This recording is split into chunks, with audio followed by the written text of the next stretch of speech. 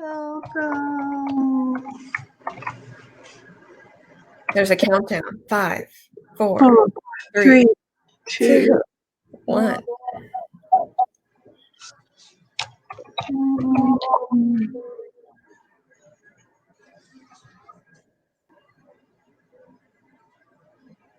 This is kind of exciting, huh? Yeah. Lily, where are you? I'm in LA. Okay. How about you? San Jose. So we're not quite as hot as you guys. Hello from Wisconsin. Yay. Patricia, I love you. Hello. I need to talk to you about some Spanish translations, okay? For citizenship.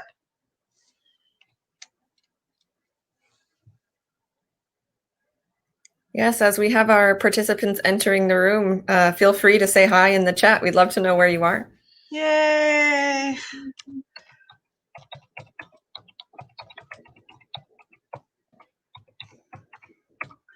I think this is really good to have the TESOL virtual because the Southern Cal people and the Northern Cal people can be together in the same room.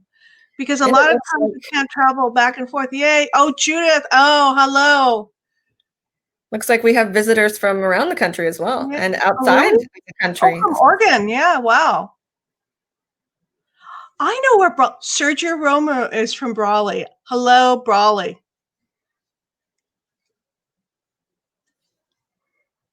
Yay, San Jose State. That's where I got my master's degree. Nice. Oceanside. My family's in Oceanside. Hello. Argentina. Hello, hello, hello. Everybody, Florida. Sarah, thank you. This is one of my coworkers.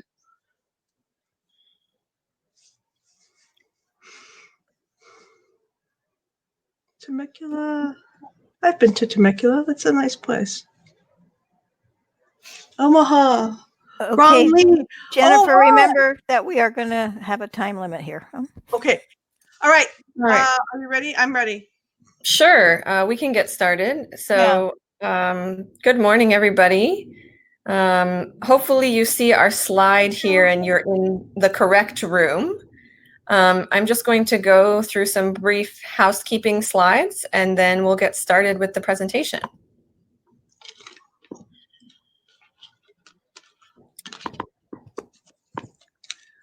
All right, so if this is your first day of attending our conference, welcome. If this is your second day, you attended yesterday, welcome back. We're so happy to have you here with us. My name is Lily Lewis. I'm the Assistant Secretary of TESOL, and I'll be our moderator for today's session. Just a few housekeeping notes. I want everyone to know this session is being recorded, and you will receive a link to the recording once we've gotten that ready after the conference has concluded. Also, if you didn't attend yesterday, I want to make sure that this section is very clear to you since it's maybe a different format, a new format for some of us. So as you may have noticed, every attendee's audio is muted and your video camera is off. So we have a couple ways to communicate. In order to communicate with other attendees and with me, the moderator, enter your comments or questions to me or answers to other participants in the chat panel, which is where you guys have been posting your locations, which is great. And then we have a separate channel for talking to the presenter. So if you notice on your screen, you're in the chat panel right now, there's also a Q&A section. And this is where you should enter your questions to Jennifer, our presenter, so that we can address these questions when she's done with the presentation portion. When you look in the Q&A section, you'll also be able to see other people's questions. And if you see a question that you like, maybe you have the same question, there will be a button called Upvote. You can see it here that you can click on, and this increases the priority of this question so that it's more likely to be asked at the end of the presentation. So if you have the same question, please don't type the same question again. You can just upvote that question. And then I will select questions from this panel for a response from the presenter. So if you have any issues or questions about that, questions for me, you can put that in the chat box. But otherwise, I'm going to hand it over to Jennifer We have with us this morning Jennifer Gagliardi, who's going to tell us her thoughts on teaching with YouTube. So welcome, Jennifer. Thank you so much for being here. It's super, super great to be here. My name is Jennifer Gagliardi. I'm from Milpitas Adult School, which is a very small adult school just north of San Jose. One of the advantages of being small is that we've been able to leverage tech to help us do the heavy lifting to serve our students in a better way. So one of my favorite tools is YouTube. So that's what I'm going to be talking about today. I'm going to particularly talk about, let me see, let me go to the next slide. Whoops, excuse me. Next slide, next slide. I'm going to particularly talk about creating a YouTube channel, creating playlists to deliver targeted content, and then using YouTube inside and outside the classroom. Okay, so several times during the presentation, I'm going to stop and pause for questions, okay?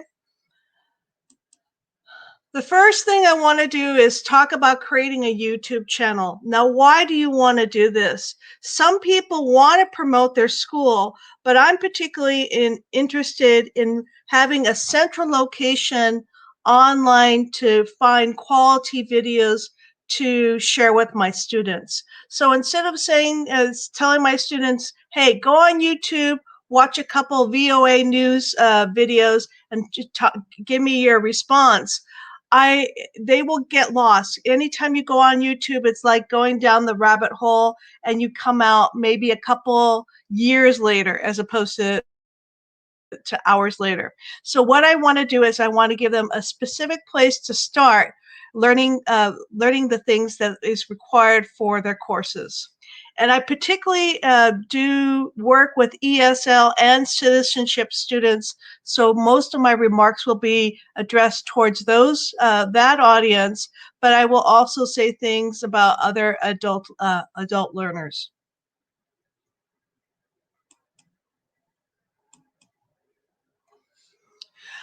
I want to talk about creating.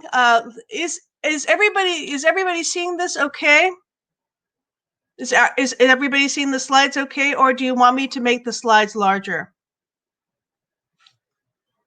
How about if I do this? Okay.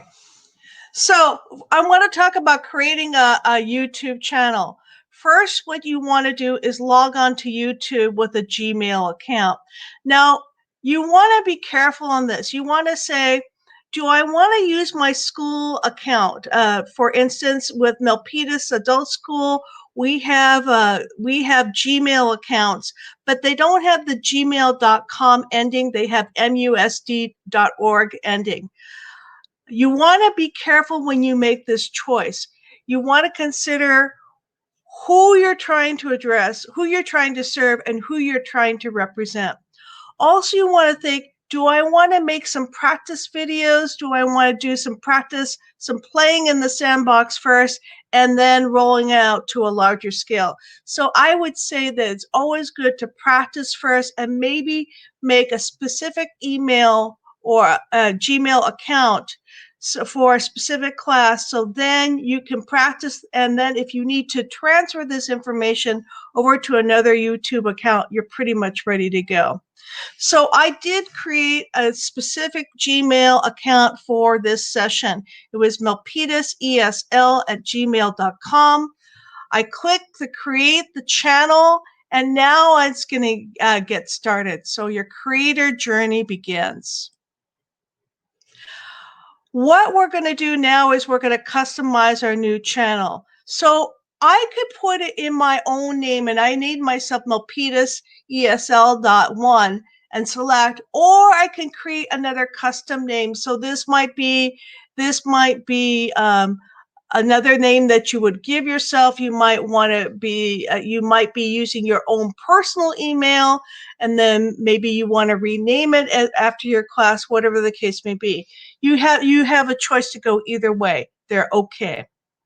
Here, I'm going to talk about some of the stuff that you can skip, okay? So they've created the channel, but adding a profile picture, a description, and links to your back to your own website or whatever the case may be.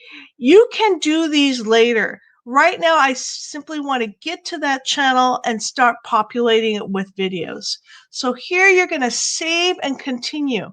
And let me take a minute to say that when you're creating an account, a YouTube account, it looks different every it looks different on different devices. So if you're creating this account on your cell phone, it's going to look different than when you create an account on your iPad, or when you create an account on your on an app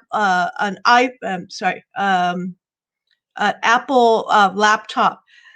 It's different because there's different system requirements, but the steps are the same. You're using your Gmail address to create a channel, and you're going to save and continue.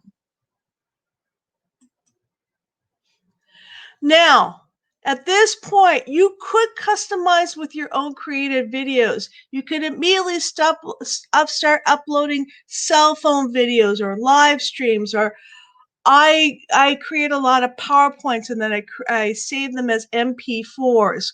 Or you could upload recorded meetings from your Google Meet or your Zoom sessions, or you can even do screencasts from Loom and Screencastify. But what I'm going to focus in on this seminar is adding content from other YouTube channels, videos, and playlists, because I'm trying to find content specifically to send this out to my students. But before you start uploading information, I think you need to customize 3 very important things before you continue. So you're going up to this customized channel, and this is where you're going to organize your pages, et cetera, et cetera. But also you need to basically set up a couple more system variables. So what do we need to set up? We need to make sure that our privacy is public. Why do we want it to be public? It's so that our students can access our information. Now, if you want to keep it private for a couple weeks while you're setting things up, that's really good. But make sure that you turn on the privacy later on to public so your students can find you. You want to choose the category for education. And here about licensing. If you're uploading your videos, I would choose standard YouTube licensing. And why do you want to do that? This is in case somebody takes your videos and starts using it for their own purposes. So for instance, if somebody has taken videos of something that my students have made, and they're basically promoting those videos and getting money from it, I don't like that, and I can tell YouTube to say, please take those videos down. If you choose Creative Commons, however, you're basically saying that these videos can be repurposed by other creators. So make sure you think about this and choose wisely on your customization for uploads. You also want to choose if you want to have ads on your channel, or you don't have ads on your channel. If you have ads on your channel, people will be able to discover your videos more easily. However, if you don't have ads on your channel, and which I didn't have for many years, it's basically you're saying that I want to keep things focused only on my students and only on the content that I want them to see. So it's a one way to prevent people from going down that YouTube rabbit hole. However, I think a lot of our students are accessing YouTube in their own languages. So they're used to ignoring ads. So I would personally uncheck this advertising here. Also, you would want to add some keywords. Next thing, very, very, very important. You may want to keep your liked videos private. Okay, you might be going around the YouTube, seeing some videos, you like them, but you may not want to know, you may not want to advertise that stuff. You may want to keep your subscriptions private, but when you have a YouTube channel specifically for a single class, you may want to uncheck this one. Why do you want to do that? Because you want your students to see the ESL or the adult ed or the citizenship or other channels that they can check out after they look at your own channels. So you may want to uncheck, keep all my subscriptions private. This one you absolutely want to uncheck. Keep all my saved playlists private. You want to make them public so your students can see the playlist that you've imported from other channels, and so they can access that content that you're going to be using to populate your own channel. So again, with privacy, make sure that you uncheck keep all my saved playlists on private.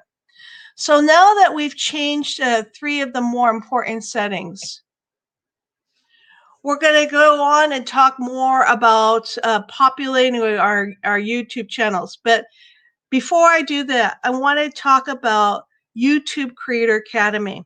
There's so many questions about setting up a website, or excuse me, a channel for your own classroom. So I'm going to suggest go to YouTube Creator Academy, their video, their channel, and from there, what you're going to do is you're going to watch a couple videos. They're all dedicated to YouTube pro tips for starting your educational channel. And those videos were put out about 2 years ago.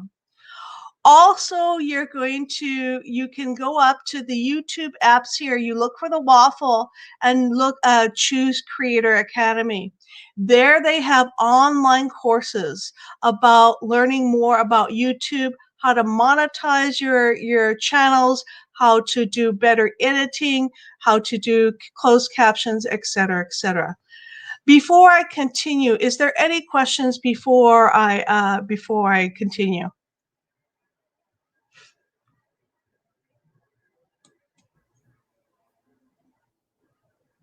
Don't see anything so far in the Q&A, Jennifer. Okay, great. How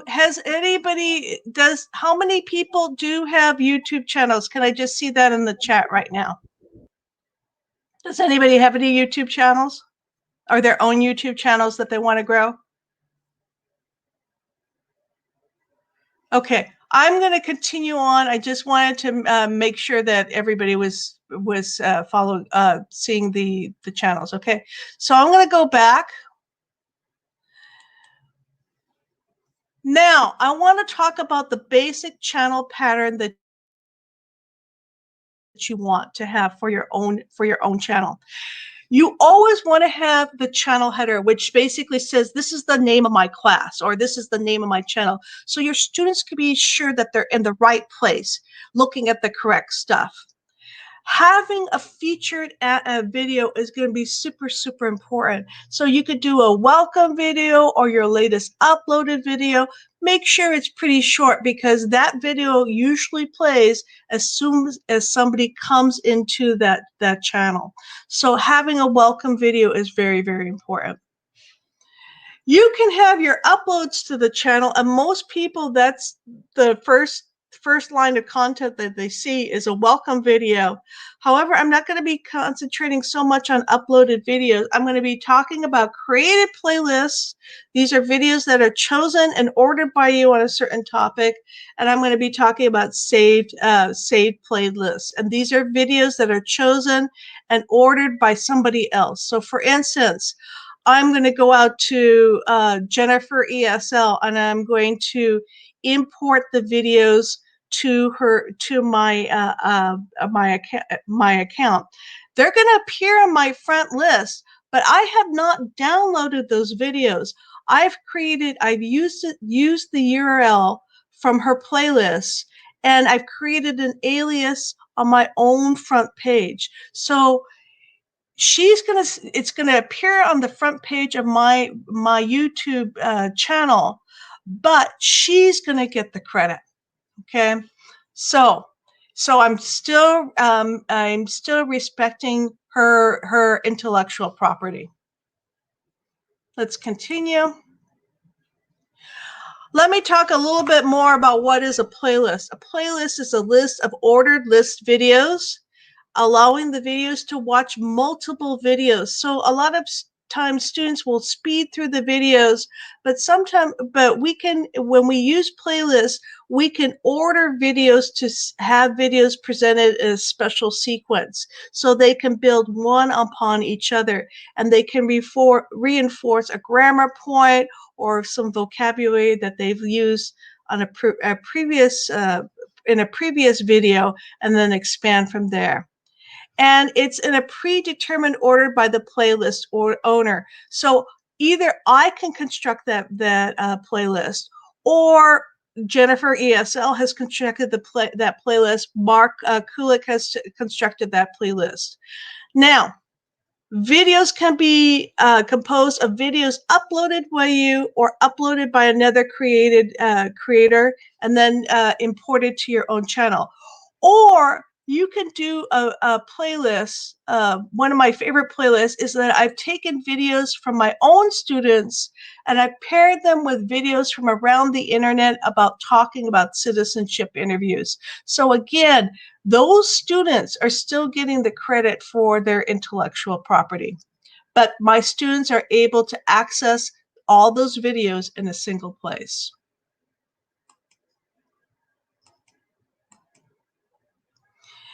If you need more help, because I do not explain things clearly, and frankly, in a couple of my slides are a little bit out of sequence, please write this bit.ly down. It's bit.ly/playlist-help.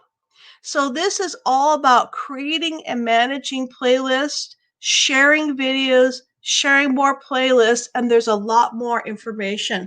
So again, this is bit.ly/playlist-help.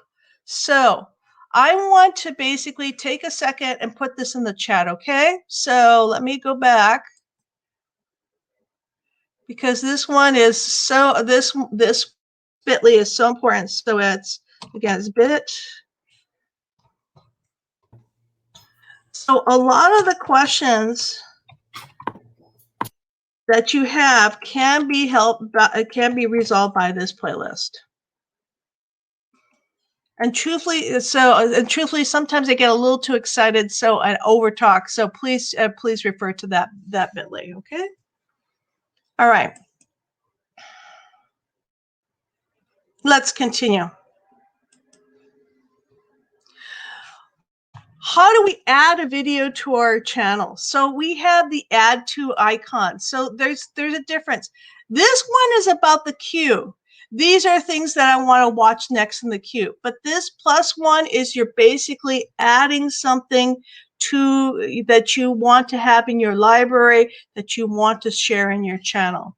So you want to start with, so when you're starting off and you're building a playlist, you're going to start with a video that you want, okay? And I'm going to show you this in the next slide. Under the video, we're going to click the add to icon, which is this icon. We're going to select watch later, which would be the queue part, or the playlist. So if you've already created a playlist, it's simply going to add it to that. Or you can create a new playlist, which I'm going to show you in the next slide. If you create a new playlist, you enter the playlist name, and you use the drop-down box to select the playlist privacy settings. It could be public or it can be private, and then you click create. So once you've created those privacy, if you select those privacy settings, you can change them a little bit later. But again, this is going to be important, because if it's public, your students are going to be able to see it. If it's private, only you can see it. And click create. Okay. Now, here we are Here's a really great video from Mark Kulik, and right now I'm spending some time trying to get my spring garden in, and so are my students as well. So I'm at Mark Kulik's channel. I found a great video about vegetables. I'm going to say I want to create a new playlist, so I'm going to click. I'm not going to click share. I'm going to click the little plus sign down at the bottom right hand side of the corner of the video. I'm going to go. It's going to another window is going to appear that says create new playlist, and I'm going to name it vegetables. So I'm going to go throughout the internet. I'm going to pick and choose different ESL videos about vegetables for my students to see later on.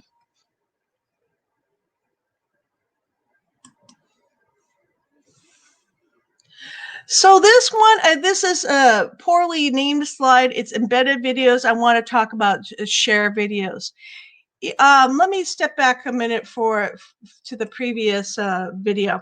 Here, of course, we had the plus sign and the Q sign if I wanted to share something to a playlist. But down here you have share, and when you click share, it's going to offer to share the videos in several ways. You can share it to Facebook, you could share it to a Blogger, you can share it to all different to a text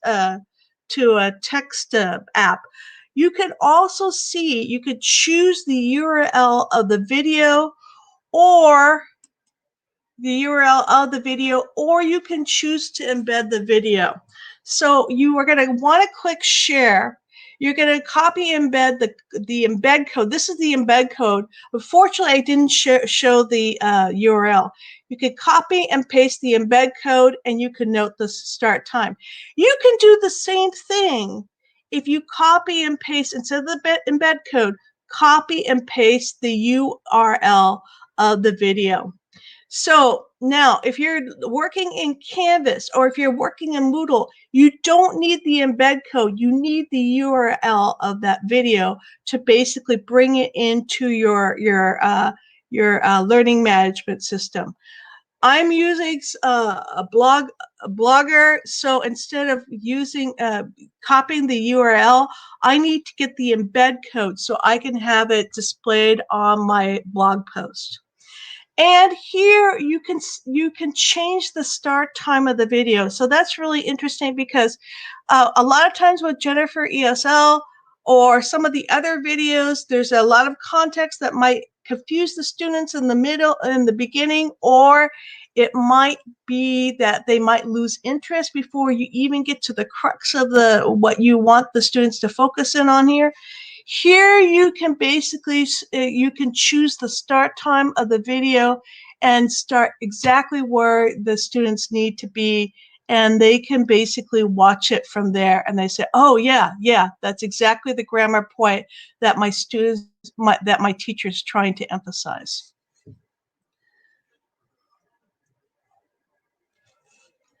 Now, unfortunately, some of my slides, is everybody okay from here? Unfortunately, my slides are a little bit out of context, so I'm going to jump ahead.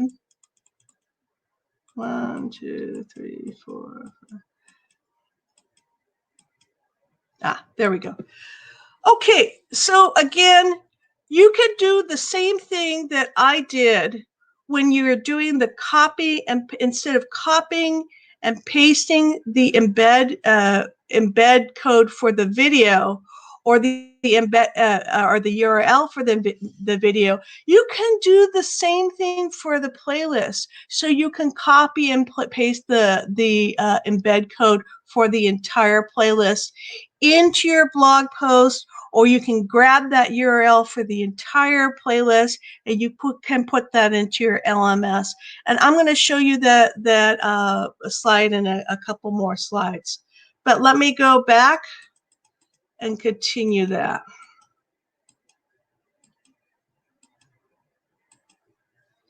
Okay, so now I'm getting ready to add content to my channel. So again, I want to emphasize created playlists are chosen videos organized by topics and saved playlists are imported video playlists from another channel. So these are created playlists. So for instance, I picked two videos from VOA Learning English, which are about introducing each other, people introducing themselves. I've created another playlist about ESL jobs. I've created another one about ESL basics, which has videos from Learning Chocolate or Mark Kulik or other channels, and I put them together in a string or playlist so my students can watch them. I have to warn you about Learning Chocolate. Recently, YouTube has changed permissions, so there's certain videos that can be viewed by younger kids versus videos that can be viewed by adults. If the videos can be viewed by younger kids, you cannot embed those videos. So that might be, so even though you might be able to add them to a playlist, it's going to be difficult to embed those videos by themselves into your different LMSs. These down here are saved playlists. So I've basically gone out and got a pre-made playlist, or imported a pre-made playlist from Mark Kulik, another one from Mark Kulik, and then another one from Jennifer ESL. So again, I have not downloaded them and re-uploaded them to my channel. I've simply gone out, grabbed the playlist URL, and basically created an alias to direct it to my channel. So let's review how I did that. So number 19. So we're going to go back to our channel. We're going to be adding the playlist to our homepage. So we're going to customize the channel.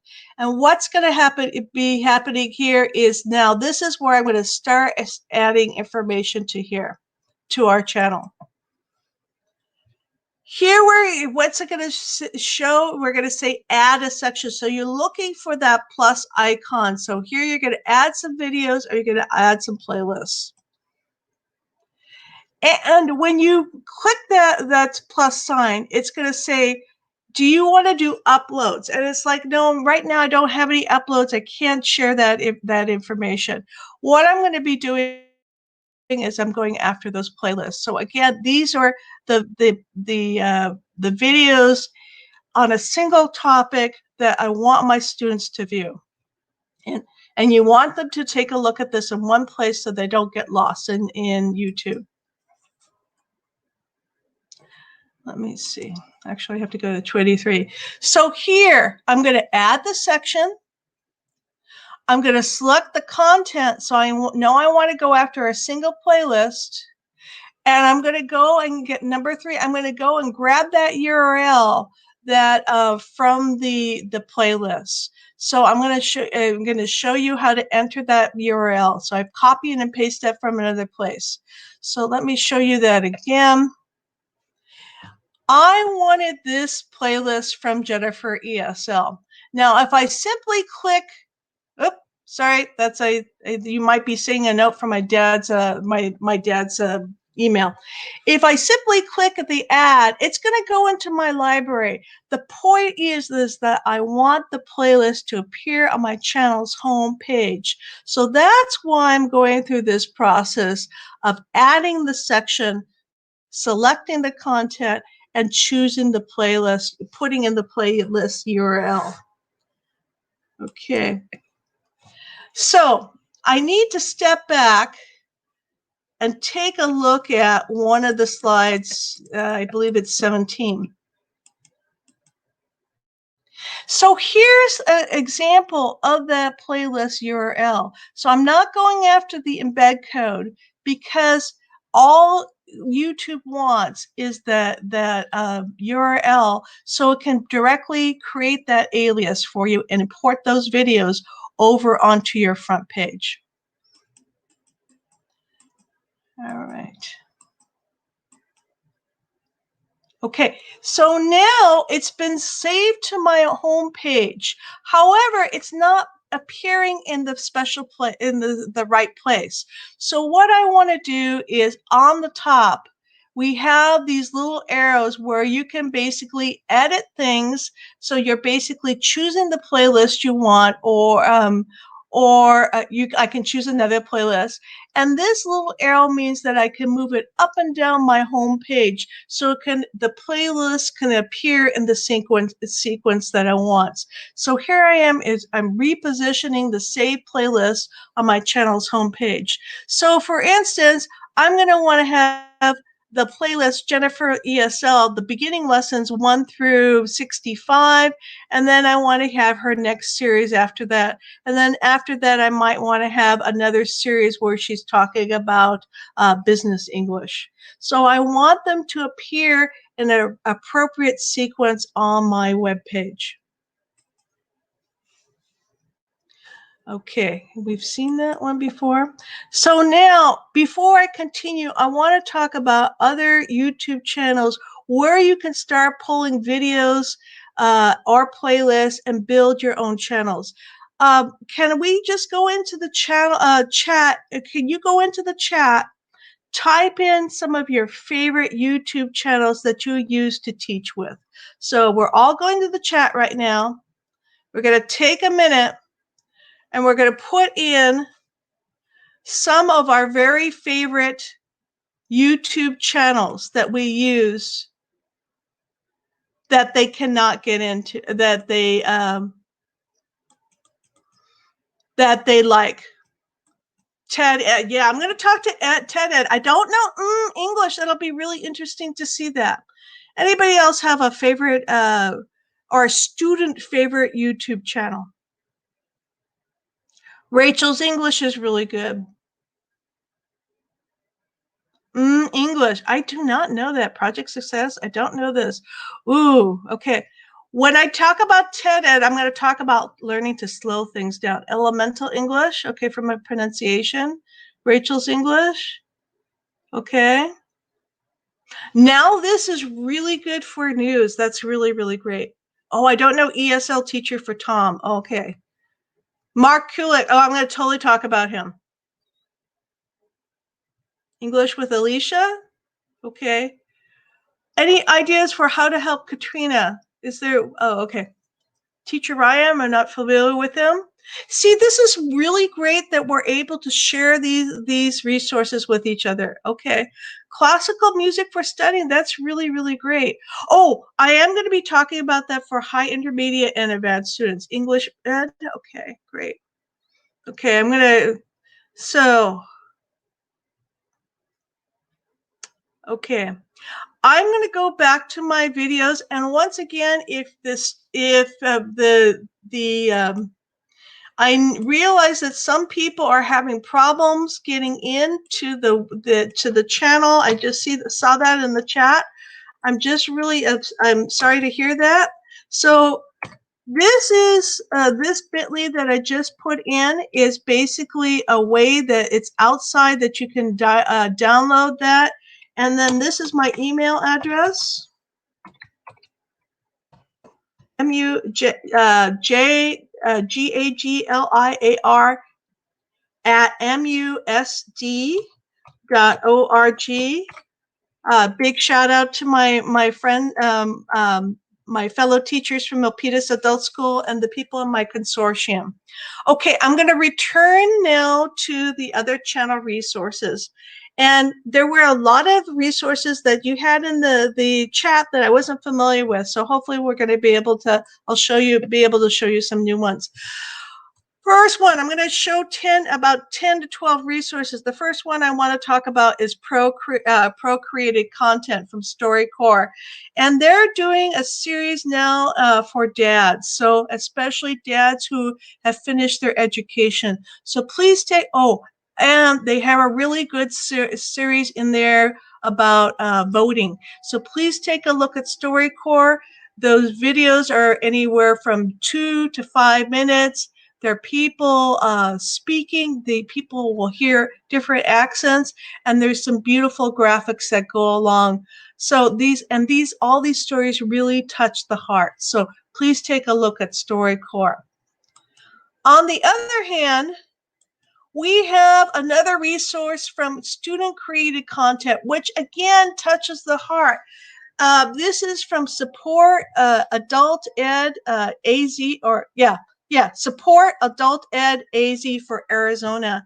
And I believe these students are mostly from Pima College, and they developed a series of lesson plans about how students can tell their own stories about how they re-entered adult education after years of not being in school. So the students use their own pictures and their own voices and their own words to talk about going back to school. So these are really, really great videos. They're about 3 to 4 minutes long, and they're talking about their authentic voices talking about their lives.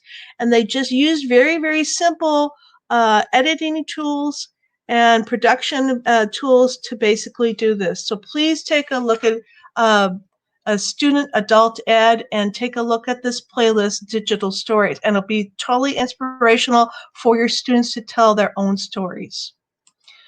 The next one I want to share is everybody knows about gcflearnfree.org. I'm sorry I had that misspelled up there. gcflearnfree.org. What they have just put up is a series of videos about using Google Classroom and Google Forms. So because they're realizing, yes, we serve a lot of people who are a lot of adult learners, but now some of our students need some of our own teachers need help. So again, these are really great playlists that you can introduce to your students and have them to watch to supplement their own career development. You can also use the PDFs and the lessons at gclearnfree.org. But these videos are really, really great to share. There's 2 more channel resources that I want to talk about with workforce skills. There's Career One Stop, which is really great because they're videos that you can see on their app or see on their website. These videos are approximately a minute long, and they basically talk about the education and the salary and the responsibilities of many different types of jobs and professions.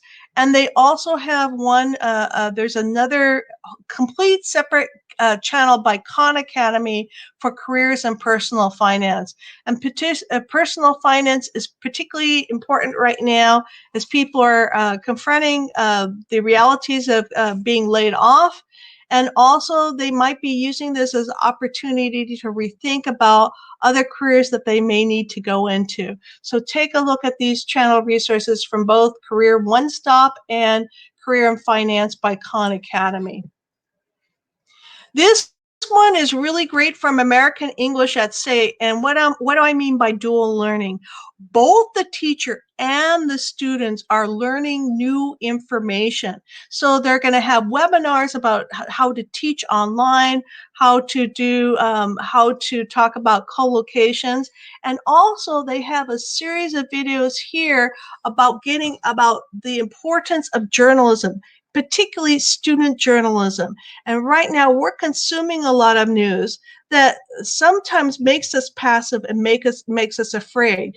But we can use the tech tools that we have available to us, and we could create our own news. So we can have students writing stories or writing articles and sharing them with their people in their schools about what's happening in their own schools and their own communities.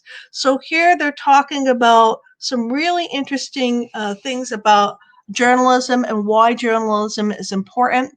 And so it's basically functioning as a mini a mini course on student journalism.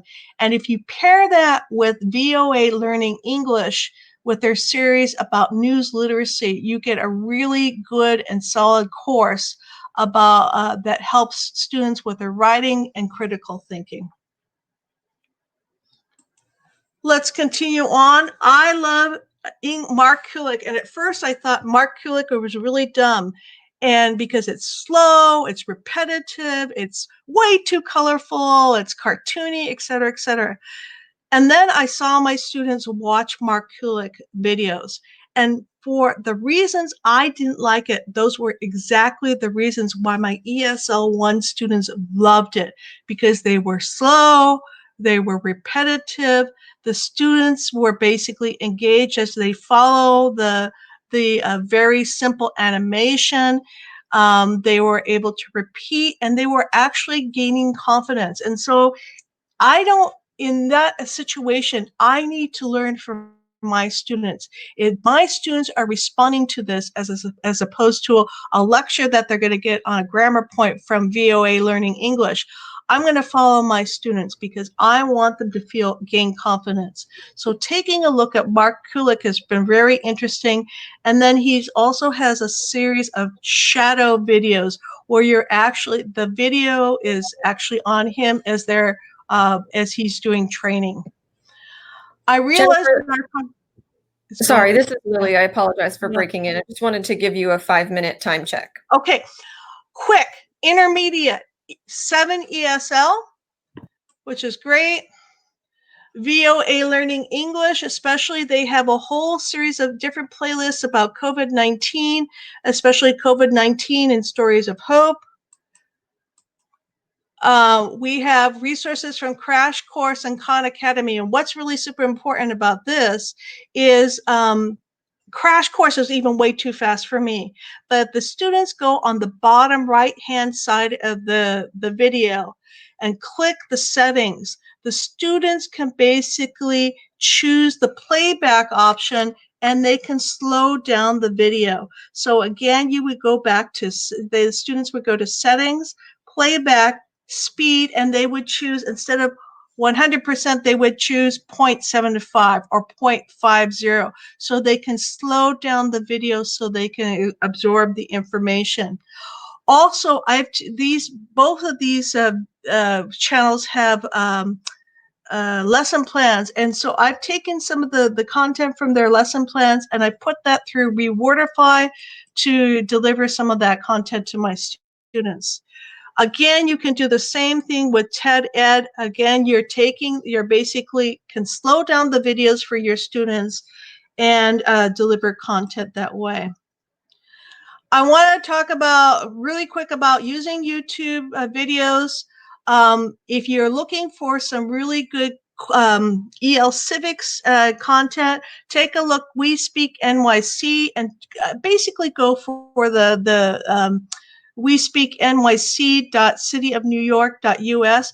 They did a series in 2009, and now they've done a new series, and they have 2 new videos about the census that delivers really good EL Civics content, and they have PDFs.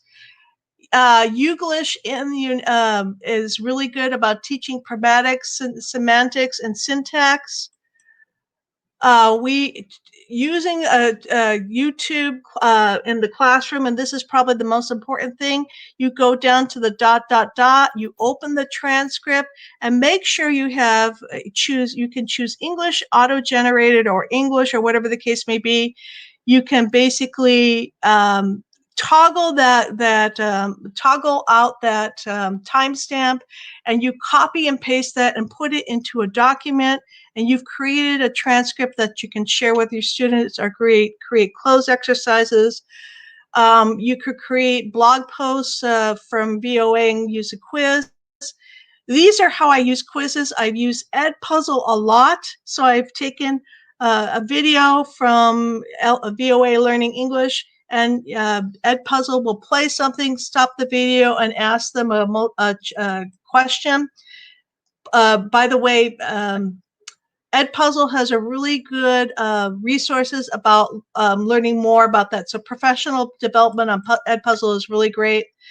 Most people know about Pear Deck, Nearpod, but I want to emphasize this new one that I just learned about like 2 days ago. So I haven't really played it with it yet. Play Pause It. It does the same thing as Edpuzzle. It basically plays the video, stops the video, and basically checks for understanding. So there's a lot involved with play, pause it. I've just begun to touch that. I've used a lot of Google Forms. Probably that's one of my favorite ways to go is I've taken a very short video. I did it a lot from the census, took the video, embedded the video, and then done basically a Google form to check for understanding. Finally, we have 2 articles that talks about using videos to teach critical thinking. And I want to say, stay home, stay healthy, stay strong. And I know you will get through this together. And thank you for joining us at Custodio Virtual. Thank you so much, Jennifer. I just wanted to address a question that some people had, which had come up about getting a copy of your presentation. And the answer is it's actually in the handouts. So if anyone would like to download Jennifer's presentation, go to the handouts tab and click on Gagliardi, and you can download the whole presentation there, which is wonderful. Thank you for that, Jennifer. Maybe we can do 1 or 2 quick questions. Okay, great. Let's see, the top question. Could you share some ways that you use your channel or playlist in your classroom with your students? I know you're just talking about that. Could you address that? Yeah. More specifically, I started my uscitizenpod.com for my own students who could not come to their citizenship classes. So what I did is I did a lot of citizenship videos with my students, and then I uploaded them to YouTube so the students can practice outside the classroom for citizenship, to practice for their interview. A lot of times my students cannot, when I structure my classes, a lot of my students are there for the first part of the class, but they're not there for the last part of the class. So I basically go out and find specifically grammar, because I usually do grammar in the later part of my class. I go out and put those grammar mini lessons together in playlists so the students can review those on their own time outside the classroom. And I use those URLs to basically, I email them or I text them to my students so they can basically look at that information, again, outside the classroom. Okay, great. Thank you. And maybe we'll do one more question because I know we need to get the stage ready for the next presenter. What is the difference in functionality of a created playlist and a saved playlist? Created playlist is something that you have picked and chosen. You pick and choose the videos that you want, and you put them in the sequence you want. If you get a saved playlist, you're basically getting that from another person, and they've done the picking and choosing and organizing. So when I do a created playlist, I'm going to say, I'm going to do a topic of vegetables, and I'm going to put it in a certain sequence, and I can bring that in from multiple sources. With a saved playlist, it only comes from one source. Okay. And we've had some requests for you to share your YouTube channel with us. Is that listed anywhere in your PowerPoint? Yeah, it is not. Silly me. It's not listed in my playlist, but my PowerPoint. Let me see if I have it really quick. I'm going to put in my ESL playlist, my ESL channel. Okay. So this one is my ESL channel, and I have a variety of different types of videos on there. So it's bit.ly/YT for YouTube -MAE for Milpitas Adult Education. And if you're on YouTube, please search for US Citizen Pod.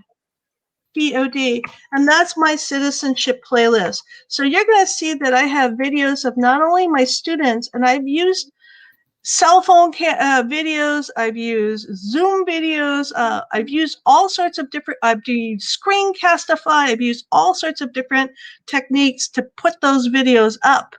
And so you're going to get much more of a mixture on there. Okay. And I see that some people are having trouble accessing the handouts. We'll make sure that when we make the videos available to you, the recordings, the handouts will be available as well. And Jennifer's email is listed there in her. Lily, Jennifer's email handout is under Gagliardi.pdf. Right. It's 1, Yeah, 2, 3, some people 4, are 5. saying that they're unable to access They the need handout. to refresh their browser. Okay. Yes, Jennifer did type her YouTube channel in the chat if you guys go up a little bit, but I will copy and paste it again. Okay. And I'm sorry that we didn't have a chance to get to all of the questions, but you have Jennifer's email. She put that in the chat earlier. Yeah, please feel free to chat with me. And I'd be happy to and I would really love to see. What I would really love to see is other people's YouTube video channels, because I would love to see how people are sharing that stuff. And I really want to encourage people to think about doing YouTube channels, because some of our students are not able to access Zoom. So if you put those, record your sessions and put them up via Zoom or Loom or Screencastify, whatever you want to do, you put them up on your YouTube channel. There your students can access that information, because not everybody can use Zoom, but everybody can access YouTube. So, and they're probably doing it in their own language, but now we need to do it to deliver English, to deliver career skills and technical information. All right, I think we'll leave it at that so we can get this stage ready for the next presentation. So for attendees, please be sure to check out your virtual program to see which stage you should be entering for our next set of presentations. And thank you so much to Jennifer for a wonderful presentation. We really appreciate it. Thank you so much, Lily. I really felt well taken care of. And this was, and thanks to Big Show, Big Marker. This has been really great. Thank you.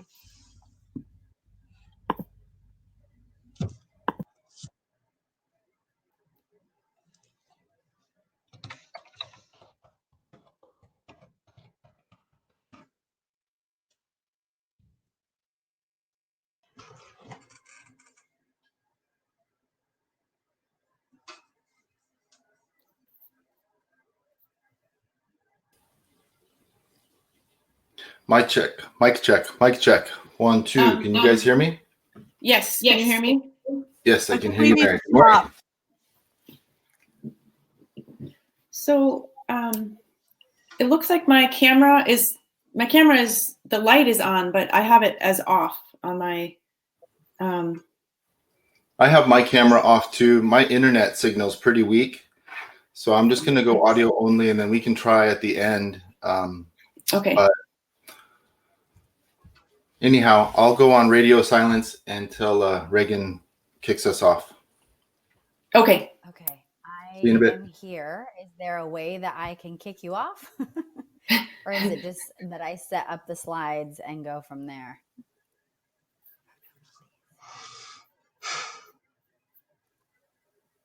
What's the question? Okay, I'm going to accept. Susan, it went really well. Thank you. I would Okay. just, yeah, go ahead.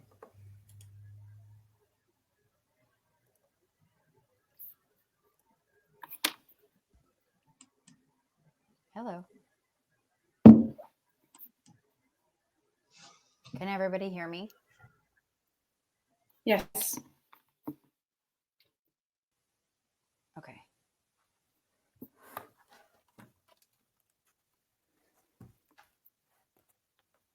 Ryan, are you there?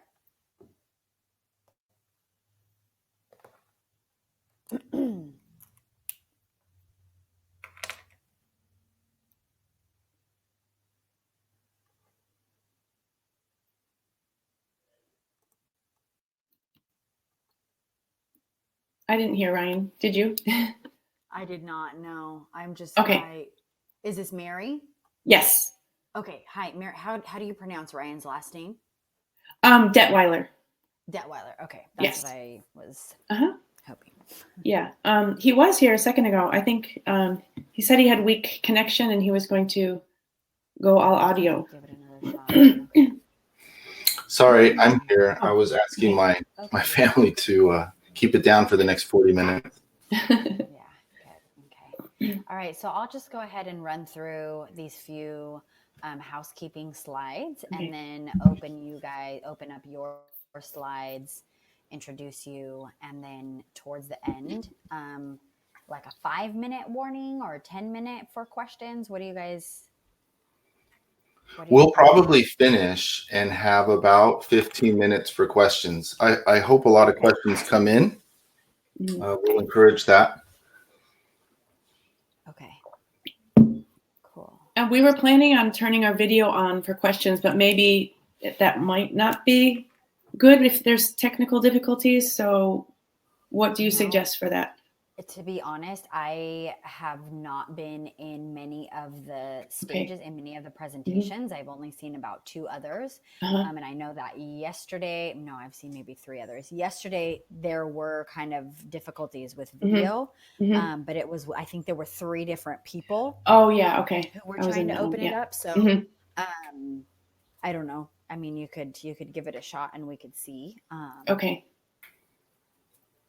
Maybe it's a good idea to just turn it on to say hello and then turn it off. At the end? Right now? In the Let's do beginning. it at the end just in case something glitches and then we're stuck with like 10 minutes of technical difficulties. Yeah, because in the practice, that's what we were planning on doing. And then we had so many difficulties that we thought, okay, let's just do it at the end.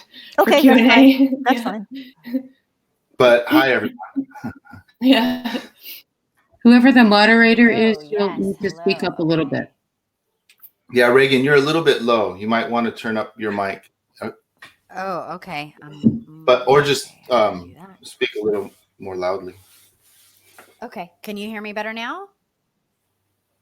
I hear you. Okay. I hear you. All right. Right. Okay. Hello, everyone, and welcome. We are here in stage 1, and I'll just go through a couple of housekeeping slides, and you can check and make sure that you are in the right place before we get into our presentation here. So first of all, I'm sure you've been in other sessions as well to know that this session is being recorded. And at some point after the conference has been wrapped up, you will receive a link to get to these recordings so that you can come back and check out anything that you missed. Your audio and camera are off, so we're going to leave it that way just for the sake of having a smooth presentation here with not too much background noise or distraction. And so what we're doing in place of that, as I'm sure you're all experienced with now, is that we've got the chat. You can use the chat to talk to each other and comment, but any questions that you want to have the presenters address at the end of the presentation can be done under the Q&A tab up at the top.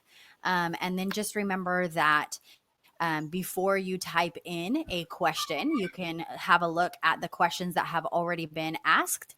And there's a button to upvote.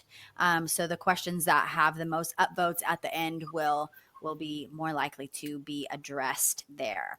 So, yes, here it is. Slide on Q&A. So there's that little button there you can see, and I'm sure you've all been working with this. So the other thing is just to make sure that you are in the right place. So we are hearing today from Ryan Detwiler and Mary Hughes. And I'm going to pull up their slides here so they can get started.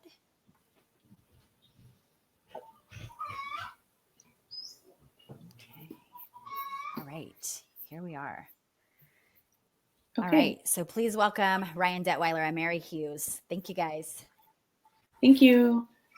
Good morning, everyone. Thank you so much for joining us today for our presentation, Virtual Exchange with Google Slides, well suited for remote learning. My name is Mary Hughes. I'm coming to you from Salem, Oregon. I'm a instructor and a co-chair of the ESOL program at Chemeketa Community College. Good morning, everyone. Thank you for coming. Great job, Reagan. You did way better than I did. Thank you for moderating our session. My name is Ryan Detwiler. I teach English at Miracosta College in Southern California, and I maintain the ESL video website. And yeah, for the past during this last term, Mary and I worked on a virtual exchange project with our students, and that's what we'll present today and answer any questions at the end. So please do put any questions you have for us in the Q&A. And just to let me say that we're going to go slide by slide, kind of bouncing back and forth. Hopefully it's not too jarring for you guys. So what is a virtual exchange? Simply put, a virtual exchange is when your students create and share work with students in another class. And Mary and I did that for about 5 weeks last term. And our common goal, our shared goal, was for our students to have weekly writing assignments to improve their writing, word processing, and computer skills. And we will both explain our class profiles to you. This past spring term, I taught an intermediate level class. We met in the mornings for 3 hours on Tuesday, Thursdays, and we had set time in the lab every Tuesday. And the group was a great mix, adults of various ages from various countries, really nice mix of backgrounds, languages, personalities. There were also 2 international students in there from West Africa and a refugee who was pretty new to using the computer. And I do have to say that it was technically a listening speaking class, but students still need and appreciate more writing practice. So I thought this would be a good project for them. My class was very similar to Mary's in terms of the profile. They're a colorful group of intermediate adult ESL students from all around the world.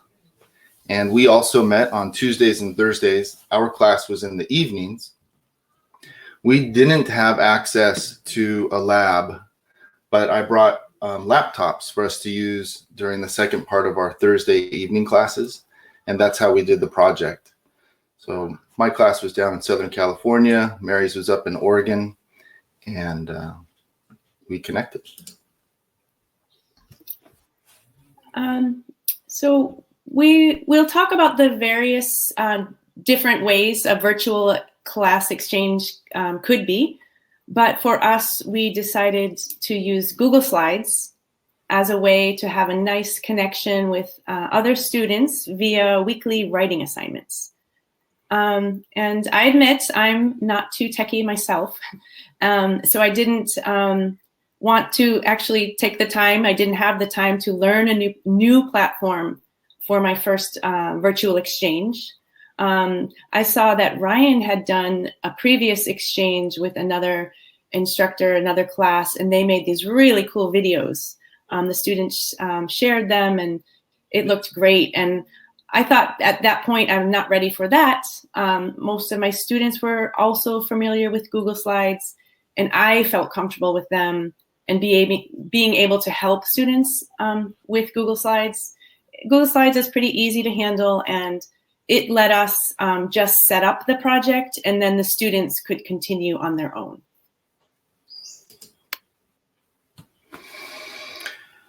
So if you're interested in doing a virtual exchange, if this idea sounds a little bit interesting and you're thinking, how and what do I look for in a partner? Some things to consider here. Well, the location. You can partner with anyone, anywhere in the world, really. The time zone doesn't matter unless you want to try to coordinate synchronous conversations, synchronous Zoom meetings. It is important, though, that you partner with a class that's the same student age and the same level as yours. That's important. Also, class size. It works best if the sizes of the classes are very similar, about the same. And also, what Mary was just saying, it's important if, you know, when you're planning the project, you don't want to bite off more than you can chew. And so for both of us, this time around, an exchange with Google Slides was what we were looking for, something that would be easy for us to manage. Mary mentioned another exchange that I had done, and it involved a lot of video production. That was much more time consuming. And this time around, I was looking for a partner that would want to do a project with Google Slides that would be easy for us to manage. And excuse me, how did we meet? So Mary and I met through the ESL Video website. ESL Video has a virtual exchange program. There's a tab at the top of the page there. It says virtual exchange. And that's basically a meeting place for teachers that are interested in participating or doing a virtual exchange. So there's a sign-up form, and it's really open for all teachers, elementary, junior high, high school, adult. Teachers from all over the world sign up, and it's relatively easy to find a partner. You just email someone and ask them, and everybody who has signed up is looking for a partner. So then it really just comes back to the location, the class size, what you want to do, and you meet a lot of really awesome people, obviously, right? So there's the link right there. You see eslvideo.com/exchange. That's how we met. Mm-hmm. Mary, did you? Yeah, I'll add a bit. So I was familiar with this site that Ryan runs because my students use it for their independent listing practice. And I noticed that there was the exchange project on there. So very simple, very quick to sign up. Just fill out the little questionnaire. You'll get access to a list of teachers from all over the world looking to partner up. I recommend anyone using this site to go ahead and be brave and contact someone right away. People might be reluctant, but it's after Ryan and I met, we had the exchange going like the next week. So you can look through the information that the teachers provide, such as class size, age of students, to see if that class might be a fit for yours. I wasn't going to reach out to an elementary school class because that wouldn't really be a good fit for my adult learners. You can reach out to the teacher with some ideas, and if that doesn't fit, you can contact someone else on the list. And it's important to note that it's up to the teachers to make the contact, not ESL Video, and then the teachers will go ahead and plan the exchange. It's just like Ryan said, a meeting place. Yeah, and you could also do a virtual exchange even with colleagues at your same school. But it really is fantastic to meet and work with teachers around the world. It's been an honor to meet Mary and to work with her on this project. So what kind of technology is used when you're doing a virtual exchange? And that's really going to depend upon what you feel comfortable with, what you and your partner feel comfortable with, and your students, what your students feel comfortable with. Google Slides and Google Docs, those are great platforms for collaborative group work, right? Adobe Spark is an easy-to-use platform for creating videos and exchanging videos. Flipgrid allows you to create different grids and have students exchange discussions. Google Sites, if you and your partner are familiar with Google Sites and you want that to be the platform that hosts the work that they create, you could set up a Google site. Zoom and Hangouts and Skype, all these other tools for synchronous video conferencing, they can be used if you can coordinate it. That technology is available. So really it comes back to what you and your partner and your students feel comfortable with. For Mary and I think what's important is we didn't want any bottlenecks. We didn't want the technology to get in the way. We wanted to create assignments and have this project just kind of go where the students could lead it. They could hit the ground running, so to speak. And so, broadly in general, when you're doing a virtual exchange, what can students exchange? Well, they can exchange writing, videos. They can film themselves, upload videos. The Flipgrid videos are a little bit different than Adobe Spark videos, but with writing, going back to writing there, paragraphs or essays or just Q&A. Google Slides works really well for that. You could also use Google Docs.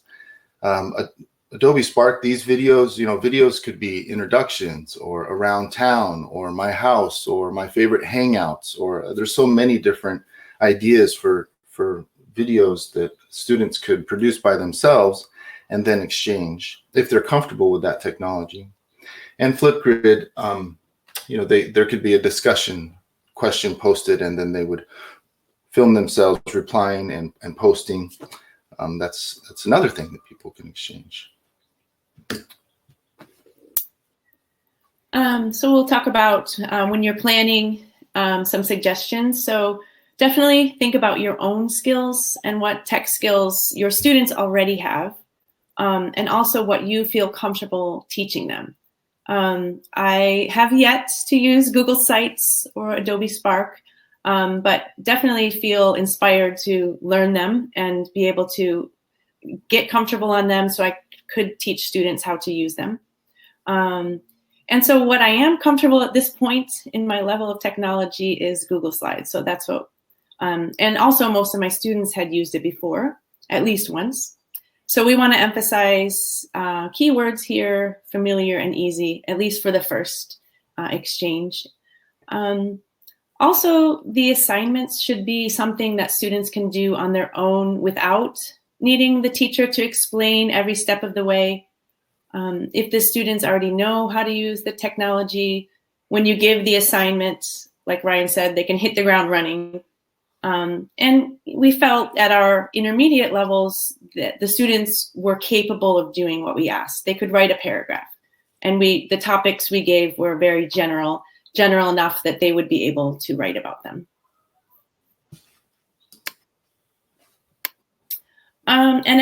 And let's talk about what is Google Slides. Just in case you haven't used it, it's presentation software. And actually, Ryan and I used Google Slides to make this presentation. We Zoomed and worked on it together at the same time. We could see what changes were happening. And it's great for everyone in that the changes are saved automatically. There's no more save your work to your students telling them that. And we've likened it to a plate of shared nachos. This one plate or one platform where everybody has access. And in Ryan's words, everybody's digging in. And so I'll talk about the goal. What was our goal that we set for this project? Well, we wanted it to be fun. Students always enjoy and appreciate fun activities. We wanted the social element there where students are not only interacting with their partners from the same class, but they are also meeting new people in another location. New people whom they probably have a lot of similarities with. And we wanted students to practice writing, so hopefully they would improve their writing and also gain word processing and computer skills. So this looks like a pretty busy slide, but let's take a little bit of time here to look at what's going on.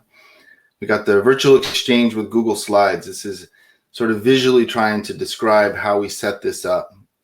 You see my class there, you have the blue students in that circle, and Mary's class, the orange. And then what we did is we created student groups with students from each class, right?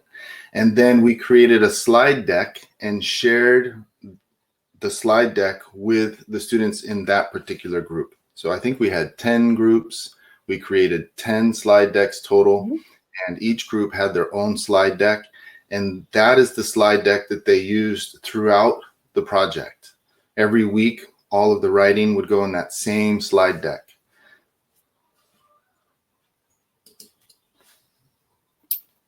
Okay, just to reiterate, we had that one slide deck for each group. And then we put the weekly writing assignments every week. We did, in the beginning, thought we would motivate the groups to tell them, like, maybe there'll be a prize at the end for the groups who had the longest streak of communication.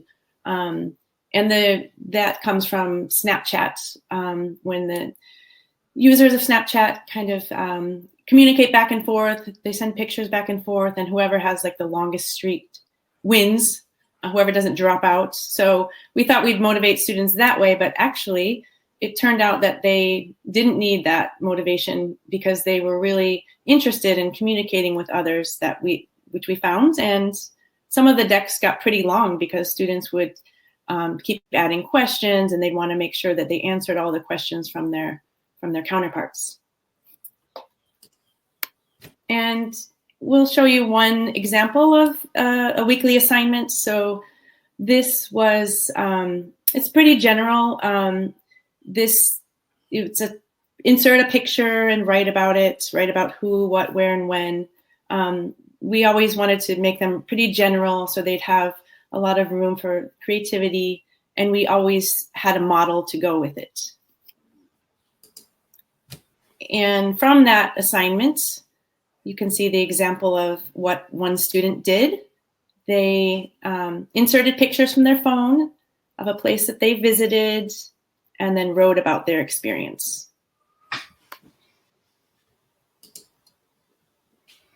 So these next couple slides will show you what one group's project looked like in total. This is Mary, Alexia's, Hong's, and Claudia's slide deck. Assignment 1, they just introduced themselves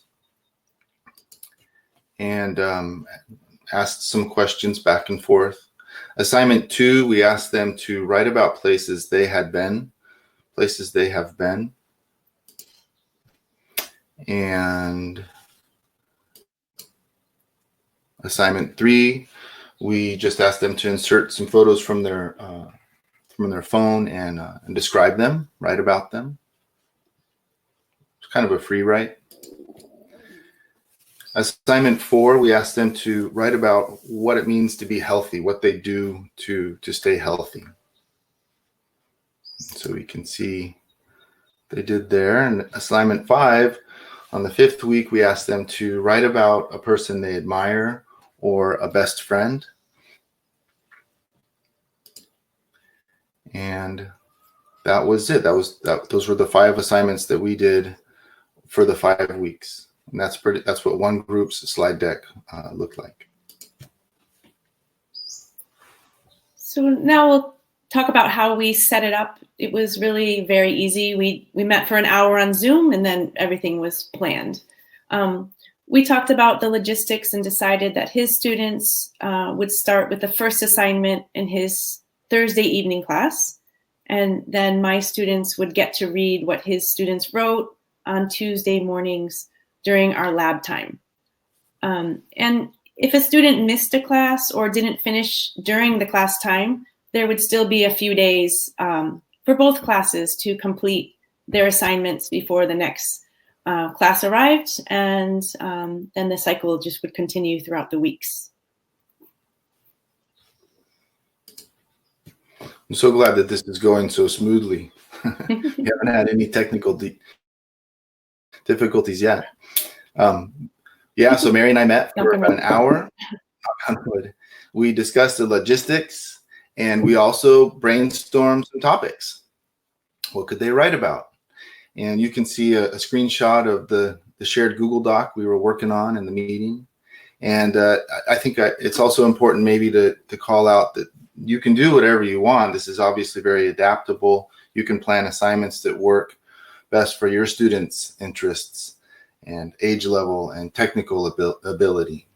Now, we were having our students exchange writing because we wanted them to have an opportunity to write and be they're very engaged in writing to other people and improve their word processing skills and learn about Google Docs and just improve their computer skills in general. But if your students can do all that, then maybe you could have them do videos or the like, right? So the project is pretty adaptable. Then we formed our groups.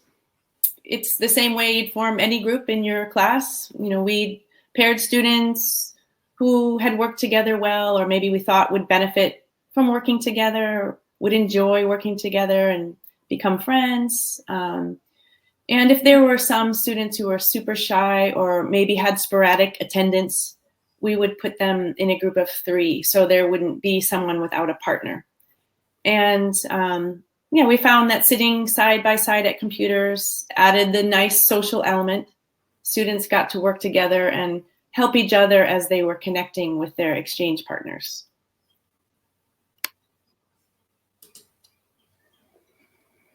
So the next thing we did was to create a Google slide for each group and share it to the students in that group or in those groups, and give them editing permission.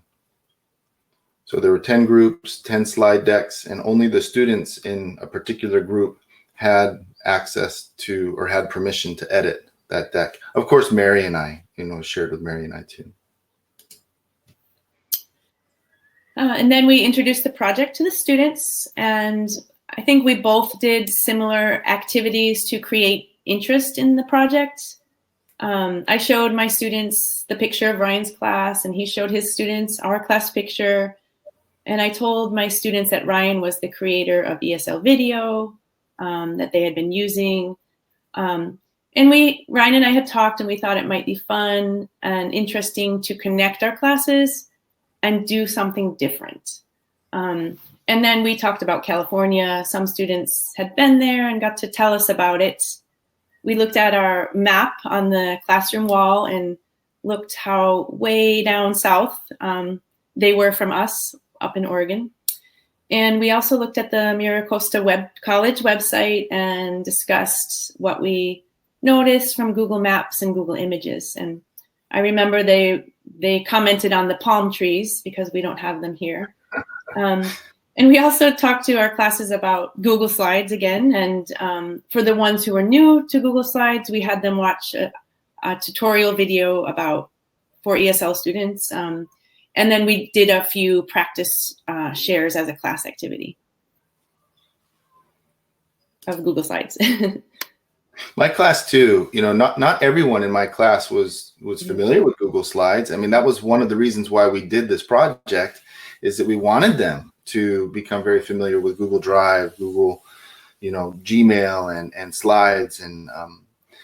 And so when we created the demo, the example, what I want to tell you here, what I want to share here is that, remember, there are 10 decks. There's one slide deck for each group. And so, you create one teacher example, and then you copy that slide and you just paste it into the other decks. Make sure that there are enough slides, blank slides when they start writing.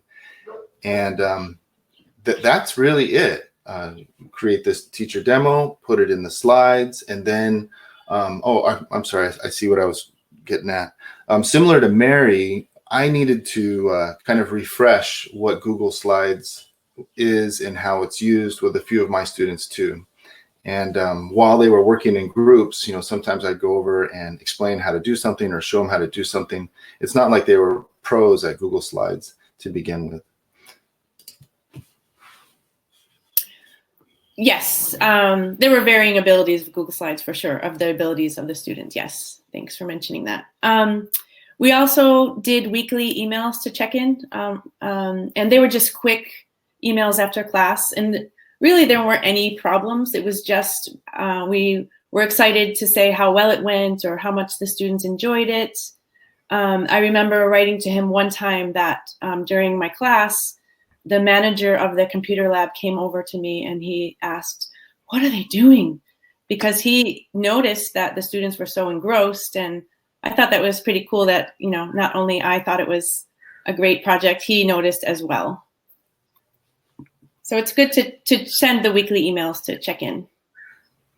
Yeah, and it wasn't complicated for us to manage. It really took not a lot of teacher time. It was very easy to coordinate, and the students, again, they were sort of leading the project and writing, and they would finish it at home if they didn't finish it in class. And it was easy for Mary and I just to keep in contact via email and make sure that everything was still on track. This slide looks a little messed up, but basically what we're now wondering is a virtual exchange well suited for remote teaching, remote learning? can we do this with our online classes? And, why not? I think that students, we're in our Zoom, they would just open up their slides and they could start working. They could start writing their paragraphs. They could put in their pictures. It would be the same thing, But one thing that we can talk about is how would we organize it in an online class? We could do it just everybody in the main Zoom breakout room. That would be pretty easy. Everyone's there. You got your 15, 25 students, and everybody open up click the link to open up their slides. They'd all have different slides and they'd start working on the assignments. But what if we put them into breakout rooms? So if they're in breakout rooms, some advantages to using Zoom breakout rooms and breaking them into or separating them into the smaller groups is that in the smaller groups, they might feel a little bit more comfortable and they could hang out and they could socialize while they were working. So I'm talking about a synchronous Zoom class. When we have our Zoom class or online class, it's 2.5, whatever hours long. We're dedicating maybe 35, 40 minutes to this writing assignment, 1 day a week. That's what I'm thinking for summer. And I would put them into the breakout rooms. They love talking with each other. So maybe somebody could play music. They're writing their paragraph. They're helping each other. And as the teacher, if I'm in the main room and I have all of the slide decks open in different tabs, I could actually just kind of cruise through the decks and see them working in real time, right? And then they're in smaller groups, so I could just join the breakout room and work with a smaller group of students to answer any questions, show them how to do something in Google Slides. So that I think that, yes, we can definitely do this remotely. I think it's very well suited. The project just works really well, I think, for this. And putting the students into breakout rooms might be the best way to do it because they can talk, and that builds that online classroom community. And yeah, I think we can do it. Yeah, and just following up what Ryan said, when we applied for this presentation, it was before we added the well-suited part, because we thought, oh, okay, the campus is closed now, everyone's doing remote learning. Does our project still work? And yes, it still does. And exactly what Ryan said, you can pop in their breakout rooms while students are working. You can open up all the tabs of the slide decks on your computer. And this is what I did in the language lab anyway. And I could look at what the students were doing. I could go over to them and help if they needed it. This time I would just be doing it on Zoom. And if I'm checking the slides later after class and I needed to contact a student, you could use the comment function and insert that in the slide so the students, you could communicate with the student that way. So we do still think that this project is well suited for this time of remote learning. It might even work better. So if we're working on shared Google Slides, the students are in their groups and they're working on their slide deck in breakout rooms. One thing to remember is they don't need to share their screen, but they would need to figure out how to place their browser window with the slides sort of next to their Zoom video player. They can minimize that and put that in one corner of the desktop, and then they can have their slides open. And remember, we're not sharing screens, so the arrow is pointing to the people that are on that deck right at that time. 1, 2, 3, 4, 5 people are working on that deck at the same time. Nobody's sharing their screen, but yet they can still see all the changes that are happening. So that's that comment. And here, I mentioned that this would be the ideal layout, right? You see that you have the Zoom video player is on in the corner, and they could still see each other. Like I said, maybe somebody could play some music. They're just hanging out, and then they have their project open too, and they're writing their paragraphs, they're inserting their pictures or their videos. So they would need to learn how to do that. And we do have some resources. Mary and I have put some resources together, and they're on that eslvideo.com exchange page. And so what's there now is the student example. So that example, that group example that I shared earlier. So if you're introducing the project to your students, you could, online, you could just buzz through it and say, this is the idea. It might help when you're introducing the project. Google Slides, how to use it. So there is an activity there for students to learn how to use Google Slides. It's called Exploring Slides. And it runs through how to use the toolbar, how to insert pictures and video, and also how to change the background color. So check that out. And then there's also a video. It's very short, but it shows how you detach your Zoom video player and detach the browser window, and then you can move them around on the desktop so that you can configure your desktop for that ideal layout. And that's there too.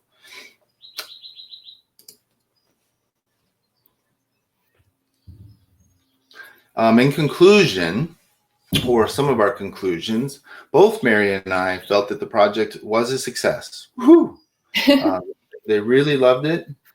They were writing, we wanted them writing, and they were so engaged and interested in talking with people in another class and another place that the interest was already high. And that was great. And so in the process of that writing, and they improved their word processing. We were able to point out different things that helped them with their word processing skills. And broadly, they improved their computer skills, and that was excellent. Yes, and this next point, student-led communication. We both loved that aspect. The students were so engaged in that real communication part. After they read the other's assignment, they had so many questions, and they would just number them. And then they would be focused on answering the questions that were asked to them, making sure they answered all of them. Even "how are you?" they would write back, "I am fine." And so, sometimes they did all of that first part, asking the questions, answering questions, and then class was over. But then we would see that they would finish their assignment either at home later or from the computer lab. And we never had to remind them about the prize again. That wasn't the motivation. They were really motivated from that meaningful, real communication with their exchange partners. So, maybe we're all wondering, what's an engaging project that our students can do online? What's a fun game or a fun thing that they can do when they're online? And this is definitely one of those projects, and it's very easy to set up. And the Google Slide platform made it very easy for them to go ahead and create work. It was automatically shared with the people in their group, and it was easy for us to create the example slide and then copy that into the different decks. And the Google Slides really worked out very well for this exchange. Mm-hmm. And this project is super adaptable. It depends on what Ryan said, what you want the students to practice. For example, maybe you're working on past tense. They could write about what they did on the weekend, or maybe it could just be asking and answering questions about certain topics. And that's why it's good to partner with someone who has a similar class profile as yours, so the students have similar interests. Excellent point. Some observations. So sometimes students forgot to put their name on the slide, and then as the more slides were added to a deck, it just got a little confusing. Who is this? So you'd have to remind them. We'd have to remind them sometimes. Hey, put your name on the slide. Mm-hmm. Yeah, and sometimes the slides got out of order, so we kind of had to clean them up a little bit. Maybe there were like extra blank slides that just would appear that the students just accidentally made, or we just deleted those. So it's really easy maintenance. And some of the groups changed the nature of non-credit ESL, right?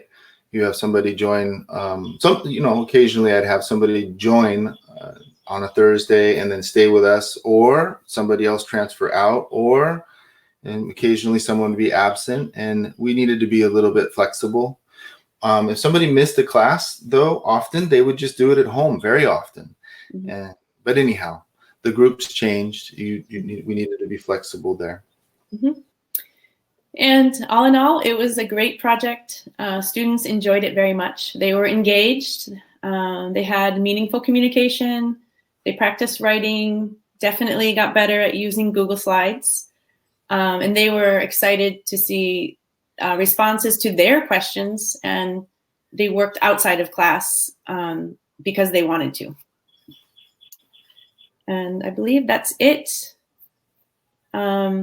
We can open it now for any questions. Thank you, everyone, for listening.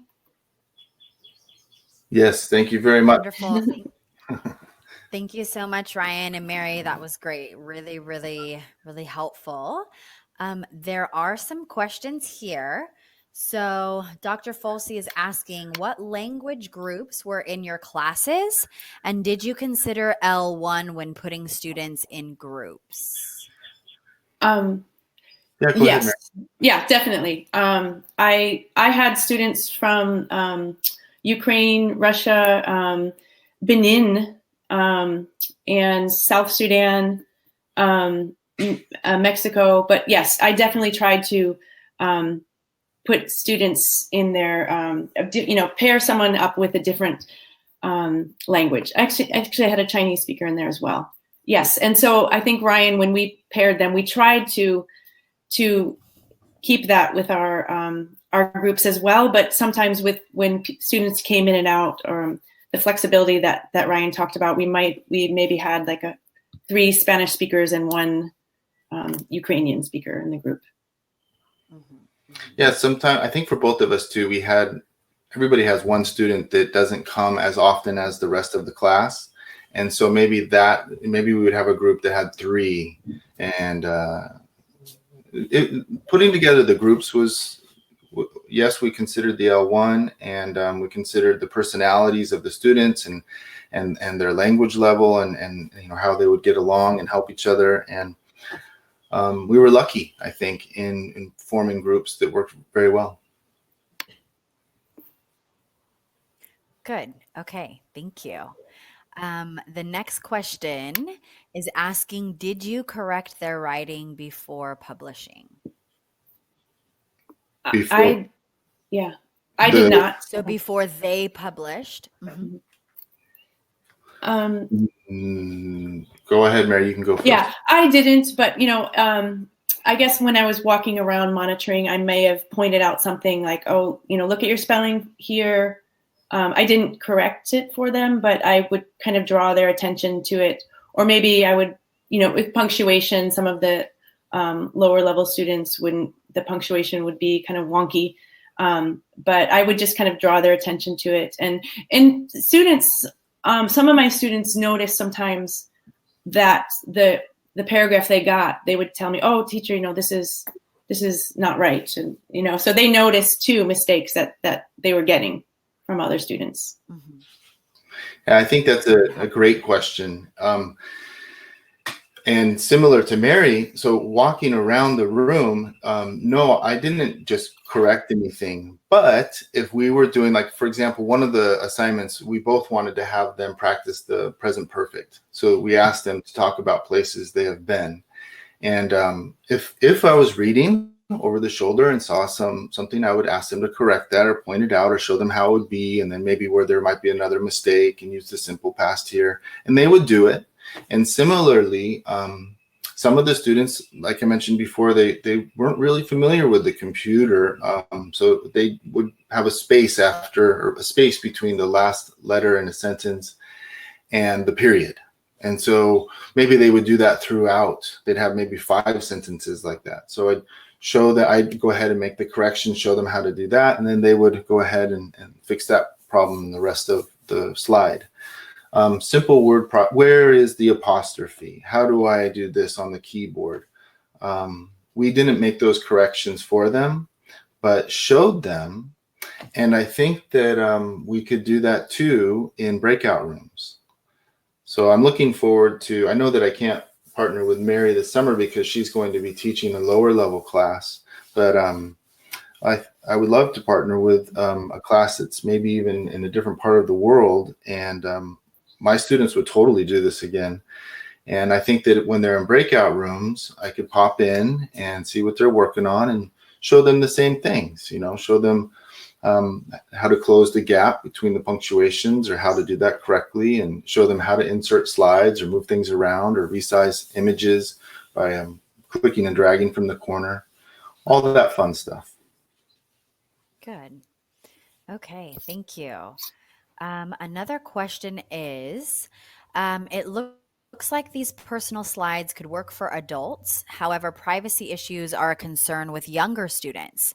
So do you have any ideas, or would you just not include personal photos? That's another great question. And that comes up every time. I mean, when I say every time, ESL video in the past, we've been doing this since 2018, and it usually kicks off with like a call for participation. And when we used to do this, when we first started doing this, we'd actually have conference calls, and the issue of privacy would come up. And so Flipgrid has some advantages because it was very private. And I think that a lot of the teachers that were working with elementary, junior high, and high school and were really concerned about that would be teachers in the States, right? I think they used Flipgrid. I'm working with adults, so I could use Google Sites or Slides. And the other thing we did is we put together like a permission slip, and so teachers would share that with their parents and say, hey, we've got the opportunity to participate in this virtual exchange, and that went out. So there was communication with the parents when teachers needed to do that, and also teachers did navigate towards platforms like Flipgrid where they could have a little bit more control over who was seeing the content. Mm-hmm. Thank you. Okay, hopefully we can squeeze in these two more questions before we let the stage go. So another question is, I'm curious about evaluation and grading. I can see how this would work as an activity with little emphasis on a grade or even on accuracy. Did you tie it to language goals and assess particular factors? Did you grade individually or as a group? And what are some of your thoughts on what would work well given different contexts?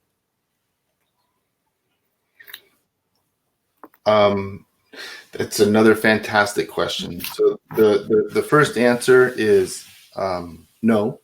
I didn't have a formal assessment, but the second answer is, remember, this is adaptable. So if that's a priority for you, the teacher, you would go ahead and put that in, right? And also, if you wanted to have them do essays, they could write essays that are graded, or they could do a collaborative poetry or collaborative short stories, or, I mean, how you, the teacher, decide to assess the writing is really up to you. And for me personally, doing the non-credit, it was more about just going around and helping them learn how to use Google Slides, how to type and word process correctly. And the assessment really was whether or not they were doing the assignment week after week. That was the priority. And that's why we had that Snapchat thing, who could maintain the longest streak? Well, it turns out everybody could maintain the longest streak. It wasn't an issue. But the assessment at the beginning was whether or not they would do the assignment every week. And we had no problem with that. Mary, did you have any?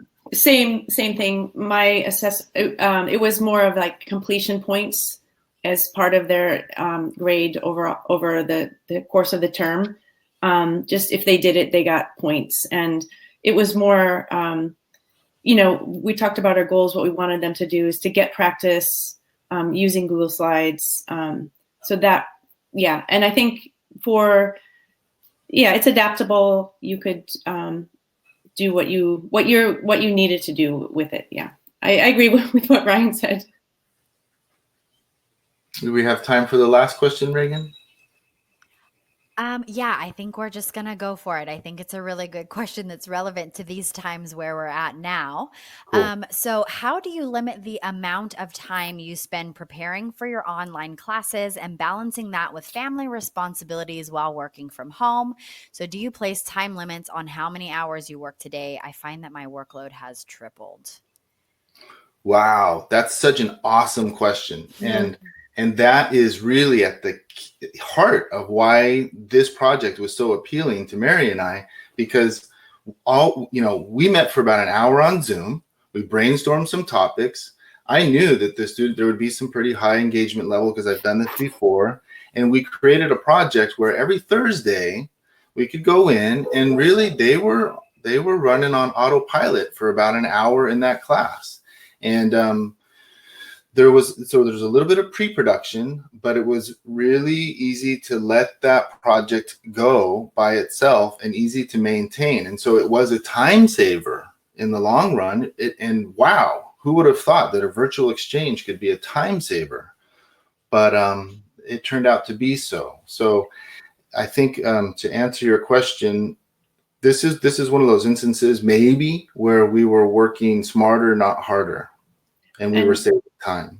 Yeah, I really like that question because just now, these 5 weeks have been crazy for me and my colleagues of just trying to, learn how to teach remotely. And we work morning to night, like in weekends as well. And it's just, I feel like once I got systems in place, that has helped a lot. I'm still working a lot, but this could be like a system in place. You set it up, and then it just runs. And I've found that with other classwork that I'm doing, if I can get the students using it, and then, for example, journals are due on this day and this day, it just runs. All I have to do is give them the topic, or they have a free topic, or we have discussions on Blackboard, and those are due at a certain time. So if you could get some systems in place, that helps. And probably we are going to be on remote for fall as well. I would definitely do this in the fall with Ryan or anyone else. And I feel like just getting systems in place helps. And I feel like fall online remote learning will be better for me because of all of this trial and error I've been doing all term. Hang in there, everyone. Thank you very much. Thank you so much. I'm sorry, go ahead, Reagan. Lots of comments here praising you guys. It was super useful and really, really great to hear from you, especially during these COVID class times. So thank you so much for everything. And you can find their presentation in the handouts there, the Detwiler and Hughes PDF. Thank you so much. Thank you, everyone. I hope you guys enjoy the rest of the presentation. Thank you. We will. Bye-bye. Thank you. Bye.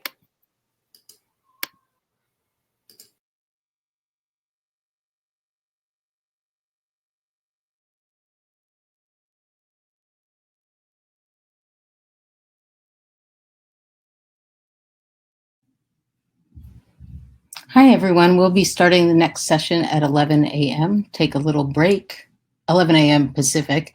Take a little break if you need, and we'll see you again online in just a sec.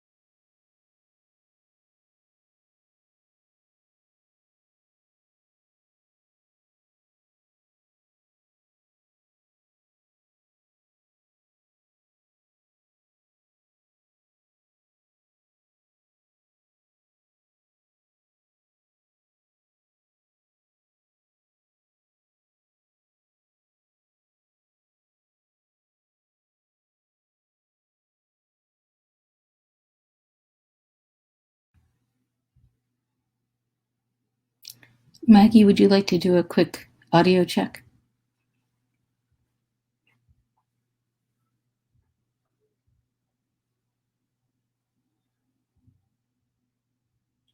Now, can you hear me? I can hear you. Thank you very much. You're welcome. Thank you.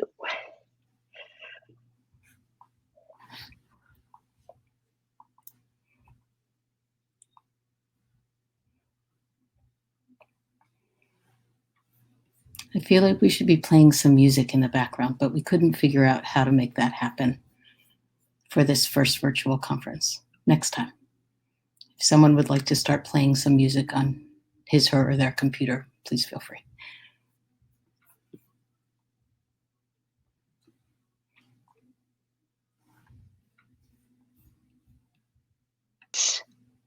Although it's probably just going to play in my headphones. Yeah, that won't work. Oh, I'll put my headphones out for a minute.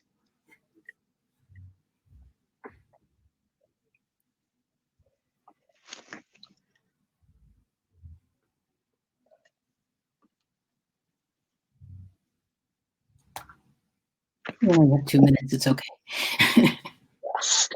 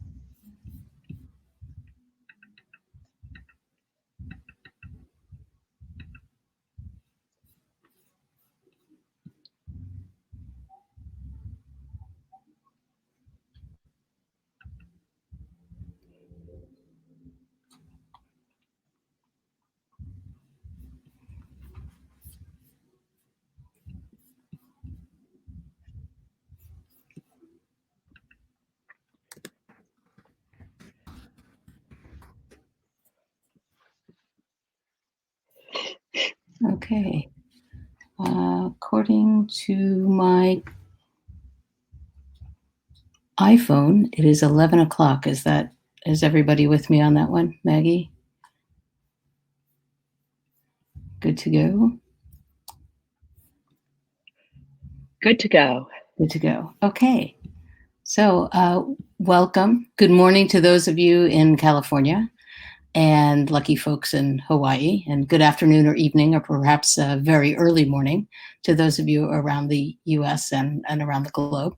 My name is Margie Wald, and as a member of the organizing committee, I want to officially welcome all of you to CATISOL's first virtual conference and to this plenary, Teaching in Complex Times, Navigating New Waters. Before we get started, I want to remind the audience of some best practices and procedures. And I realize that for some of you, you're getting to hear this for the 7th time, but please bear with me. If you take a look at the slides, we see here a reminder that this session is being recorded, and you will receive a link to the recording sometime after the conference has concluded. I see that there are some questions now about yesterday. I'll try to answer those during the session. To also remember that all of the attendees' audio and video is muted and off. To communicate with each other, please feel free to use the chat box. This is where you can introduce yourself, say good morning, share ideas as you are listening to the talk. Also, if Maggie asks any particular questions during the talk that she wants some feedback on, you would use the chat panel. If you want to pose a question that we will then talk about at the end of the session, you're welcome to place your questions in the Q&A panel next to the chat. And before you pose a question, if you would please check to see if someone else has already posed your question or a similar question. And if so, you may upvote by clicking on the upvote. And that way it will be prioritized during the Q&A. And And just to make sure, I think everybody knows this is stage 1 and Friday. So I'm going to go ahead and pull up the other slides so that Maggie can get started, and I will give a short introduction. So it is my honor to introduce this morning's plenary speaker. Maggie Sokolik received her PhD in Applied Linguistics from UCLA. She currently directs the college writing programs at UC Berkeley, where she has served as a faculty member and administrator since 1992. Her research interests are in large-scale distance education and online learning. She spends her time, I suppose as many of us do now, in Zoom meetings, answering email, writing, editing, and baking sourdough bread. She travels globally to talk about online education and writing, and has commuted all the way from upstairs to her downstairs office to attend today. Without further ado, I hand things over to Maggie.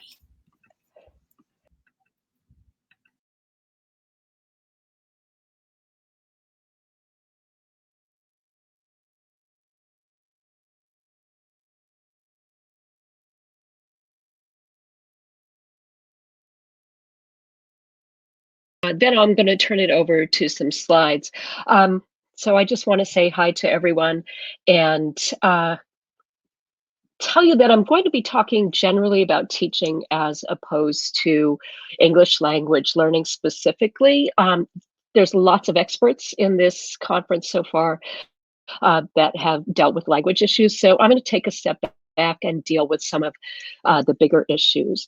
I've also prepared a long version of this talk, and then this morning at about 8:30, I had second thoughts about that and think I'm going to go for the short version and leave out the slides full of numbers. If there's time at the end, maybe we can go back to those, but I think I'm kind of in a mood to have this be more conversational and to get some feedback and hear how you're doing. So without further ado, in order to cut down bandwidth, I'm going to turn my camera off and on a bit. I am on Wi-Fi here. I couldn't get hardwire to work yesterday without blowing out the whole system in the house, and that's not a good thing. So camera's going to go off. We'll start, but I'll come back on from time to time to remind you it's not just a bot in the background. So make sure there we go. So I just wanted to say, remember when the wildfires seemed like the most disruptive event to California education in recent history? If only we had known that that was our rehearsal time, we might have used it better. But now we're looking at a summer of online teaching here for sure, possibly fall. And for those with online teaching experience, this shift might not have seemed as sudden.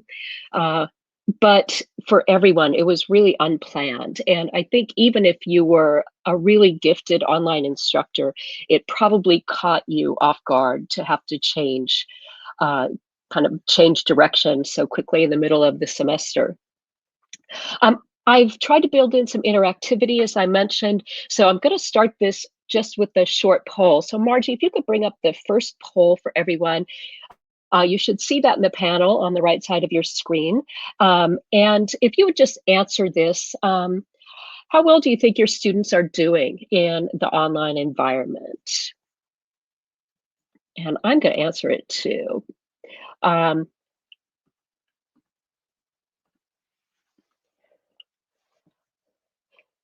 So, okay, giving you some time. We tried to figure out a way to play some music while these interactive activities are going on, but doesn't seem like it works.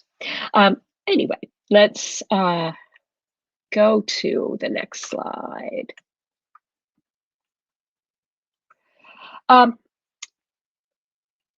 So I liken this whole journey to kind of being off on a sailing trip around the Bahamas, and you're cruising around and consulting your maps and checking the wind. Why did that do that? Try that again. And you've got everything you need on your boat for a successful trip. And all of a sudden, the local Coast Guard comes up and says, abandoned ship, you need to swim for the rest of the trip. Grab your life jacket if you got one, and good luck.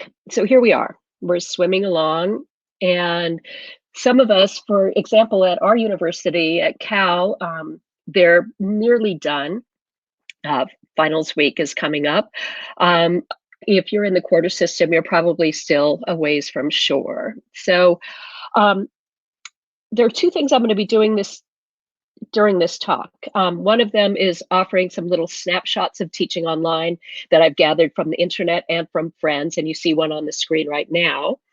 And the other is to stop talking at particular points and let you do the talking, so to speak. So right now, I want you to go to the chat area, and I'm just going to give you about a minute and just tell us how things are going for you and your students right now.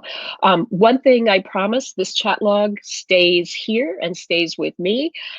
Please don't share it with others. I'd like people to feel like they can be honest, but not necessarily exposed in their honesty.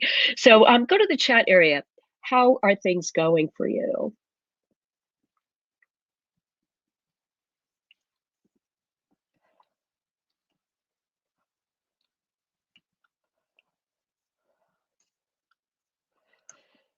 And I know that things are going to scroll down by really quickly, and I won't get a chance to read them all while we're in the talk, but I promise you I will afterwards. I am actually deeply concerned about how our faculty are doing and how faculty everywhere are doing, and I see lots of interaction here, so thank you. I see lots of comments about Zoom fatigue. I share that fatigue with you, and I'm so happy that maybe this summer there'll be just some fewer Zoom meetings for all of us. Okay.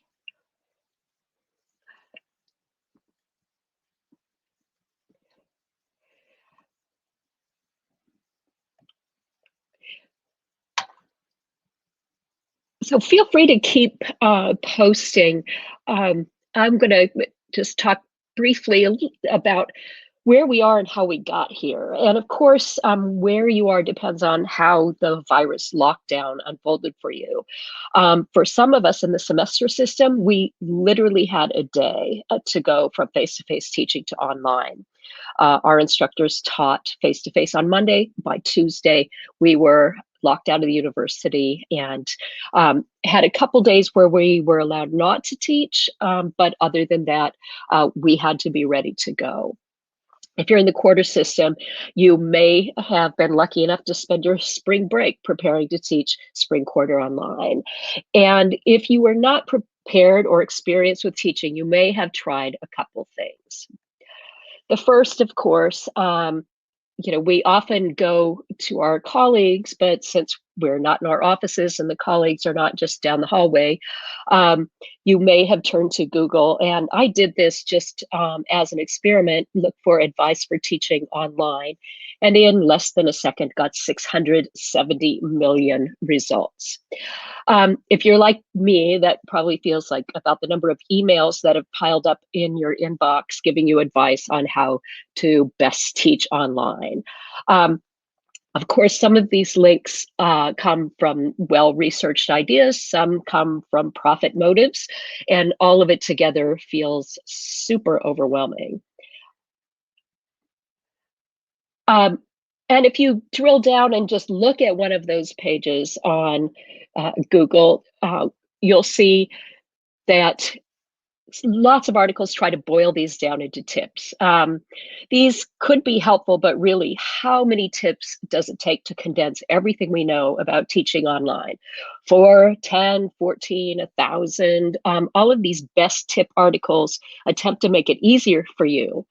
But the sheer number and conflicting numbers just creates a lot of oversimplified information. Part of this comes from the fact that we have no real framework into which we can put online education. And I like the idea of what's called the apprenticeship of observation.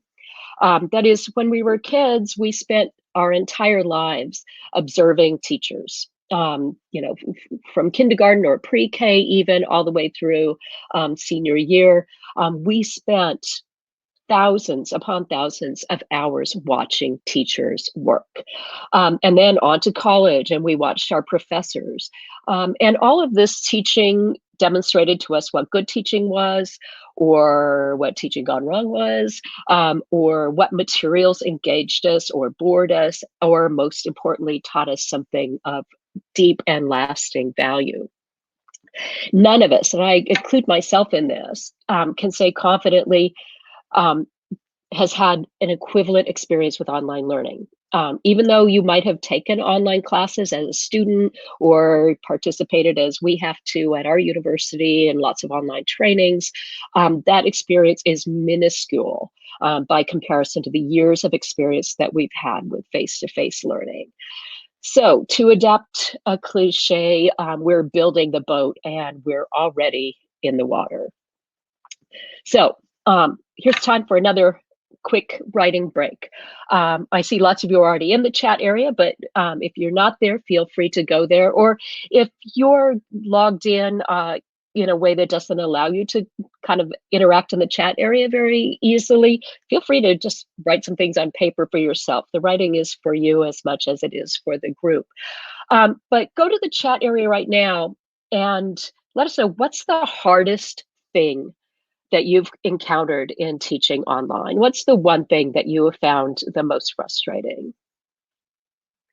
And again, just going to give you a minute and imagine there's wonderful music playing in the background here.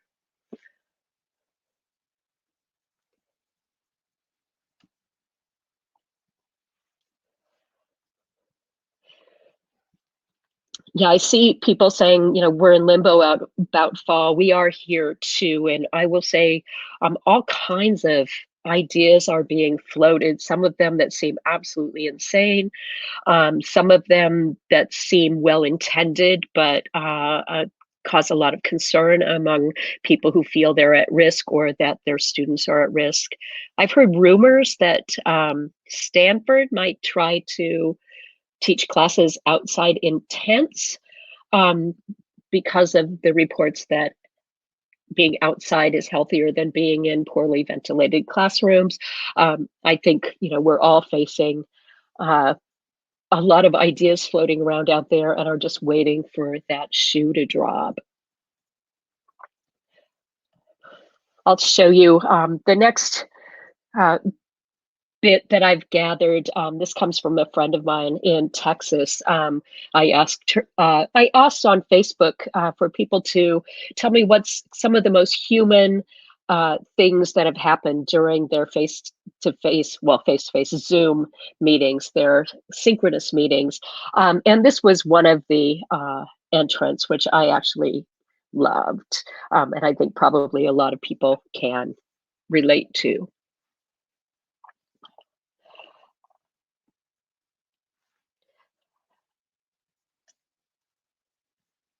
So, given our relative lack of experience with online learning and difficulty of learning a whole new field in a short amount of time, I think, the more important question to ask is, what can we do about this? And the best advice for us as teachers of students has always been to, of course, scaffold information so that students can learn, the parts of complex systems. And I'm going to give you this advice and say, scaffold yourself. I hear from teachers all the time that I think are trying to do too much, eat too much of the elephant at once, to go back to an old adage, and aren't taking their own advice about breaking down information into small bits. So as you approach teaching online, really want you to think about creating small tasks for yourself to accomplish before trying to overhaul a whole system. Try one new thing instead of 10. And I think one of the most important ideas is to think about modification of what you know works rather than invention of new things. Also, keep it really brief, short videos, quick, manageable learning activities. There's quite a bit of research that shows that if you present videos without something for students to do with them, students won't watch them. Similarly, if videos are really long and not that engaging, shall we say, students will turn them off. The average watching time is 30 seconds. So really front load those short videos and get a lot of information out in that first minute or so. And also design online for tasks that can be completed offline. As a lot of people have mentioned in the chat box, and certainly my experience, endless Zoom meetings are exhausting. I always thought face-to-face meetings were exhausting. I would be thrilled to be in a face-to-face meeting right now. So if you can design tasks for students to do, it's presented online, but let them get off the computer, or at least off of Zoom or synchronous class time to complete things. Also, consider backwards design. And I think this is a really important way to look at classes all the time, but particularly now that we're having to retool classes. Look at your outcomes and goals first, then decide how you're going to get there and what things you're going to need along the way in order to get there. Very few of us would take off on a journey without a destination in mind, or the right tools to get there. So figure out what you need to do. And also figure out how you're going to decide if you've gotten there. In other words, what's an appropriate and relevant assessment given the both advantages and disadvantages of online delivery of courses. And finally, and the most important thing is, excuse me, reflect on your trip. That is to say, I hope when everybody's done with this term, whatever term you're in, sit down and write in a journal or write up a document where you really talk about how things went this semester. Give yourself some time to write out what went well, what went wrong, what you would do differently the next time. And, you know, you can write at the top of the page, you hope there isn't a next time if this hasn't been your cup of tea. Okay. I see lots of chat going on, and so I'm going to make it official again, another chat opportunity. What's one thing, thinking about the journey between where you are now and what the goals for your classes are, what's one thing you wish you had in order to make your online teaching more successful? And we'll give you some time to do that. And I see someone saying there that they exit the Zoom screen and allow their students to talk. It's a nice segue to the next part of this talk, actually. And while you're chatting there about what you wish you had to make things more successful, I'll give you another snippet from the internet about life teaching online these days. Oh, someone said a ring light. I was looking at those ring lights. They seem a little bit pricey, but they do seem like they would be a nice little gadget to have to improve lighting. I'm downstairs in my office because the lighting here is actually better than upstairs, even though I'm not using the camera much. Superpowers. Oh, okay. So invisibility or reading everyone's mind. What's your superpower? Okay, I can't believe how quickly time's going. Anyway, so I want to kind of talk about the heart of the matter right now. And talk about some kind of Vygotskian principles here that in addition to self-scaffolding and backwards design, there's one principle I think that's really important to keep in mind as we teach online: community before content. We all build communities all the time on social media, face-to-face, with friends and family, through Zoom, even through email. But the question is how to do this in online educational situations. And one principle that I think is really important is to look at the idea of presence, cognitive, social, and teaching presence. And cognitive presence is sort of how I see someone say, I wish I could get a haircut. My hair is longer than it has been in so long. The ability of students to construct meaning through communication, and this is done through engagement with course materials. As well as their being curious and open to new ideas. And this is where I'm going to skip a bunch of slides because we are running out of time. Okay. And the second component of that is social presence. And social presence is the ability for students to share what's unique, interesting, unusual, that is to show themselves as real people, and through emotional expression, open communication, and group cohesion. And this, I think, makes all the difference in online education, because there's a really big difference between presenting a bunch of content and truly allowing students to interact with each other. And I know in Zoom, it can be done with small group breakout or even having them work in groups offline to, really have students think about themselves still as part of the community, even though they're doing it from a distance. Thank you for saying nice things about the slides. I like design a lot, so I think about design of slides a lot. And I think as you think about your own classes that you're designing or online materials, I think spending some time with design is really key. And there's some great free image sites. I got these all these images come from Pixabay, which allow you to use images freely without attribution or pay. So, and they're copyright free. So do it legally. And then finally, there's teaching presence, which is the third part of all of this. And that's where you come in.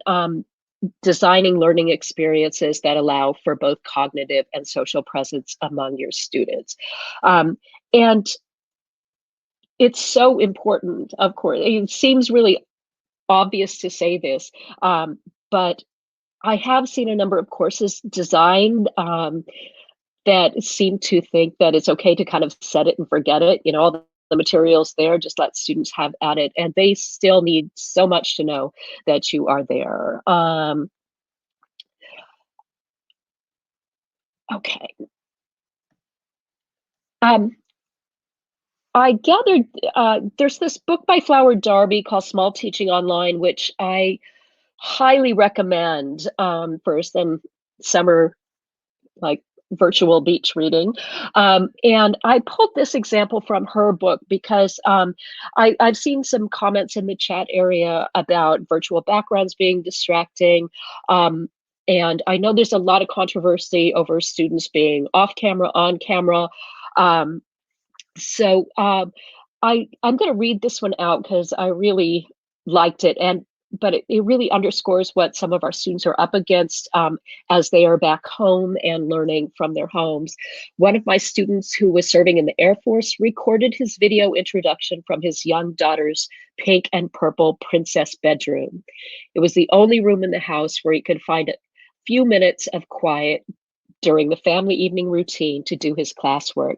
So he swallowed his pride and greeted us from the floor of his little girl's bedroom, surrounded by toys and dolls.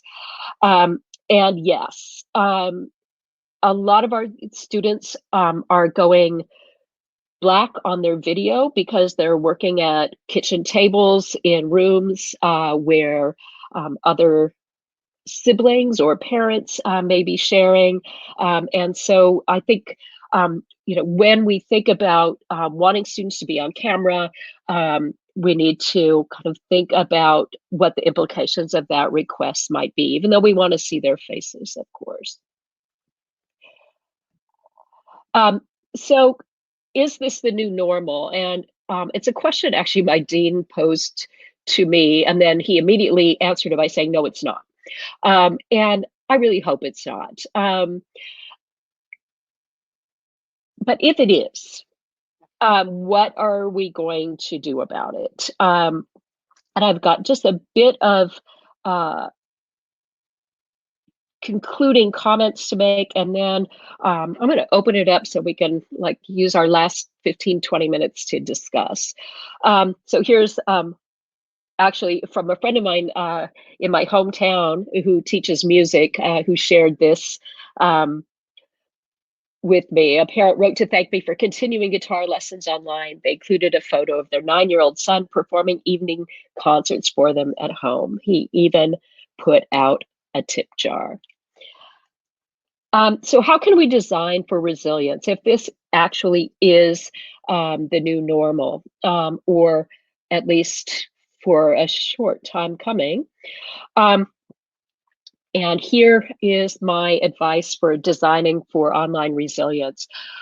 Learn about research-based practices in online learning. I'm going to just say a little sidebar here. The faculty I work with know this. I don't like the word best practices. I think it's kind of an arrogance to think we know the best practices. But research-based practices, things that we have learned about what works with students and what works online. Second, and you've got some time this summer, I hope, if you're not overwhelmed with teaching and preparing, is to put yourself in the place of students and take an online course that's challenging for you. When I first started my experience with learning how to teach MOOCs, oops, sorry, I don't know why that did that again. The first thing I did is went in and took a kind of complex astronomy course. I had no idea what was going on half the time, and it was great for me, but it also really illustrated to me what worked and what didn't. I followed that up by taking a couple of courses I was really interested in my spare time. I'm an amateur musician. I took some music theory classes and a songwriting class. The music theory class was brilliant, super interactive. The videos had places where you stopped and had to answer questions before the video would advance. It was great. It was beautifully filmed. The instructor was really engaging. The songwriting course, I have to say, the instructor always dressed in the same black leather jacket against a black background, and he was very pale. So he just looked like a floating white head against a black background, and then lectured for 45 minutes to an hour straight about songwriting with very few examples. And there were 3 or 4 of these videos a week. And that was my first lesson in why we should keep videos short. I couldn't finish the class. I finished the theory class. I could not finish the songwriting class. Of course, things you all know, create communities of practice with other teachers and share ideas. Take every opportunity, as you're doing here, to share what's working, what's not working. Put aside preconceived notions of online learning being less effective. Always keep your goals and outcomes in mind. Make room for human needs and behavior in your classes. And I want to say, we cannot let me start. back even before COVID-19, we in California were facing disruptions from earthquakes and wildfires and drought. And as English language educators, we've faced disruptions due to changes in immigration and refugee policies, changing economic patterns globally as well as locally, and even educational policies that have affected us. So we can't really be caught in this endless pattern of saying we weren't prepared for this. We really need to look ahead and build courses that are resilient to these disruptions. There are going to be wildfires again. We may have to shut our schools again once they're open. We can't pretend that everything is going to be fine at some point. I saw my Facebook feed yesterday morning, I think it was, a question: is face-to-face instruction more effective than online instruction? And so I'm going to leave you with this final thought. We don't have the liberty to ask this question anymore. We cannot choose one medium of instruction as being better, or arrogantly design our classrooms or our research with that question in mind. One is not better than the other. One is one thing and the other is another thing. I kind of liken it to being in the desert, dying of thirst, and someone approaches you and says, I have water, and you say, well, I don't know, is it carbonated or still? We really just need to do what's in front of us, and yes, be generous. Students are facing a lot. You're facing a lot. Be generous with yourself as well as with your students, and of course, wash your hands. And post any questions or comments in the Q&A section rather than the chat section right now. Margie's going to help me field questions, and I'm going to turn the camera back on so you can see me and my screen that's hiding my treadmill. I'm very grateful for my treadmill these days. Okay, I will be trying to toggle back and forth between the new questions and the questions that get published and upvoted. So if I disappear for a second, I'm just reading. I'm not exactly sure. There was a lot of upvoting on this, but it was really more of a chat response. But maybe there's some question in here. The question to other participants was, did anyone lose a lot of students? Beginning level students dropped because they didn't sign up for online education. The ones who persisted are doing well, right? But I'm wondering, there are so many beginning level students who feel that they can't really navigate in the online classroom very well. They may or may not, as some people mentioned also in the chat, issues of equity and access. I don't know, Maggie, if you have any ideas for how to kind of keep in touch with students or find a way to give them the confidence or suggest things that might keep people in the class. That may be an impossible question. I'm sorry. Yeah, that's okay. It's a really important question, though, because I know when we switched from face-to-face to online instruction here at Berkeley, I was hearing from some faculty members, not overwhelming numbers, but a lot of sections where, students just seemed to disappear once they were off, responsible for doing things online. Some students just never returned.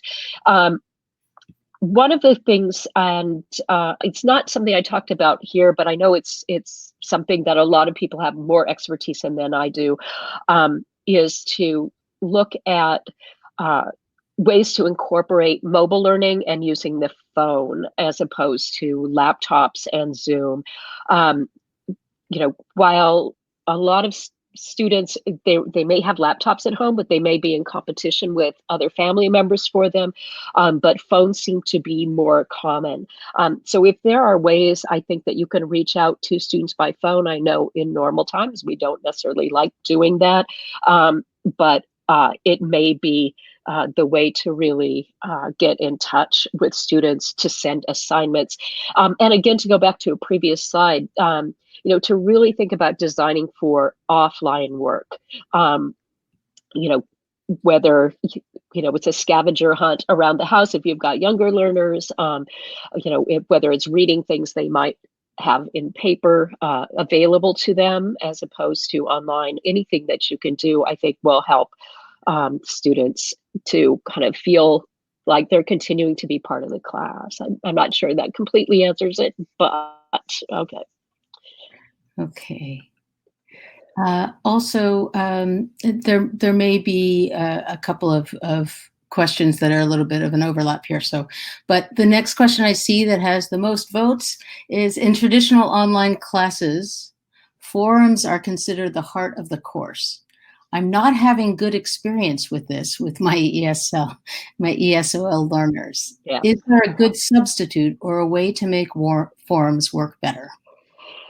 Yeah, so I have a whole rant that if you've ever been to one of my talks before, you may have heard before, but I will tell you what my rant is right now and why online forums are so bad. And it's not the student's fault and it's not your fault. It's the technology's fault. And if there's an engineer out there listening, I hope you'll take this seriously. I want you to compare the way social media works in engaging people in discussion and the way classroom forum works in engaging people in discussion. And there's a big difference.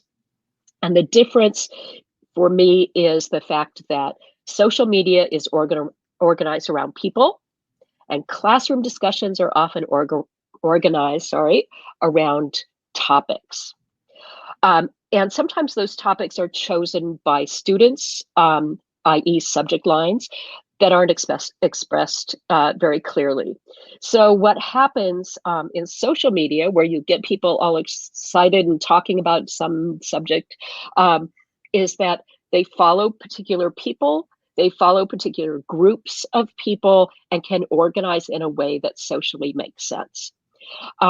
If you can mimic that in any way in online forums, in your classes, I think you're going to have better luck.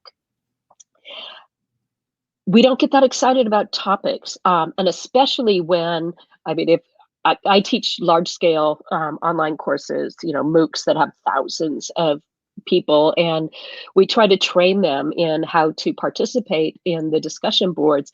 Number one, by meaningful subject lines. But I have talked to the edX engineers, I've talked to several engineers saying this is not the way to organize discussion. So if you have online discussions, I suggest putting people in groups, giving them a specific task, as opposed to just posting a question and asking for answers.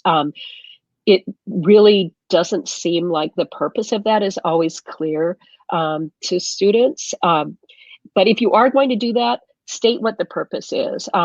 One of the things about online learning is often tasks seem like busy work, and students really need to know at every step of the way why you're choosing to do the tasks you are, and that might help them in deciding to participate. Okay, thank you. Very, very important question here. And there are a lot of really good questions here, guys. I'm glad we have enough time for all this. Matt asks, what advice do you have to meet the socio-emotional needs of adult learners online? And he was upvoted a bunch of times. So. Okay, yeah, I see that. 10 votes, bravo. So I think one of the things that's really important, and one of the things I want to point out in the part of my talk that I did, which, like I said, was minus the graphs and charts, is to really allow time for check-ins about how they're doing that have nothing to do with the class. And I was trying to kind of model that in this talk, that at the beginning, how are you doing? That simple question can elicit all kinds of connections among students, between you and particular students, and let you know if specific things are going on. One faculty member, a friend of mine in a different town, reported to me that she just, always asked, how are they doing? And learned that, one student was trying to complete her classwork while living in a 1-bedroom apartment with her family, 2 of whom had COVID. And so without asking that simple question, how are you doing? You may not find out those things. So that's number one, simple one. Number two, yeah, you might have a lot of content that you're responsible for, but more importantly, I really think take time for discussions. If you're doing Zoom or something, take time to let them discuss. As someone said earlier, I think in the chat area, said something like, they leave the room and let students chat. I actually take online music classes, and for some reason, the instructor recently got dumped out of there. His internet connection went down or something. And so just those of us in the class were in there by ourselves for about 20 minutes. And it was fabulous. Not that we don't adore our teacher, but it was great just to be able to put our instruments down and kind of just check in on each other. Let students do that among themselves as well. That's one tip. There are probably 1,000, and I'm sure you all have as many. So. Okay, thank you. Yes, I think that in and of itself would be a great question for a forum. Okay, right. Sorry. Keith Folse asks, at your program, based on faculty feedback, which classes have been the most challenging to move online?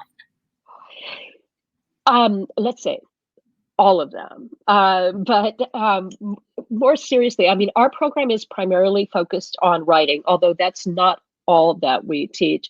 And I'm actually going to let Margie, if you wouldn't mind, because you have a class that's not writing focused. And because the writing focused classes seem to, they have their issues, but they've not probably been as challenging as chemistry lab or dance class. But Margie teaches a class that is not specifically writing focus. It's kind of on the history and culture of American education. And so Margie, do you have any insights into that? Well, I like a lot of you, because this particular class, while it fulfills a breadth requirement at the university, it is not, it doesn't hold the same number of units or gatekeeping functions as some of the writing classes. So I think the students in the writing classes stuck with it a lot more than perhaps some of my students did.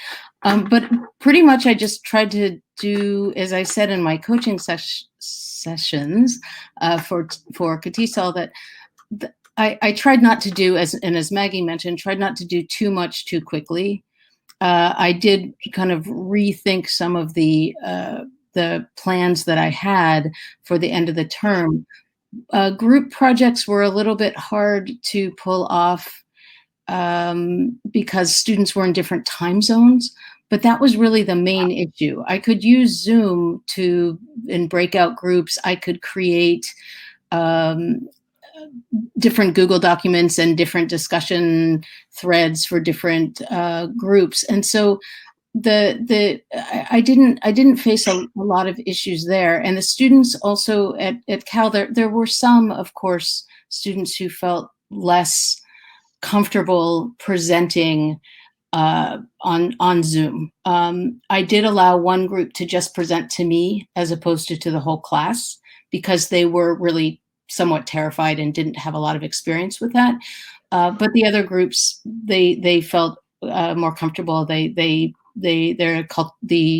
digital divide issue was not as great for them. And they ran some really nice presentations on Zoom. I can imagine, though, for those of you teaching listening and speaking classes, that those are difficult classes to think about moving online. And for those of you teaching writing classes and students are trying to write papers on their phones, right? So those are kind of the big issues. I was letting people do all sorts of things like handwrite stuff and take pictures of it, or, so that they didn't have to use their phones to type, et cetera. So I think a lot of it was just punting the things that I just didn't think I could do and then trying to figure out workarounds for students who didn't have the technology that they needed. I don't know if that really answers the question or not, but I can imagine talking with students and talking with teachers during the CATISOL coaching sessions. The big issues were listening and speaking classes, because I don't know how much both instructors and students were aware of different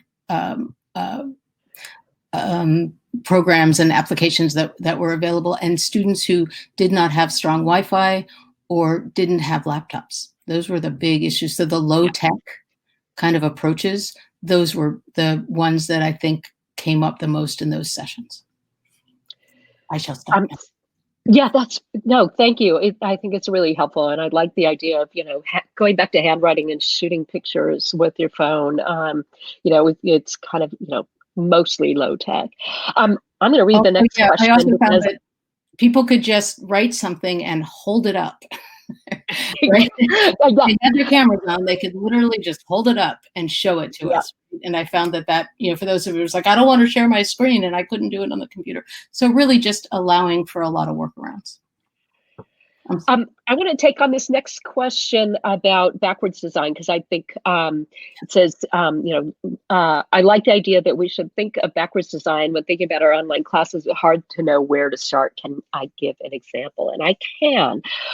Our first semester writing course in college writing has as its final project a portfolio.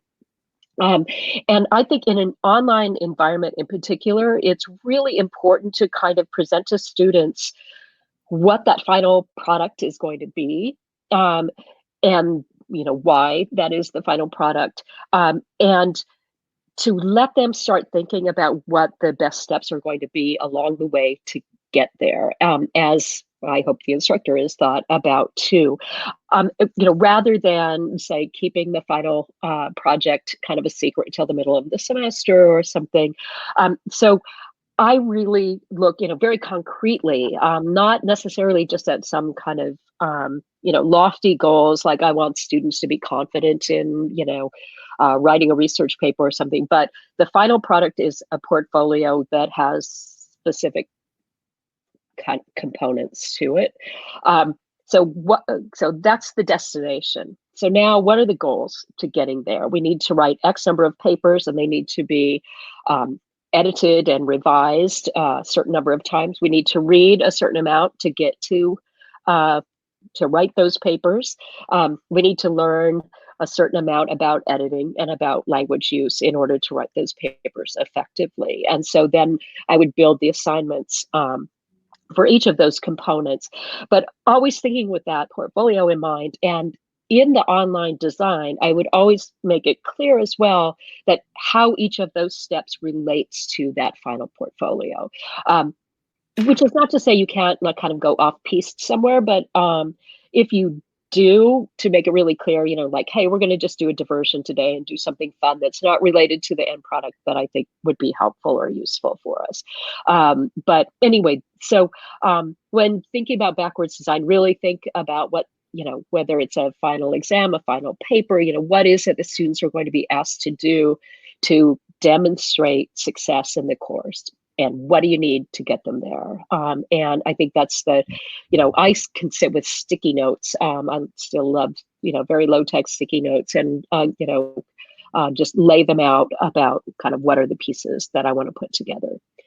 Margie, I think, are we out of time? We're pretty much out of time. I'm so sorry. There's some really good questions. I'd love. I know. Notes about the FCC funds to build digital infrastructure, et cetera. Yeah.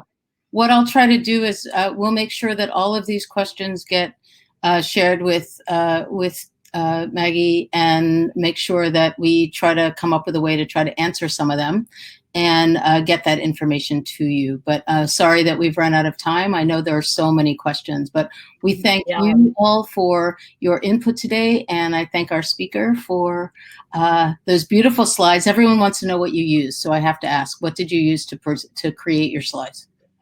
I hope this doesn't disappoint anyone, but I used PowerPoint.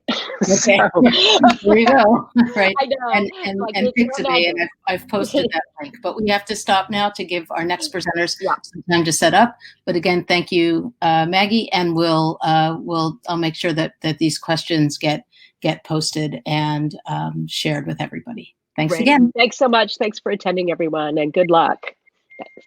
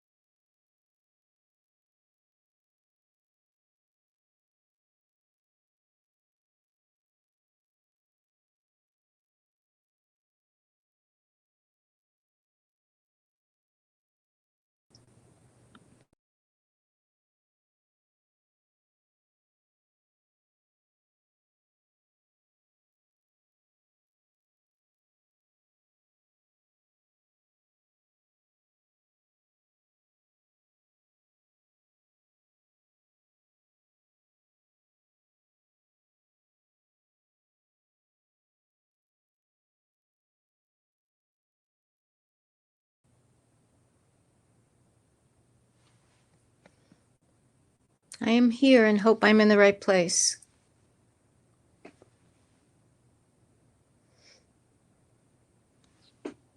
Hi, Judy. Yes. Margie, hi. You are in the right place. Yes. There Okay. should be a different slide showing. I'm sorry. Let me see if I can find the That's right okay. to let people know that this is your. I was just finishing up the last session. Oh no, that's fine. I think this morning I listened to a couple of other presentations and evidently didn't realize I had a different platform to get into. Okay, So are I called you, Brenda. I see that you're. Let's see. You're. First of all, just as a reminder, hello, Brenda. You're here. Everyone can hear us. So. Yep. Okay. Just to let you, as a reminder, your slides should be available, and I can help you. Oh, we have it. I think we have it. Is this Margie? Yes. Oh, hi. So it's Nancy Kwong, and Okay, Amy. The two of us are here. I'm sure you were here. Yes. Good. So I might just go back to the slide that we had for housekeeping. Okay. I was just putting this up in case people came by when it was quiet, but if you'd like to do that now, that's fine. I just wanted people to know that they were in the right spot. Oh, sure. Okay. Amy, is I your was mic on? moderator in the last session, so yeah. I'm here. Amy? Judy. Hi, Brenda. Okay. It's Amy. Hi. Okay. Hello. Yes. Hi, Judy. Hi, Brenda. Hi. Hi. Okay, so everyone, we'll start in about 5 minutes. Okay. And let me see, I wonder. Checking out my COVID hairdo. Oh.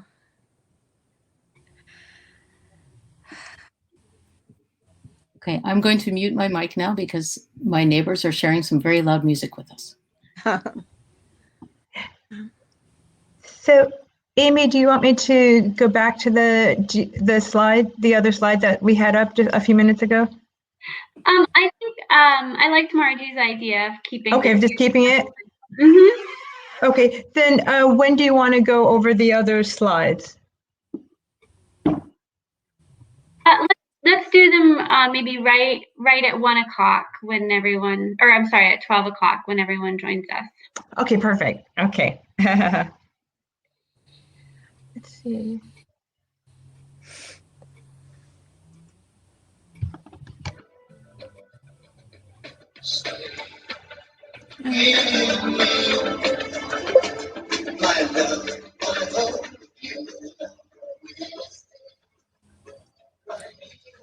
Brenda, better to look at my bookcase than at my table with piles of folders. Uh,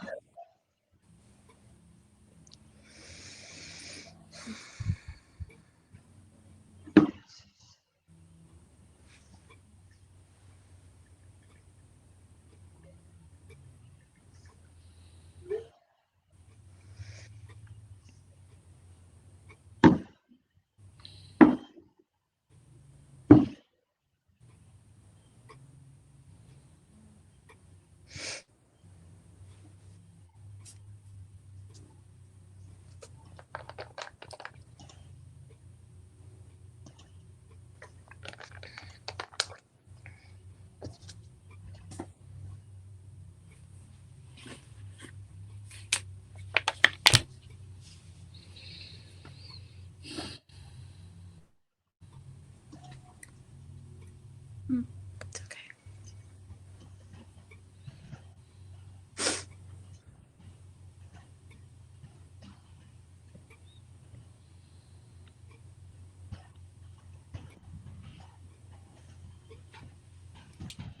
Mm.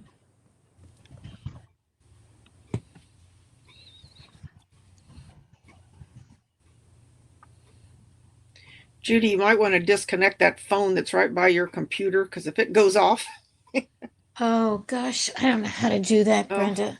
it's Honestly, really loud. I know it's loud. Nuts. I wonder if I Is there tried a- this once before and it made everything worse. Oh, well, don't worry about that. I don't know if there was a jack you could just unplug or.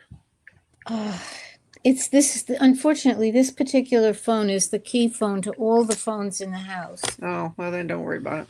Yeah. And you know what, the house alarm just went off again. Oh. So,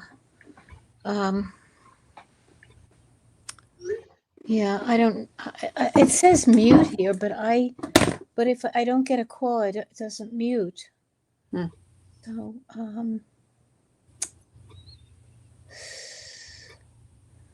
yeah, I guess I would have to read the manual. That would make sense. Yeah. Well, your sound is good. There's no echoing or anything like that. Oh, good. Yeah, yesterday, somebody who was speaking echoed. I think it was the Freemans, and I logged out and came back in. Mm-hmm. And that made a difference. I noticed that nobody has been wearing headsets, and they're pretty clear. Mm-hmm. So I'm hoping. And I also shut down everything else, that might have been on my desktop, like, AOL is up because I had to get into this through AOL. Yeah. But any other, my Gmail and all the other email things are all shut down. So that should help. Okay.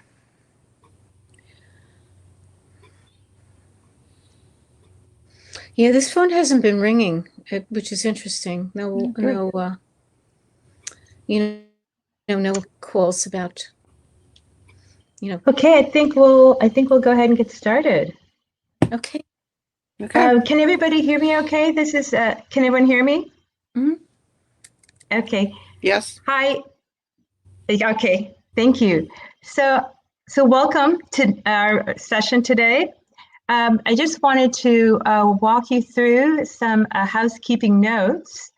First of all, this session, as you know, it's being moderated by two people. My name is Nancy Kwong Johnson. I'm a member of the organizing committee and a member of the social media team and Custodio Ed Foundation.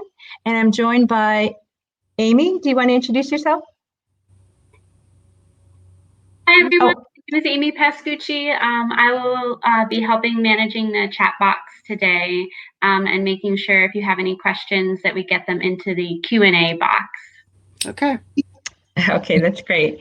And then if we can go to that third slide. Yes. All right. Thank you. Thank you, Amy. So we wanted to share that this session, as you know, is being recorded. And afterwards, you'll receive a link to the recording. And some other news that we wanted to share is that at some point, Amy will put in the chat box a PDF or a URL so that you can actually link to your Twitter. So the good news is that anything that you type in the chat will also be part of your recording. And then let's see. Thank you, Amy. Now, as far as audio, video, and chat, I just wanted to let you know that your audio will be muted and your video camera, as is mine, is off. So you'll have a chance to continue building community in the public chat section. And you'll have a chance to interact with the presenters and your two moderators. And also, please feel free to enter any comments and questions that you have in the chat section. Here's the fun part. For the Q&A session, what you'll do is you'll actually pose a question. And your goal, once you poll your question or pose your question, would be to try and rally and promote your vote. So you'll actually upvote so that your question will be selected. So at some point, if there is another attendee within the community who has the same question, then the two of you will try and get as many votes as you can to upvote.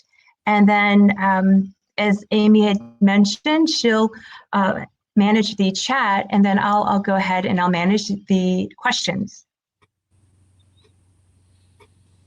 All right, so everyone, yes, all right.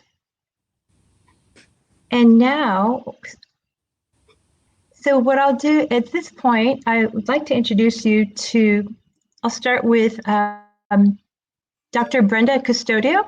So Dr. Brenda Custodio is retired from Columbus City Schools in Ohio, where she was a teacher and a district level administrator. She's now working as a teacher educator for Ohio State University. She's a frequent presenter at state and national conferences on literacy, newcomers, and refugees. She is the author of How to Design and Implement a Newcomer Program. Dr. Custodio is a co-author with Judith O'Loughlin, and their book is entitled Students with Interrupted Formal Education, Bridging Where They Are and What They Need.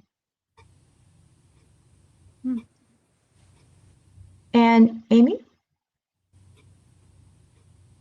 Okay, so I'm really excited to introduce to you Judith O'Loughlin, who works with K-12 teachers providing professional development and teaches graduate level TESOL endorsement courses for ESL bilingual certification.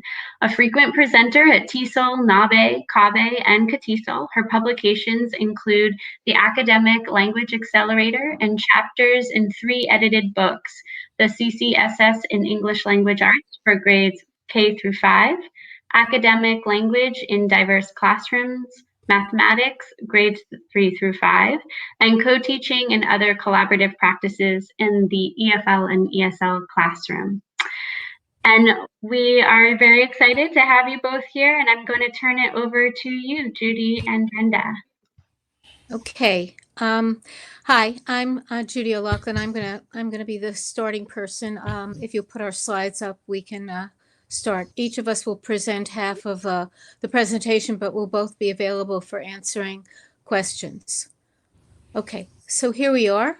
These are our email addresses, and we have a handout in the handouts box for you with our contact information should you have any questions. Okay, so here's our agenda. We're going to take a quick look at who are the students with interrupted education, where do they generally come from, and what difficulties do they face in U.S. schools, and what are some of the best practices for educators could use to provide support to these students with interrupted formal education, sometimes called SIFE, sometimes called SLIFE. Okay. So the first thing we wanted to look at was kind of a typical student. Can I close my face so you can see everything? I'm going to close me out. Can I take that out in some way? Just turn off the camera.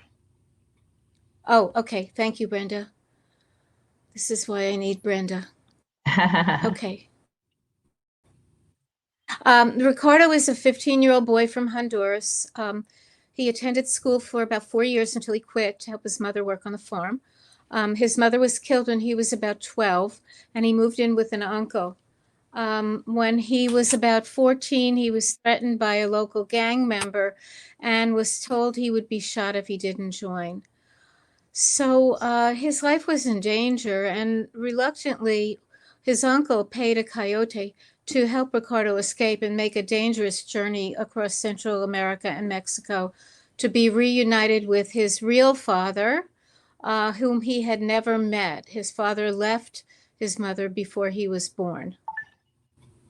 After about 8 months, Ricardo crossed the border into Texas, where he was apprehended, spending 2 months in a detention center, and then he was sent to Wisconsin to be with his father. His dad had since remarried and had other children, and the situation was quite uncomfortable and finally became untenable. He didn't know his father didn't know him. His father had a whole new family and didn't acknowledge the existence of his mother, his birth mother, in any kind of situation. So he soon left his dad and he moved in with a cousin and uncle in a nearby state. He's now enrolled in a high school and he's struggling to fit in, struggling both socially, educationally, and language development wise. And this is a very typical story of many of the children, especially the older children that come on their own to the United States. So I want you to think about how Ricardo's experiences could affect his ability to be successful at school. Ricardo is not a specific student that each of us has had, but he is a typical student and a typical student story that we're both familiar with. So think about these 3 questions. What type of socialization issues might Ricardo face in his new school? What type of specialized academic program might be needed to bridge the gap for him? And what will be expected in the classroom for Ricardo to be able to do? And finally, what types of non-academic supports might Ricardo and family need? So these are 3 very important questions that these students face, and the teachers that have to work with them face most of the time with very little background knowledge or training to be prepared to work with students like Ricardo, SIFE students. So here's a little bit more about the background of students with interrupted education, which Brenda and I both call SIFE. There are common acronyms, and I mentioned it at the very beginning, but I'll mention it again. The acronym that we have been familiar with is SIFE, Students with Interrupted Formal Education. It's popular in New York and on the East Coast. In fact, New York State Department of Education has a lot of information about SIFE students on their website. LFS are students with limited formal schooling. It's mostly been used in the Midwest. And SLIFE has been used by a number of other writers about this topic, students with limited, they've added the word limited or interrupted formal education, and a combination of both acronyms. So who are these students? Well, some are immigrants from Mexico and Central America, and they've come from rural areas where the poverty of their situation has prevented them from having consistent education. They may go to school for part of the year and then work with their parents in bringing money to the family for other parts of the year. And so there are chunks of each school year in which they have not attended school at all. There have been about 500,000 a year of total immigration from this area, from Mexico and Central America, with maybe 1/3 being children. They are also refugees who spent years in refugee camps with limited access to educational services. And so when we started to put this together, we were looking at numbers, and in terms of looking toward FY 2021, we don't have, that's something that's elusive at this point. There were 85,000 in fiscal year 2016, 50,000 in 2017, 45 in 2018, and 30 in 2019. And now 18,000 were to come this year, but this is probably not going to happen.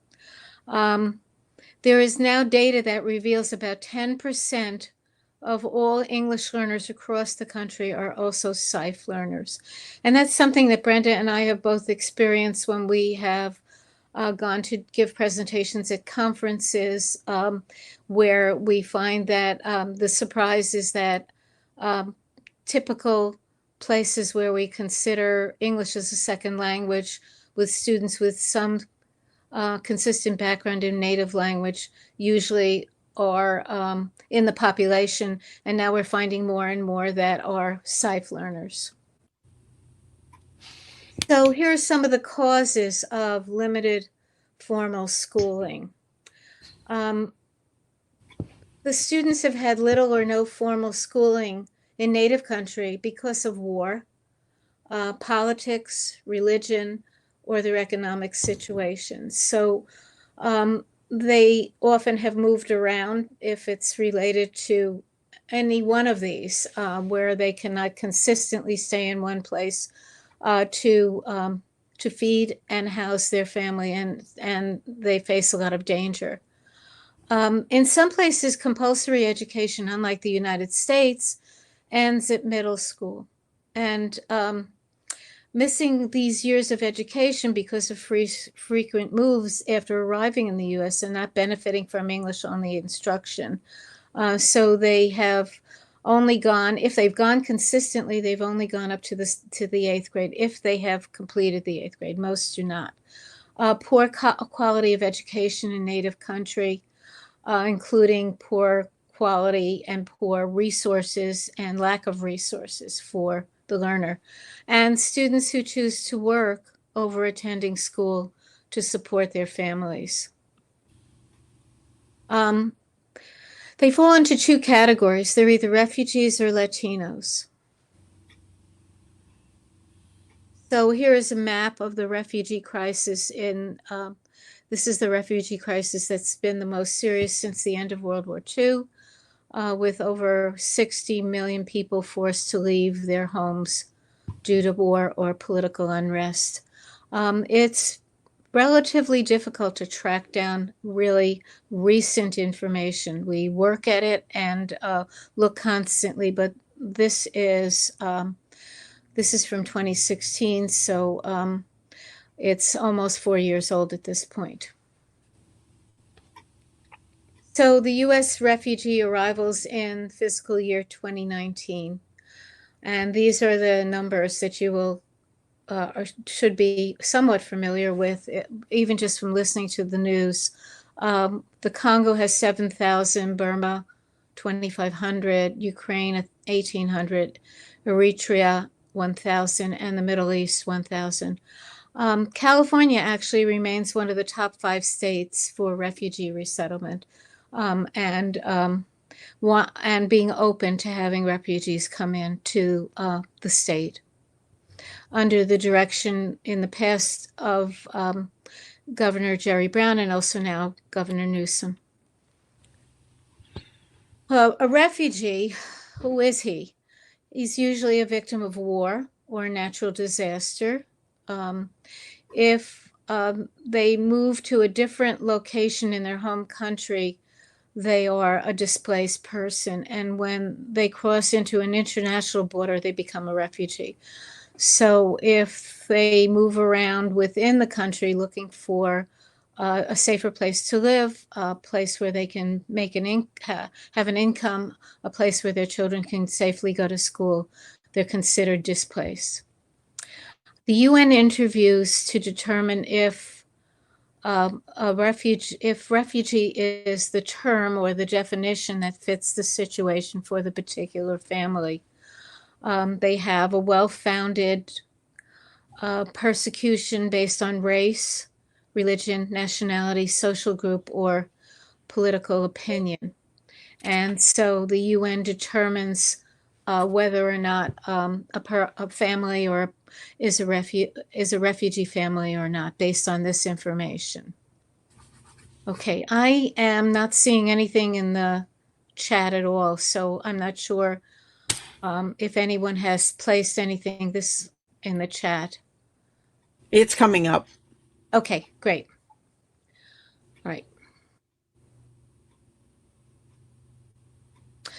So typical housing in a refugee camp, and these are 3 pictures that we have taken from various sources to show you what life is like in a refugee camp, in tents and crowding and limited resources. So this takes you to see a different side of life than maybe you've been introduced to in the past.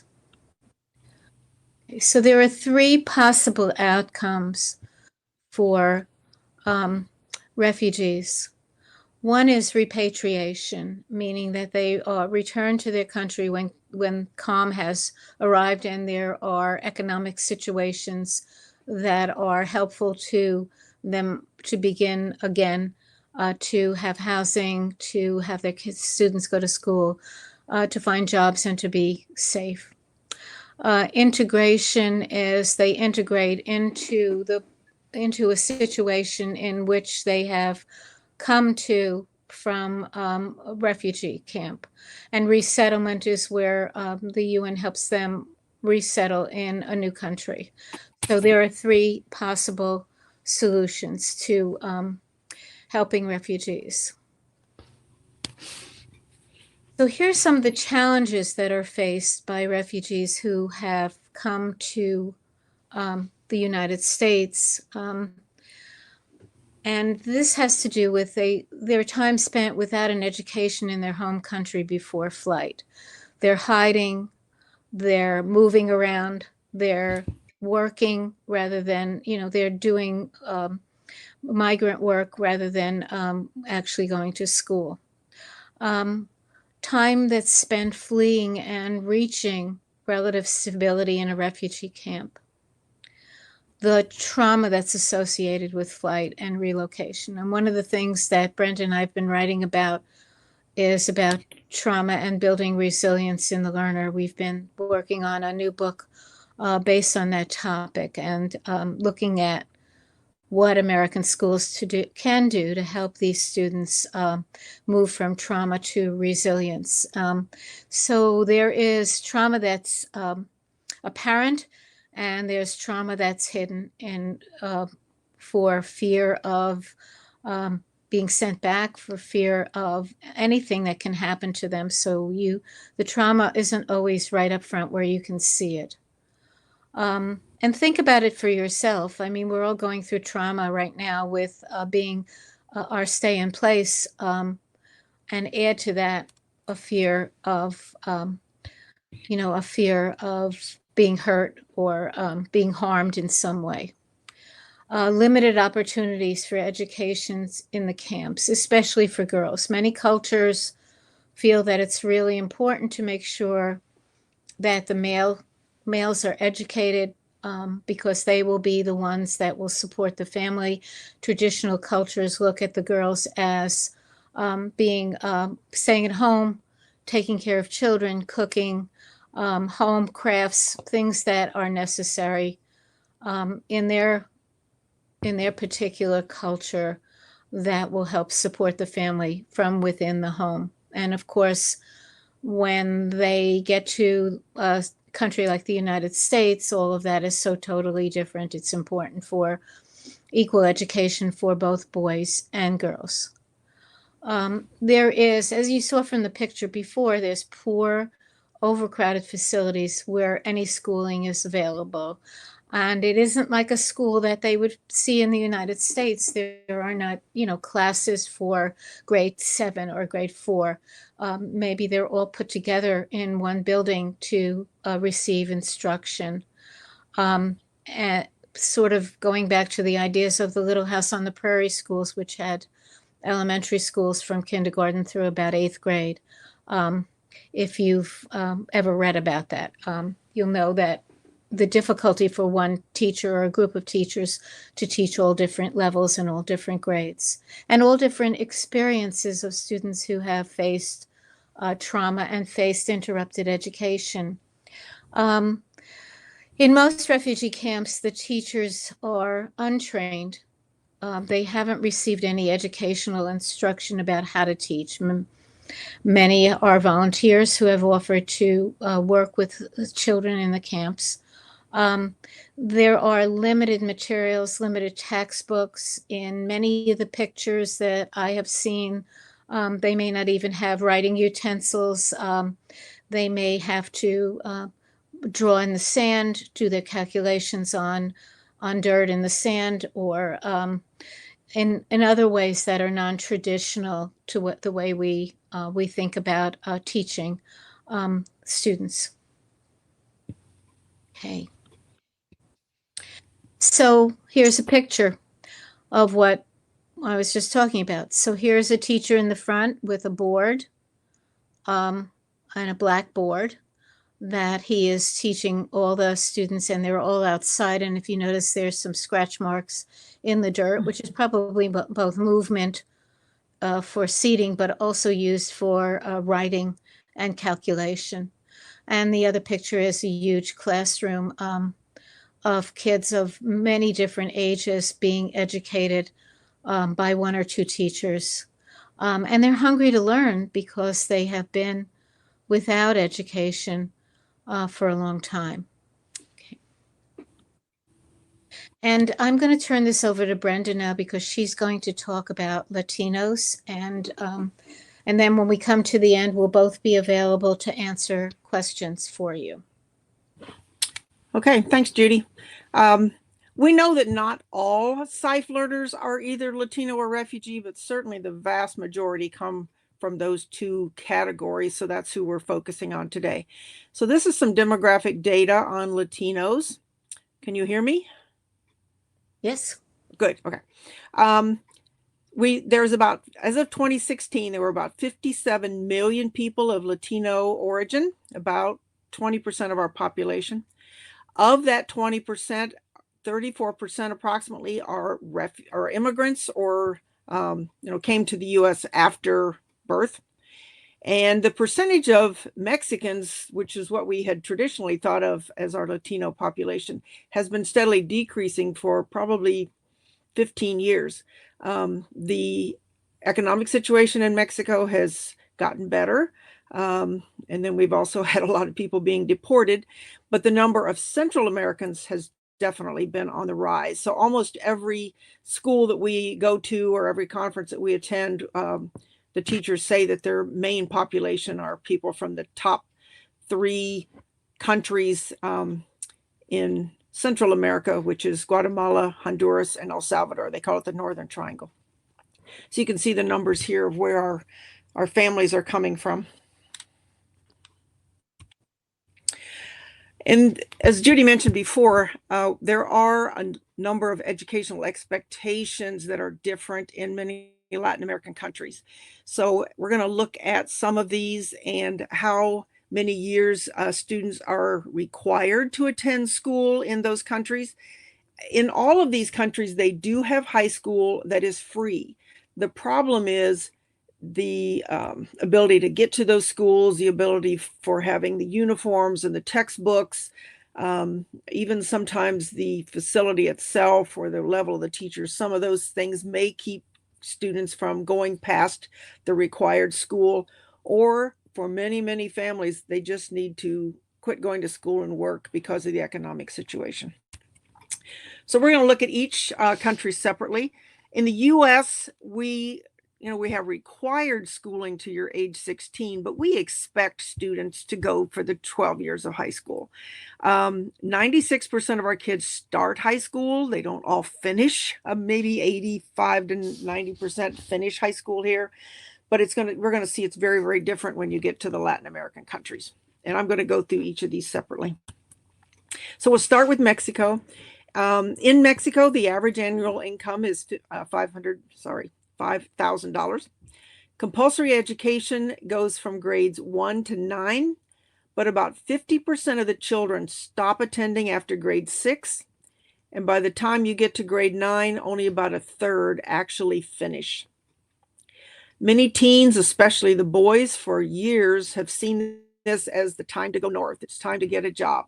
It's not as strong as it used to be, but it still is occurring.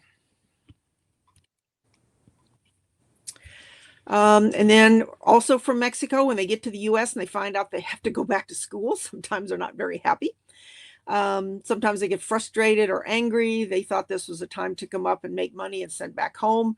And now they're frustrated. The teachers get frustrated when they do sign up for school, because often they are working till 2 a.m. at a restaurant somewhere, or they take days off to help with the family, or they just have other issues on their mind because they didn't come here specifically for an education. They came for money. And I see one of the questions in the chat boxes: are they economic refugees? We consider them economic refugees, but the United States government does not. They do not fit the definition for refugees, and that's the reason we're having so many problems at the border. We also found that many students do not bother to enroll in school. In fact, I worked at a high school for several years that was about half refugee, half Latino, and we had people come in from the migrant organization in the state, and they said they were looking for students where they could do some summer school for these kids, and they wanted to know some apartment complexes where they could go out and try to knock on doors and see what they could find out about getting kids enrolled in summer school. They came back within 2 days and they said, "You will not believe how many kids we found answering the door, never have bothered to enroll in school." And this was just in a 2-day period in a place that's very far from the border in Ohio. If they enroll, they may have to repeat some classes because the requirements here may be different, or they might not have bothered to come with a transcript and they can't get a copy of the transcript for one reason or other. It becomes really, really frustrating. Then we move to El Salvador. The annual income here drops $1,900 a year. Compulsory education goes until age 14. Only about 14% of the students in El Salvador actually finish grade 7, which would approximately be age 14. The Civil War from 79 to 91 tore up the country, and about a fifth of the people left at that time. We know many, many more have left since then. And I don't have in this slide, I don't think, but for several years, Honduras was considered the murder capital of the world. And that title has now moved to El Salvador because of the gangs and the drug violence, and part of it because of the people that we have deported back to El Salvador who were in these gangs, and they're getting a new foothold there in El Salvador. So they've got lots and lots of issues going on there. Extremely common for one person from each family to come to the U.S. and send money back. This is called remittances. Remittances a couple years ago was about 20% of the total country's income. My guess is that percentage has gone up. Then we move to Guatemala. The income's a little better, $1,600. Can you imagine living on $1,600 a year? The country is divided by language and heritage. So when you get to southern Guatemala, around the Guatemala city and the capital, it's much more predominantly Spanish background. But as you get into the highlands and the mountains and farther north, much more indigenous families. Mayan languages are more predominant. And that's the main group that are coming here are coming from those indigenous families and the people that are sort of marginalized in Guatemala itself. Educational compulsion is from ages 7 to 13, but only about 25% are still attending after grade 6. Then we go to Honduras, where we've had so much news lately. The average income now drops to less than $1,000 a year. Gang violence and drugs has torn the country apart for the last 20 years. Compulsory education ends at age 12, but I've had a couple of friends that go down there and do some tutoring and work and so on. They said that there's intermittent electricity, overcrowded schools. The teachers who had an education, the people with money have gotten out because it's so dangerous. So they're left with the more poorly trained and then obviously underpaid teachers because of that. There are fees for books, uniforms, shoes, and I love this one. They charge the kids to take the tests. I've been telling people here, I said, can you imagine if we charged our students to take the tests? Nobody would come to school those days.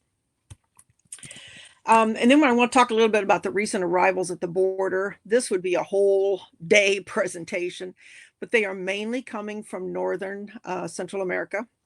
They are mainly children and families. You can see the numbers here from 2018 and 2019 that it's just crazy. In fiscal year 2019, which is October 1 of 2018 to September 30 of 2019, we had 250,000 family units crossing the border. And when we think of the illegal immigration, that we read about in the news, it's not people running across the desert and trying to climb this wall that our president is building. They are people who are going to border crossing stations and turning themselves in. And that's who's ending up in all of these detention centers and so on. And I'm not going to go into all that because we'd be here forever, but that's the people that we're talking about. And then DACA, we don't have time to go into that, but that's also a big political football. The future's unclear now because the Supreme Court was supposed to be discussing it this spring and now it's been put off. This Remain in Mexico policy is really creating de facto refugee camps at our border. We have tens, if not hundreds of thousands of people sitting there waiting for their number to be called. And right now, no numbers are being called. We're still sending back deportations with people who actually have COVID-19 to flights back to these countries. So, I mean, we've just got so many problems with immigration right now, even before the virus. Some other impacts of the virus is, of course, the borders of Mexico and Canada have been closed. Flights to Europe and China have been halted. Refugee camp entry and exit is closed. People can't even get in to teach who are there to teach. And there's a 2-month hold on any immigration right now. This is one study that we recommend if you're interested in knowing what's going on with these children. It's called No Childhood Here, and it's about how difficult it is for children in Latin America right now. And this is a quote from that, and I'm not going to read it because we don't have time, but it just talks about why these children are coming, that most people think they're coming here to make money, but these groups that are coming right now are coming because of the violence. They have nowhere else to go and they have to get out. So in my opinion, they should qualify as refugees, but that's not how our government is looking at them. About 90% of the children who are coming here right now say that violence is the main reason that they're coming. And then normally we would have a stop and think about some of these issues that our Latinx families are facing, especially if they're here undocumented. And right now, on top of all those other issues, they don't qualify for any of the federal assistance, plus many of the jobs that they've been doing, especially like restaurants and so on, are closed. So they are really having many financial issues. So in typical time, what issues are unique to Scythe? Well, we know that they're suffering from stress-related issues, which Judy mentioned before. These kids have lots and lots of trauma from what they dealt with before, from their journey, and then from their life now. They have special literacy and academic requirements due to missing years of school. And some of that is because of what they faced before. Some of it was during the journey. They were not able to go to school. And then when they get here, especially if it's an English only program, they're sitting in school bodily, but they may not be getting a lot out of it. They may be experiencing frequent and strong bouts of frustration, and we know they have a much higher rate of dropping out. And one of the studies done by the Pew Research Center said that the dropout rate for teens who have school problems before they leave is over 70%, while the dropout rate for typical foreign-born children is 8%. I mean, that is, what, 1,000% increase. And we know for our kids, time's a critical factor. They've missed school. How do we make up for that? Some schools are not even allowing children to enter if they think they can't finish by the whatever deadline the state has set up. In Ohio, that's their 22nd birthday. It varies by state. So some states and some school districts say, you know, if you can't finish, we don't want you showing up as a dropout, go on to adult ed programs. Adult ed programs were not designed for this type of students. So that's the students that you're getting in your adult programs. They need some kind of unique program for these older teens. A few places have that program, but not many. So what kind of special services do these students need? I'm going to go through these quickly because we have to turn to questions and answers in a few minutes. This is actually put together by the Colorado.org. They have a fantastic website, and they've got a lot of things on SIFE. So if you're interested in more information on SIFE, go to Colorado.org. These are some school-wide supports that they suggest, and we definitely agree with these. First of all, you need a whole school supportive environment. The kids have to feel welcome, and they have to realize that the school is doing what they can to make provisions for these students and to give them extra support. A newcomer program, which is something I wrote a book about, and a school that I worked in was a newcomer program, and this is really, especially at the high school level, this is what students desperately need. Basic literacy and numeracy classes for the kids with the lowest literacy skills, especially a lot of these kids are not really fluent in their first language as far as literacy. You know, they speak it just fine, but they can't read and write well. And we also found that a lot of our kids don't have basic numeracy. In fact, when we go out and do these workshops, a lot of our teachers say that Algebra 1 at the high school level is just a nightmare for these kids because they don't have the skills to even know, you know, the basic math to try to work their way into an algebra class. We need collaboration between ESL and classroom teachers and all the support personnel that we need. And I'm really worried with the COVID-19 budget cuts that a lot of that support personnel might be cut. Flexible scheduling, especially for those kids that work at night. Sheltered instruction. We really love the SIOP model, especially for these kids. Modifications and accommodations when possible. Teaching them basic strategies to help themselves. Because we only have them for a limited amount of time. And a lot of these kids, the older ones, are adults. They've been taking care of themselves. We need to teach them how to do that even better and what kinds of supports are available for them, because they don't understand what's out there that they have access to. And unfortunately, a lot of things they don't have access to if they don't have the right paperwork. Building partnerships with local organizations and using the full resources of the community to support the immigrant student. So here's some different suggestions that we have at the district level. We think you need to train your personnel to work with the SIFE students. Developing an atmosphere of acceptance. different programming options that will help students, especially middle and high school kids. You don't usually have a course on how to read. And the typical ESL class is so far beyond what these students need. They also need things like after school, Saturday school, summer school, one-on-one tutoring, because what they need is time, and that's where they're going to get that time.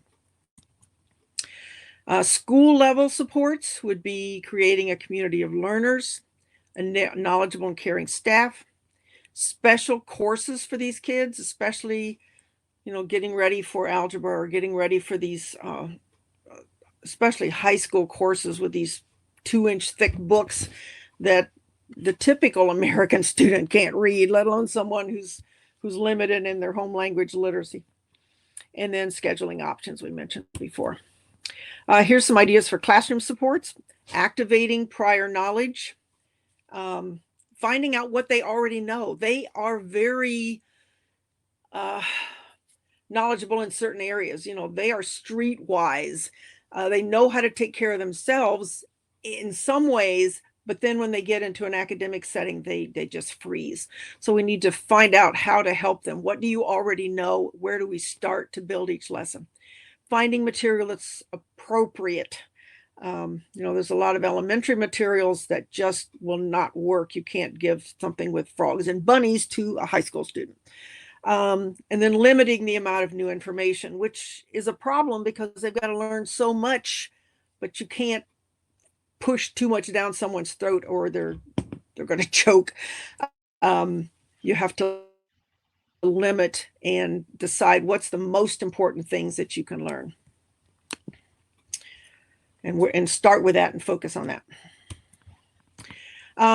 In the handout session or handout section of this presentation, you will see something, I think it's under my name, and it's this page as a handout that you could use if and when we ever get back to our schools. That is really a self-selected chart on, am I doing the right things to help my students? So have I activated prior knowledge? Have I provided an environment that accesses print? Are my students actively engaged? So we've got these 10 questions that, again, come from Kohler in Colorado, from Christina Robertson. She has written so many wonderful things. So if you would download this, it will explain what we think are the best practices and what Christina Robertson thinks are the best practices for working with your SIFE learners. And we also recommend non-academic supports. As we looked at Ricardo at the beginning, some of the issues that this poor guy was having, because in addition to only having 4 years of school, he's been shuffled around from mother to uncle to dad who doesn't want him, with a stepmom, and now he's with another uncle who does want him, but he's so far behind. So what kinds of things can a school do, or how can we hook these children up to the right resources? And many times the problem is they don't want to tell us what their situation is. They're in a situation where they're very nervous about what's going on out in, as far as the government, and they don't want people to know their situation. So we don't even know what they need to hook them up with the right resources. And we want to help these students build resilience. And as Judy mentioned, that's what we are working on right now, is a book that helps us understand what kind of trauma these kids have faced, but also how teachers can help them to build resilience through activities in a classroom. So this is the book that Judy and I wrote, and those little raised hands, it means it's time for some questions and answers. So. Okay, that's great. Oh, is that Amy? No, this is Judy. I just Yes. popped back in. Okay. Oh, yes, Amy. Well, welcome. Welcome to your panel. So we have some questions for you. The first one is from David Freeman, and I believe that you might have addressed perhaps the second part of it, but I'll announce it in full. So David's question is as follows: can you clarify why you chose the two types of SIFE students, Latinos and refugees? I I Well, think mainly that's just probably your answer. numbers. Those are the two biggest groups that we've seen that are safe. So Judy, you want to add? Yeah. Well, I guess the refugee issue has been something that's been in my thinking for a long time in terms of how to how to build resilience and in the learner, and so looking at different aspects of the refugee situation and what teachers need to do beyond teaching reading, writing, mathematics, and how they need to be more receptive to the needs of these learners has been my focus. So. Mm-hmm. Okay, that's great. And then the next question is from Kathy. And Kathy, and you might have addressed part of it, but I'll announce it in full. Kathy's question is, how has COVID-19 changed education in refugee camps? Has school been entirely canceled? And did they have limited resources before? And what's the state of their resources now? I tried. Oh, sorry. Okay. Oh, okay. I just have something very little to say. Okay. The things that have changed in the refugee camp that I'm aware of, and I'm going to turn it over to Brenda after this, is that the creators of Sesame Street have come up with some lessons for the families in refugee camps using the characters from Sesame Street for the young learner. And I don't know where they've received their funding, but I've just probably from the public PBS, but I've just seen a few of these little snippets of what they're doing in the refugee camps for the young learner. And that's basically what I know at this point. And Brenda, sorry. Both Judy and I are in the refugee concerns interest section of Big TESOL. And I am trying to interview a lady in Uganda who is working as a teacher in a refugee camp. And I've emailed her twice, but I haven't had an actual chance to have a phone call with her yet. But she said that she has not been allowed into the camp since the start of the pandemic. And she was working, 5 days a week in this camp, and now she's just sitting and waiting for it to open up again. So at least that's in her situation. I would assume it's similar in most of the camps, but I don't know that for sure. And I saw that one of the presenters said that she lives near a refugee camp, and that she was making the comment that most of the people that live in the camp near her have houses made out of mud. So she might be able to put something in the tab here to say if she knows that teaching is still going on where she is, but that's what I know. Yeah. Okay, and then I think that there were two more questions.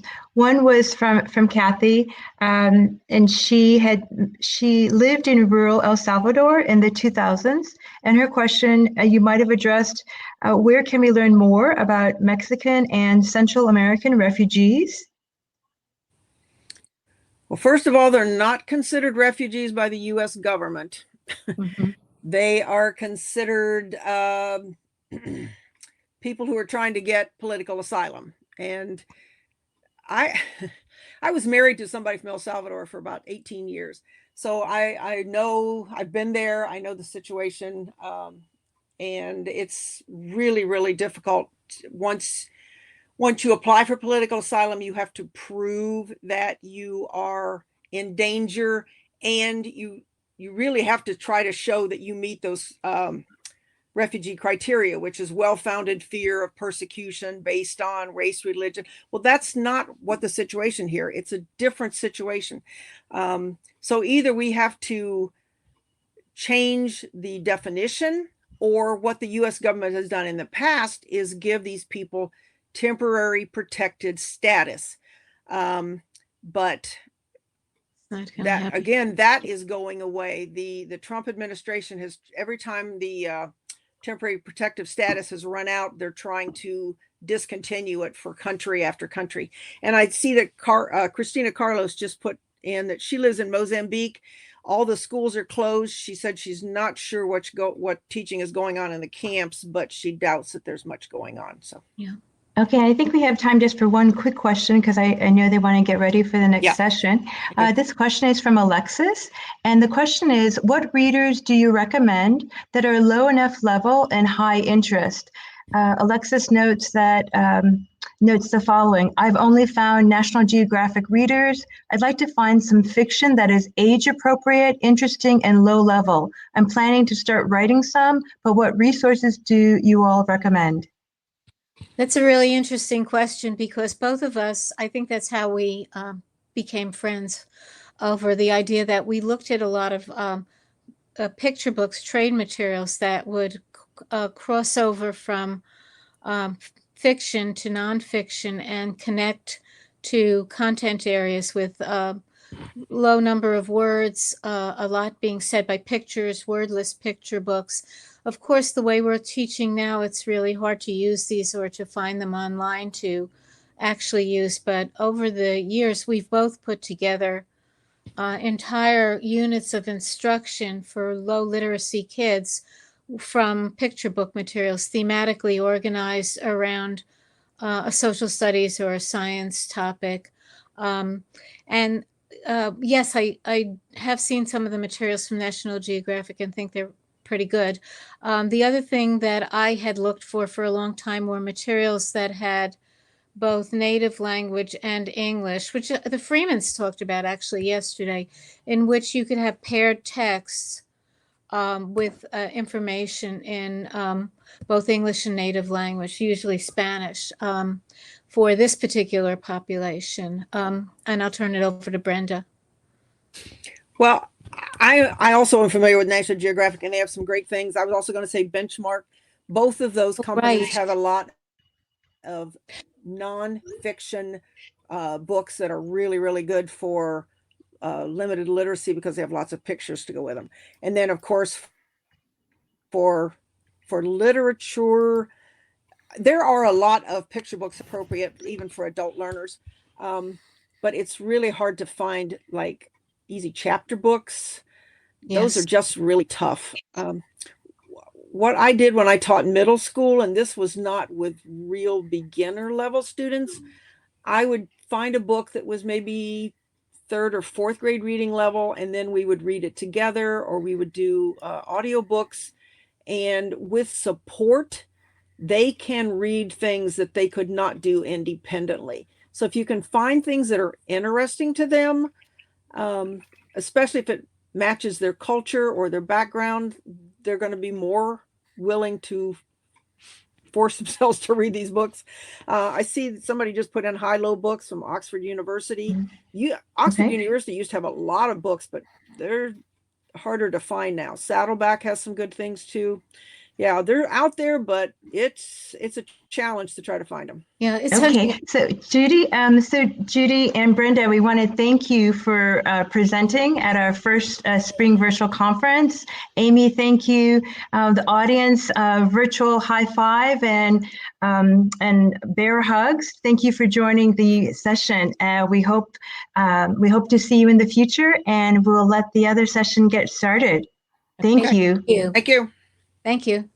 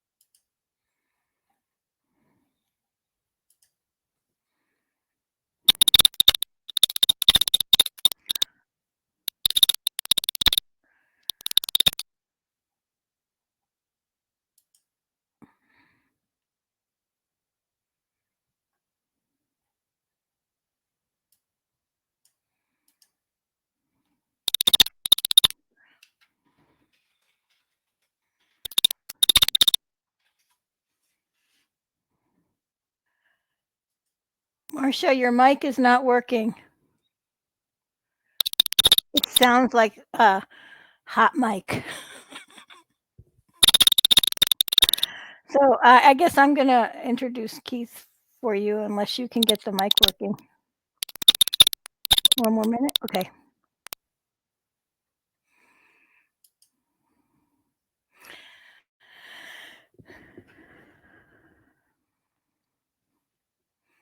So we'll just give Marcia one more minute because she's spent a lot of time deciding how to moderate Keith, and we'd love her to do that.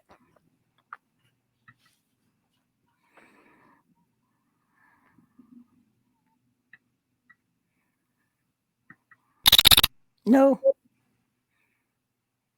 No, no, no. No, you sound like a cricket. So how about we just let Keith go? Keith.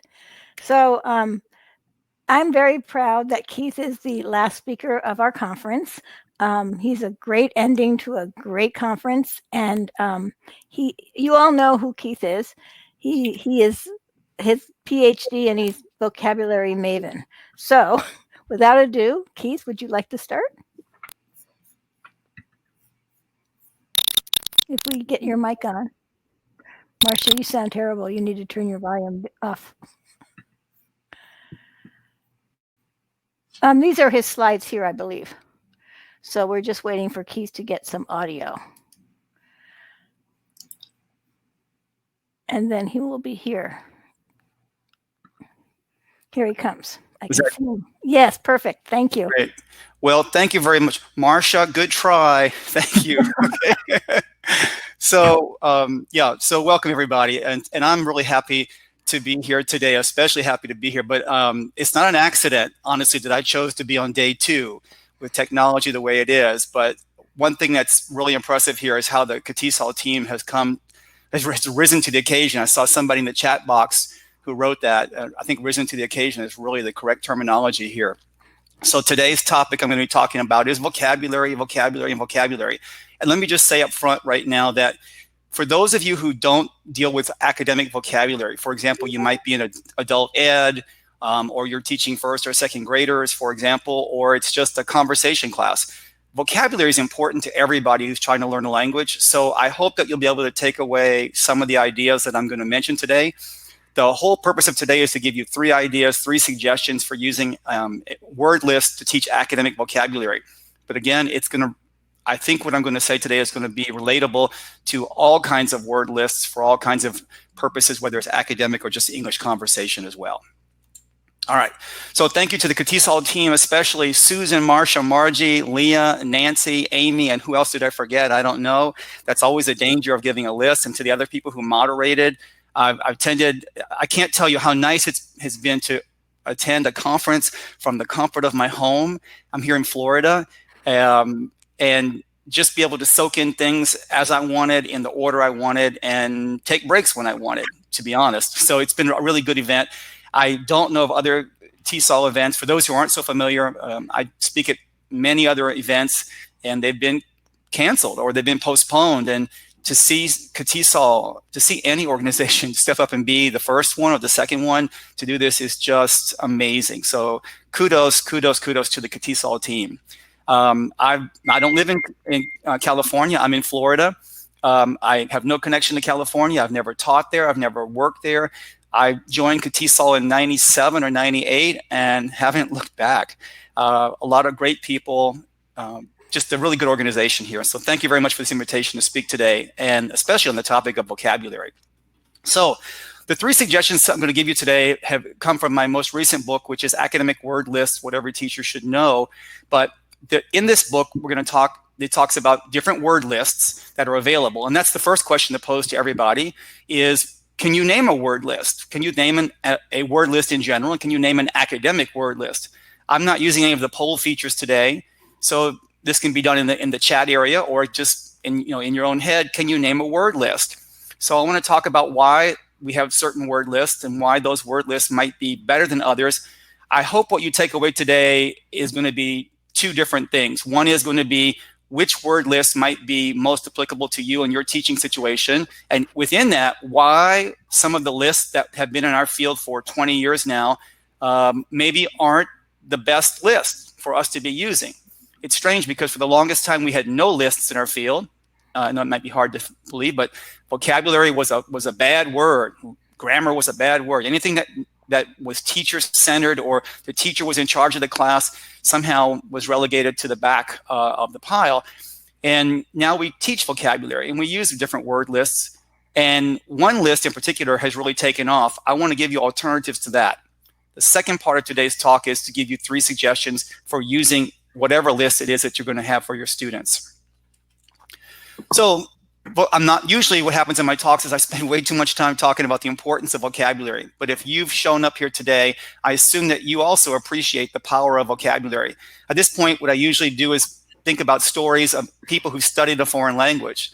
Because if you studied a foreign language, and I don't mean you just took Spanish 1 20 years ago and you know how to say taco, tortilla, and where's the bathroom maybe, and beer. That cerveza seems to be a word everybody learns. It's just that if you actually tried to function in a language, did you actually, so I lost the slides here, sorry. Did I do that? Oh, I can get them back for you. Oh sure, yeah. So yeah, sorry. So yeah, so that when you're in that foreign language and you had to function, as a person who's been through 6 different foreign languages, I have never thought, oh, wow, I really wish I had past perfect progressive today. How do you do this in past perfect progressive? No, what I didn't know was what's the verb for arrive? What's the verb for purchase? What's the adjective for interesting? I don't know how to use those kind of words. It's been vocabulary, vocabulary, and vocabulary. So many famous quotes within our field, but the bottom line is that without vocabulary, you just can't go very far. You can have limited grammar and get by. I'm not an anti-grammar person by a long shot, but I'm saying if I had to spend time on one area to help students improve their English ability, regardless of whether you're doing academic or not, it's going to be vocabulary for me. And I say this as a language teacher and as a language learner. So, oh, this slide came out interesting. So increasing your vocabulary, I'm going to argue in favor of what I call the 4 E's. Extensive exposure to language in listening, reading, and real-world tasks, and then explicit effort through instruction, word lists, and mental effort. So I'm going to talk about these without going on to a different slide right now, but listening and reading, I think that's pretty obvious. I think about the different languages that I've been able to study and learn and function in, and my best one by far is Spanish. So with listening, and real-world tasks there, I spent hours and hours and hours at the lunch table in the cafeteria, in the dormitory when I was in college, not with my Spanish teacher, but with students from Honduras, Venezuela, Colombia, Argentina, trying to understand what they were saying. And that interaction where I was in a real world task, I really want to know what you're saying. I really want to participate in this conversation. And then with reading tasks, early on, this was way before email when I was learning Spanish, but I used to write letters back and forth to people. And I had to read this real letter, which didn't have a glossary, okay? It was real reading for a real purpose. So extensive exposure to that. A side note here, I know we have heard a lot in the past about the natural approach and why explicit attention to anything might be a negative. Explicit attention to grammar, reading, writing, vocabulary, pronunciation is not a negative, is definitely not a negative for me as a language learner at all. Natural approach works fine. All of us are products of the natural approach as we learn English or Spanish, whatever our first language was. But that's because we had 18 plus years or 12 plus years or how many plus years to figure it out and be involved in that. And my students don't have the luxury of time or this natural exposure. So how can you speed this up somehow? This is not first language learning. This is second language learning or third language learning. And you need explicit attention to some of these things. So when I say explicit effort, I mean you don't pick up a language accidentally unless you live in that place for 10, 15 years, which is the first part, the blue box on the left-hand side. Many of my students are in a theoretically an ESL environment. So I'm here in Central Florida. I'm sure what I'm going to say is very similar to wherever you are right now. But when my students leave class here in Central Florida, in theory, they're surrounded by English. In reality, they're surrounded by all their friends who speak Spanish or Haitian Creole or Russian or whatever their first language is. That's normal and natural. That's what is really happening out there. So you don't have the luxury of time, 12 years, and you don't have the luxury of extensive interaction, extensive exposure. How do you compensate for that? Well, it's more than compensation. It's a way to speed this process up, I think, and that's explicit attention. So I have instruction, word lists, and mental effort. I want to do the second and third ones first. The word list is what I'm going to talk about today, the power of vocabulary and why you need hundreds and thousands of vocabulary ideas, units. I'm saying vocabulary units because when I talk about vocabulary, most teachers think about individual words like the word dozen or the word giraffe. No, it's phrases like a dozen eggs or a dozen donuts, that whole chunk, if you will. Or it has come to my attention, that whole chunk is not a combination of it plus has plus come plus, no, it has come to my attention, it has come to our attention. Research suggests that is a common chunk that you will see in academic writing, okay? So those chunks, each one of those counts as a vocabulary unit or word or whatever you want to call it there. There are word lists for words, and there are word lists that include phrases, and there are word lists that include idioms, and there are word lists that include chunks or collocations as well. Mental effort. You really have to want to do this. You need to keep a vocabulary notebook, for example. You don't accidentally keep a record of all the new words. What I call it is training my students to become aggressive vocabulary hunters. I'm going to teach a lot of words in class, but I can't possibly teach you all the words you need. You need to do a lot of this on your own. So in class, I'm going to cover important words. That's why I use a word list. That first one where I say instruction, most people would equate instruction with a teacher in a class instructing you or a computer program instructing you. There's actually another component that a lot of people don't give much attention to, and that is what happens inside your own head. Now, what do I mean by this? So my Spanish is pretty good, actually, but I still receive a little Spanish lesson every day from the equivalent of dictionary.com in Spanish, where they give you a word a day and they give you 2 sample sentences. So a lot of times the word might be something very disappointing. Like today's word is giraffe. And I think, oh my gosh, giraffe. Why is giraffe the word of the day? That makes no sense for me. So the giraffe, and I know the word giraffe, jirafa. I know the word giraffe, and I know it's feminine, so it's la jirafa or una jirafa. I know all of that. But when I read the sentence, that word giraffe will be, maybe it'll say something like, the last one was, in fact, among the many animals found on the savannas of Africa is the giraffe, blah, blah, blah. And I thought, oh, this word savanna, I didn't know what that word was. And among, it wasn't the among that I knew. For example, between you and me or among us, it was a different word. My point is, every day I get those 2 sample sentences, I dissect those sentences to heck and back, okay? Because I'm an aggressive vocabulary hunter and I need to improve my Spanish. So if it's the word adjacent, for example, I learned the word adjacent, but in Spanish, if you have the word adjacent, what goes after adjacent? Do they use something? Because in English, you have to have the word to. If you have the word adjacent, it's always adjacent to, right? So my point is that instruction can be from yourself, where you're actually teaching I hate to say teaching yourself, that makes you think you're doing the whole course on your own. I'm just saying you need to be a person who notices language to the nth degree. Those are the people that are the better language learners. Hey, Larry, what's up? Hey, have you guys had a student over the years, for example? I'm sure you may have had a student, you thought, wow, this person, she's really good or he's really good. And why is that person so good? Well, I think one reason that makes them good is this list, that they have mental effort. They're really trying. They're not just going to class and being and existing. They're doing the homework. You have to go beyond that. They're using word lists or something with vocabulary. The better language learners have a certain set of strategies. There's not this is the best strategy for, period.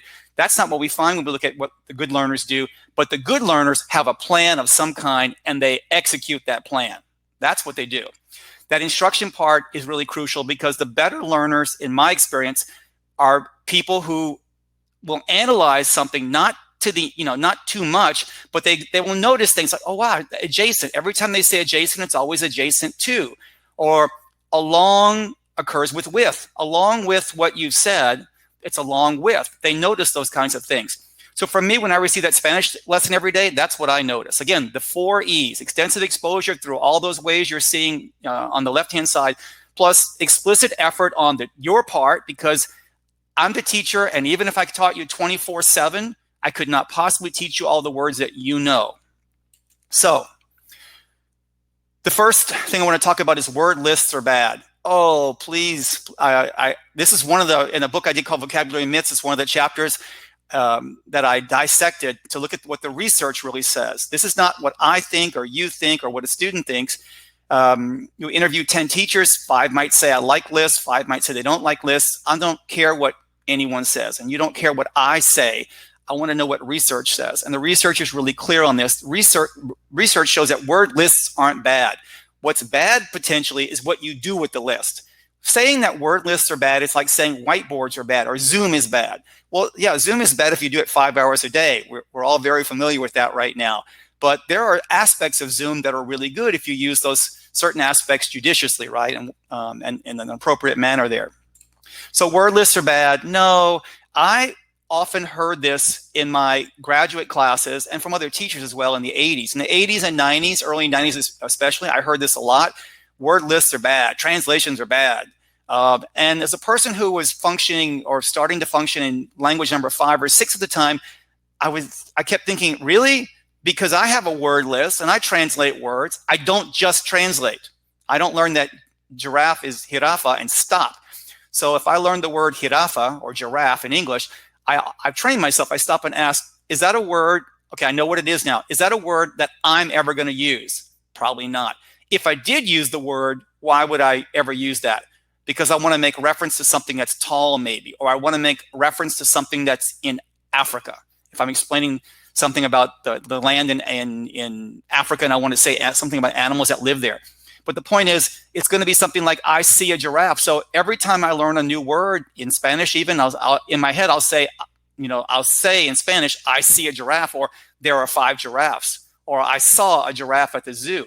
I try to imagine how I would use it, not in this massive, big context, but in a nice, short little phrase. So in Vocabulary Myths, a book that I did back in 2004, there's a whole chapter in this book that talks about the research showing that word lists are not bad. This book is organized around 8 myths, and one of the biggest myths is that word lists are bad. I think that in 2020, we're actually most of us don't believe that word lists are bad anymore. I think that people see them as being boring, and that doesn't speak about the quality of the list. That speaks about the quality of what you're doing with the list, right? That's like saying that the gym is boring. No, the gym is not boring. What you do there might be boring. Don't confuse the two. A list isn't bad. So I want to talk today about different ways you might use these lists. Because we're talking today about academic language, academic vocabulary, I want to talk about what you think academic language might be. In a moment, we're going to give you guys a chance to test out your ability. This is the interactive part. We'll let you test out in 3 tasks. We'll let you test your ability to find academic vocabulary. But let's start with a definition. So what is academic language? Well, there is no standard definition of this. And in fact, if you don't believe me, when you finish this session, or since you're on a computer now, just Google academic language in quotes and see what you get. You might get different articles about it, but if you ask 10 people, you'll get 11 different definitions. It's not very clear. So I'm just going to go to one definition I found by Jim Cummins, an expert in second language learning here, who defines academic language as the sum of vocabulary, grammatical constructions, and language functions that students are going to encounter in the materials that they need to function in a school setting. So we've got 3 things: vocabulary, grammatical constructions, and language functions. So the grammar part and vocabulary part might make sense to you, but the language functions, I'm going to say what I think one of those functions might be. So for example, in an academic setting, my students go to office hours. Now, if you're in a junior high or high school, this may not be the same for you, but well, let's go to something different that's everybody can relate to. Your students want to send you an email to ask you a question. How do you start that email? What's the function is to, your language function is to start the email and not sound weird or strange or rude. But I'll have students that will start off with, hey, my name's not Hey. I don't respond to hey. Dear Keith, I am not Keith to anybody that I'm teaching in a class. That's unless at a graduate level, maybe. So we teach students how to go about doing this. Or I was going to say with office hours. Office hours, if you look at that as one language function, it's not an hour long. An office hour actually lasts about 15 minutes, right? 10, 15 minutes, ask a question, get out. You need to come with a specific question. So vocabulary, grammar, and language functions, all of those combined. Today, I'm talking primarily about vocabulary, but I will talk about grammar a little bit too. So here's your test, everybody. I'm going to give you 3 chances to see what you can do here. I'm going to use not something that I wrote or you wrote or a student wrote. I'm going to go to a real academic passage. So I chose 3 passages from academic materials, and I want you to find the academic words in these passages. And I will start. I'm going to have a test here. See if we're the smiley face or the sort of smiley face here. So here's your first one.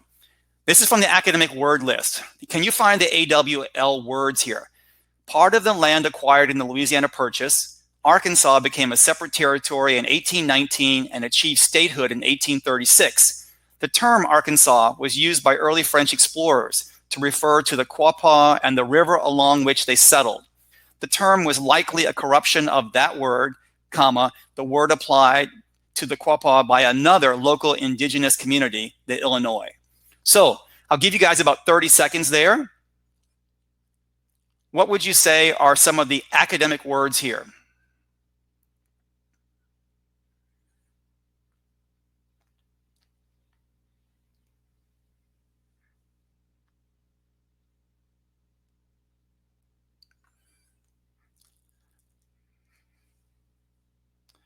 And if you look at the words that are popping up, you see that we're getting different words.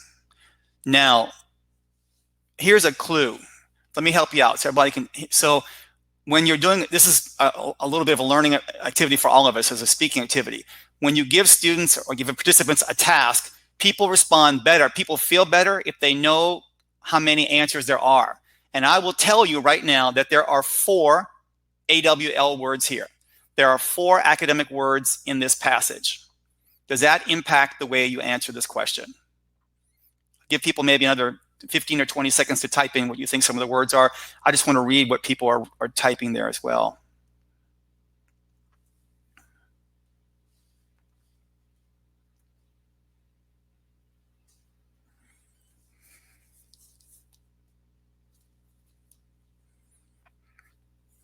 So I see someone mention tiers or levels, and that's true that if you are a K-12 teacher, K-12 teachers often talk about what they call tier 1, tier 2, and tier 3. And for those who aren't familiar with that situation, so in the academic ESL, intensive English courses, college courses, we tend to talk about general vocabulary and then academic vocabulary. And then of course there are words like Arkansas or Quapaw, which is these proper nouns. Proper nouns are not going to be on anyone's list because that's very specific to whatever the subject matter is. So if you think about tier 1 for the K-12 group, tier 1, tier 2, and tier 3. Tier 1 is super common vocabulary words. In the higher ed situation or adult ed, it's what we would call tier 1 would be the first 2,000 words of English. Also on a list called the GSL, the General Service List. So the first 2,000 words for everybody are considered tier 1 for K-12, or they're considered general vocabulary for the people who are not K-12. And then K-12 talks about something called tier 2. A lot of those tier 2 words are words that we would call AWL in higher ed, as are some of the tier 3 words. The problem I have with that label of tier 2 and tier 3 is there is no standard definition of that. There's no word count for it. There's no, when words are a certain frequency. Tier 2 and tier 3 appear to be based a lot of times on intuition. And when you have intuition, then we have a problem for me as a person who does word lists. I'm not saying that teachers can't make their own word list. More power to you. People are busy. Teachers are super busy. So what I'm saying is a word that you might think is common, like book and pencil and paper, is not a common word outside of schools. So tests and students and education and learning are not super common words there, all right? So, by the way, here are the answers for what I just gave you. I killed enough time for you. Acquired, purchased, achieved, and community are these. The academic word list, April Cox said 2000 is sort of the standard in our field today. I use the AWL for today's activity because the AWL is the one that's most known in our field for academic language. And I'm going to talk at the end about why I would agree or disagree with some of these. So those are those 4. Let's see how else you can do. So here's the other one. So can you find the AWL words here? The ADEA forbids age discrimination against people who are age 40 or older. It does not protect workers under the age of 40, although some states have laws that protect younger workers from age discrimination. It is not illegal for an employer to favor an older worker over a younger one. I'm really happy to read this, thank you. Even if both workers are age 40 or older. So I'll give you a 30 seconds or so. Can you find the words here? How many do you think are here? So I see people saying I didn't get the answers right. And that's my point, is that this is all being done very individually, and it goes back to the fact that there's not a common definition of this. And what we're proposing people who make lists is that this be based on frequency and where the words occur. And I'll talk about that a little later. Maybe, I'm hoping in the Q&A some of these will come up as well. So I will tell you that there are 2 AWL words in this list. I would have chosen more, but my opinion is worthless because we're looking at, now it might be a word that my students might not know, but it doesn't make it academic. It makes it a word that my students might not know. So 2 words. All right, that maybe is enough time there. What do you think? All right, I'm looking up to the side. I see discrimination a lot, illegal, protect, forbid. See, forbid is a word my students wouldn't know. I would have to teach the word forbid. All right, answers are there are 2 of them. Discrimination occurs twice, and the word illegal. And so I personally would have chosen other words. So for example, look at the word although. So although is one of those words that might come up as tier 2, I think in the K-12, I'm just guessing here, tier 2 setting. Although is you might say, well, that's a common word. Yeah, but it's not one of the first 2,000 words. It's not as common as the word but. When someone asks me if I want to go get a sandwich or get 3 tacos at the restaurant down the street, I don't say, although that sounds like a really good idea, I think I'm going to wait, unless I'm trying to be funny or a little distant. You know, I wouldn't use the word although like that at the front of a sentence, especially. All right. So it's only 2 here. Let's try one more here. So those who know me a little bit, I'm a fanatic about several things: tennis, tennis, vocabulary, grammar, and the aurora borealis, the northern lights. And so this is a picture of me. I'm not sure, it depends on your computer, and you can see the green behind us here, but the aurora borealis 2 years ago. Throughout the ages, since we can't travel anywhere now, we have to reminisce. Throughout the ages, the lights of the aurora borealis were believed to be messengers of gods, signs of apocalypse, or souls of the dead. Even the most sophisticated scientists misapprehended their cause. Now, Lucy Jago tells the story of the science and the romance of the Northern Lights as she traces the adventure of the life of the visionary Norwegian scientist Christian Birkeland. So, what would you guys guess to be the AWL words here?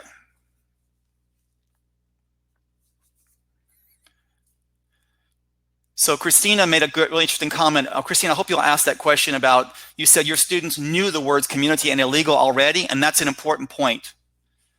And then someone asked about the AWL words, where they come from. Well, the AWL words are, again, in the book I explain all of this, but the academic word list is freely available. If you Google AWL, and don't just do AWL because you'll get all the tools from Home Depot, but you have to put in AWL vocabulary and you'll easily find word lists there. And there are ways to use those lists and there are ways not to use the word list that I'll talk about in a moment. But I will tell you here, everybody, there's only one AWL word here.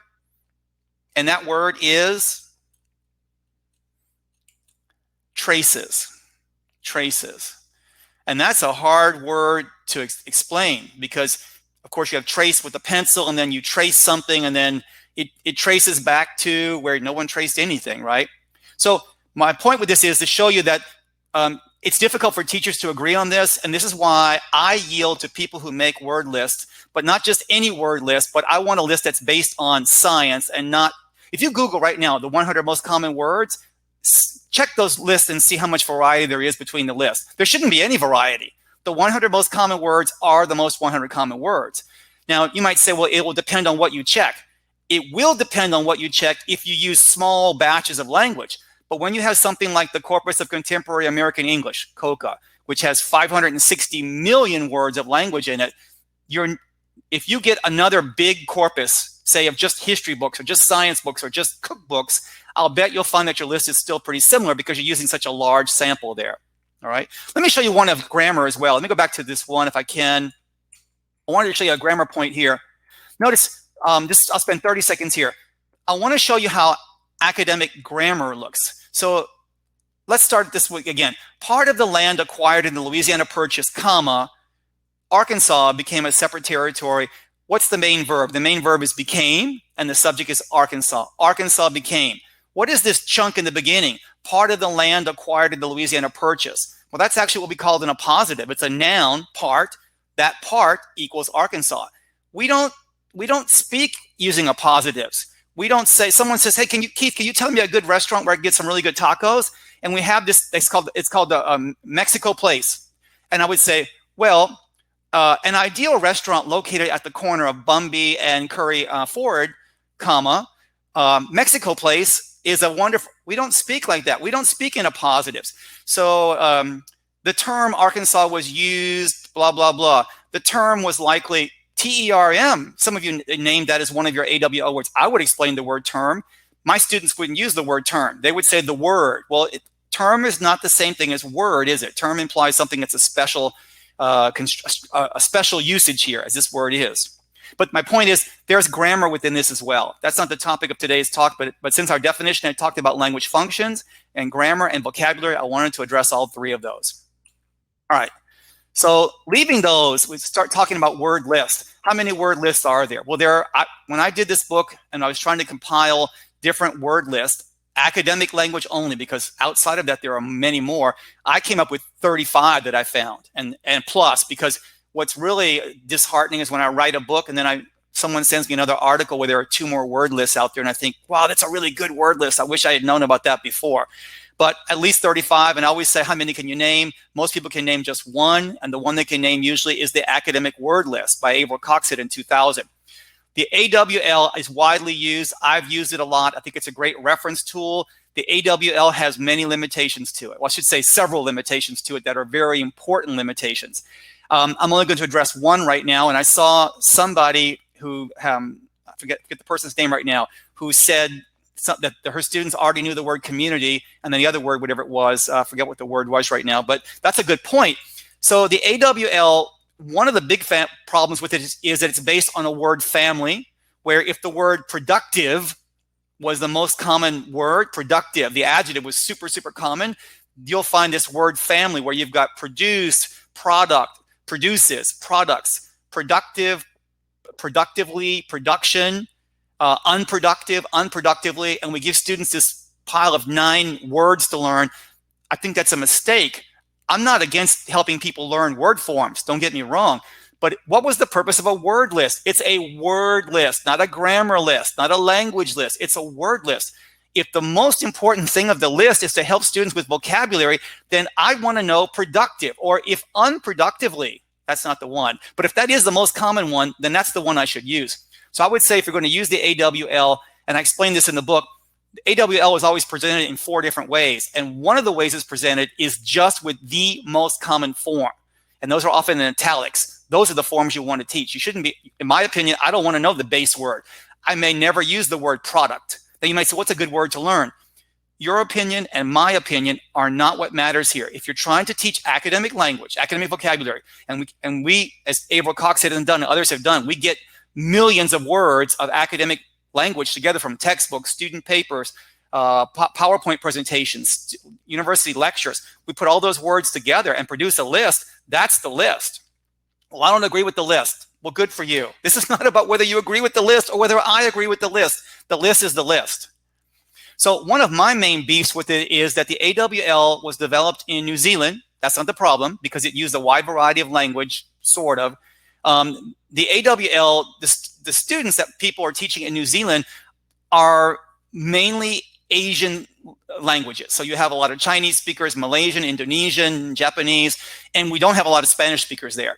So that's a problem for me, because what if you look at the AWL list, which has 570 words on it? How many of the AWL words are actually cognates in Spanish? I say Spanish because the last stat that I saw was that across the board in the United States in a K-12 setting, 78% of ESL students are Spanish speakers. So roughly 4 out of 5.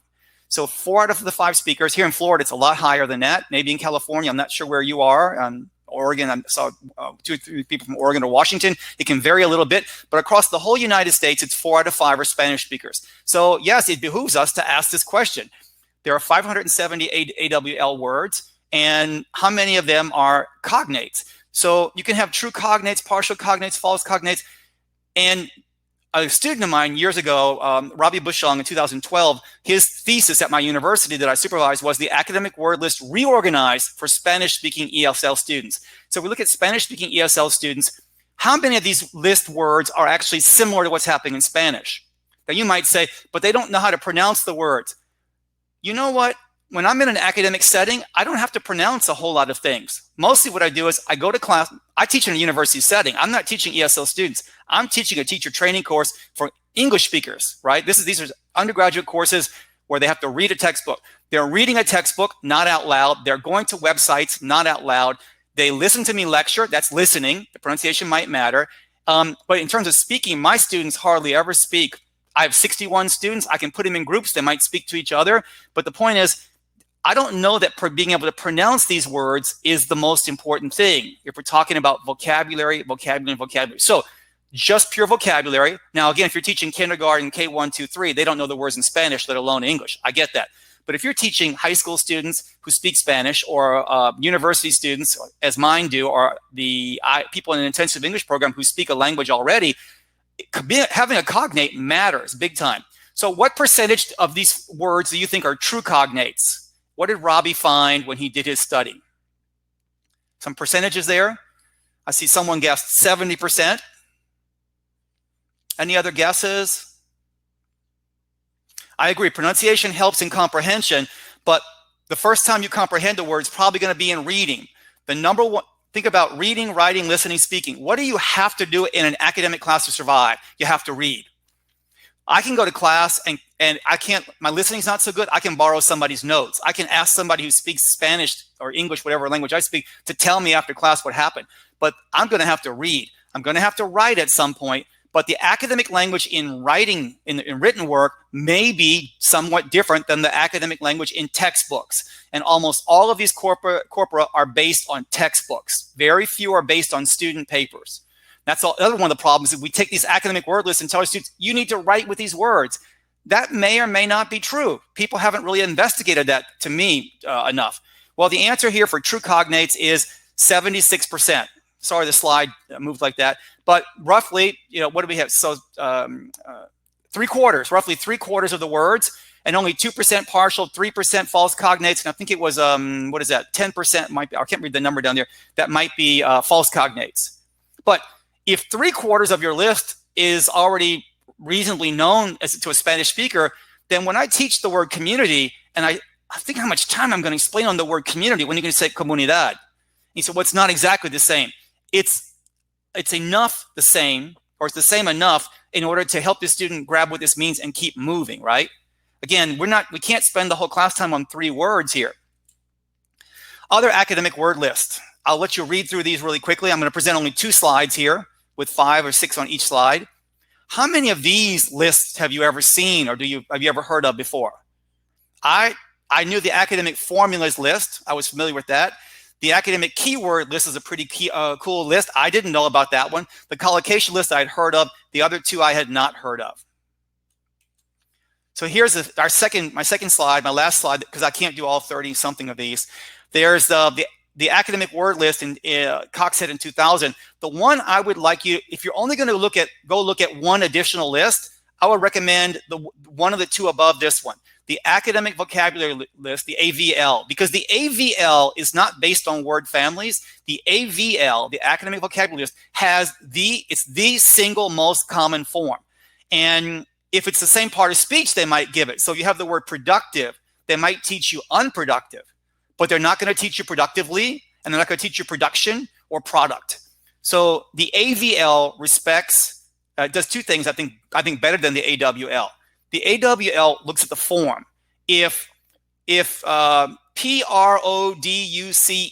again, PRODUCE, which can be produce, the verb, and produce, what you find at the supermarket in the vegetable area, right? So in the AWL, those two things would be treated as one product, because it just searched for letters. But the AVL is based on part of speech. So production and productive would be treated differently. Productive, I'm just going to make these numbers up. Productive might be word number 500, and production might be word 800. They're not going to teach them at the same time because they're not as useful to you at the same time, right? So having said that, our three suggestions here, three ideas for using these words. Whatever list you're going to pick, the first thing is, this is suggestion 3 in the book. So the book gives 10 different ideas. Suggestion 3 is never attempt to use the whole list.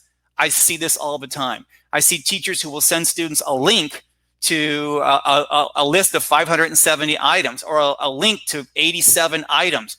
What do you do with these 87 items? That's what the teacher's supposed to do.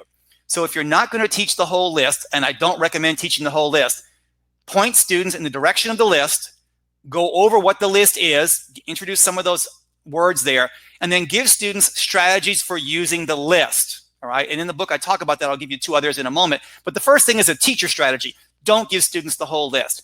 And when you find students who say, oh, teacher, I found this really great list, and they show you the list, then you might want to talk. This is teacherese, meaning do this. I'm saying you might want to tell them, means tell them. You might want to talk them out of doing this, because that leads me into my second caveat. My second suggestion is when you learn words, that AWL has 570 items. That's way too many items at one time. The creator of the list did not intend for anybody to attempt 570 items at one time. So if you're going to use a shortened list of 10 items or 15 items or 25 items, whatever your magic number is going to be, then what I would like you to do is choose words that don't look alike or sound alike. So earlier, someone said something about knowing the sound of the word is important for remembering vocabulary. That's true, actually, because when I learned Japanese, for example, I know a lot of Japanese words that I can't write because I don't know the kanji for all of those words. So the word for cat is neko. If you show me flashcards, I can find neko, but I can't write neko. But if I hear neko, I know what it means. All right. So it was frustrating that I would hear a word in class and I couldn't write it down. I was writing it down in English, but I couldn't write it down in Japanese.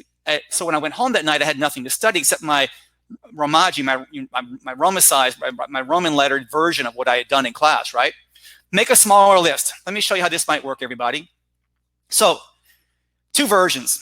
So on the left-hand side, we have analysis, approach, area, assessment. I'll let you read that list. Those are just grabbing 12 words from the list. Now, they're not, that's not exactly an alphabetical, that's an alphabetical order, but I took out some words. So I didn't just grab the first 12 words of a list. I actually pulled some out and created this list here. Now, what's the problem with that list? How many words start with A? I've got, 6, 7 words that start with A. When people learn a brand new word, or anything new, I would argue, when you learn a brand new word, that new item is competing in your brain for other things that you already know that remind you of that. And so it's easier to learn something that's a little different. It's similar but different than what you already know, as opposed to learning, for example, 2 things that are exactly the same at the exact same time. My favorite example is from level 1 ESL, kitchen and chicken. Kitchen is a place, and chicken is an animal or some kind of meat. The point is, they're not the same thing. But because students learn kitchen and chicken at more or less the same time in their English career, and kitchen, look at the sounds in kitchen, kitchen, 4 sounds, and chicken have the same 4 sounds, just reorganized. So kitchen and chicken, they're both 2-syllable words. They're both stressed on the first syllable, and they look alike and they sound alike, and they're kind of related. Food, kitchen, I get it. So that's a recipe for disaster, okay? So when you give students words to learn, if you have to teach this whole list at some point, whatever you're teaching, you might not control the list, but you control which chunks you teach and in which order these words are taught. Please give your students chunks of vocabulary that don't look alike or sound alike. So On the left-hand side, you might say there are 7 A's, 2 C's, 1 E, and 2 F's. But I also look at over here, the word number 4, assessment. Number 10, environment. I've got 2 ment words. That's not good for me. I've got authority in number 6. I've got community in number 8. That's not good for me either. I've got 2 ITY words. Final and focus, start with an F, 2 syllables, consonant, vowel, consonant, vowel, consonant. Disaster. There's final and focus have no connection in terms of meaning, but that's going to cause a problem potentially. So I would rather have things that look different whenever I can. And my last point today is, when you're first trying to learn a word, the very first strategy I teach my students to do is look at the word and ask yourself, do I know this word already? If I know this word, do I know it kind of, a little, or do I really know it? If I kind of know it, is it a word I think I've heard or a word I saw? Did I hear it? Was it listening? Or did I see it? Was it in reading and writing maybe, all right? Was it on the teacher's, on the word wall somewhere? Was it on a website? Where did I see this thing, right? What's my connection to the word? Or, yeah, I know this word. I just can't say it out loud. There are a lot of GRE words and SAT words, right? Even for native speakers. I see one of these words. I don't know how to say that word. I know what it means. I don't want to say it out loud because I've never heard anybody actually say that word, which tells me it's a word that we usually see in print as opposed to something that's almost always there, all right? So what you want to do is something like this. You get here are the 12 words we're going to practice, everybody. Here's my list that I've made for us today. We go from A to V, right? And you don't find any duplicates there. There are some long words. There are some short words. There's only one plural word, that's variables. There's only one ANT, significant, one shun, that's legislation, and then data, a little short word. I would ask my students first, look at these 12 words. Which word looks the weirdest to you? Which word do you think maybe is not even English? Which is so strange it might not be English, like xylophone or something like that, right?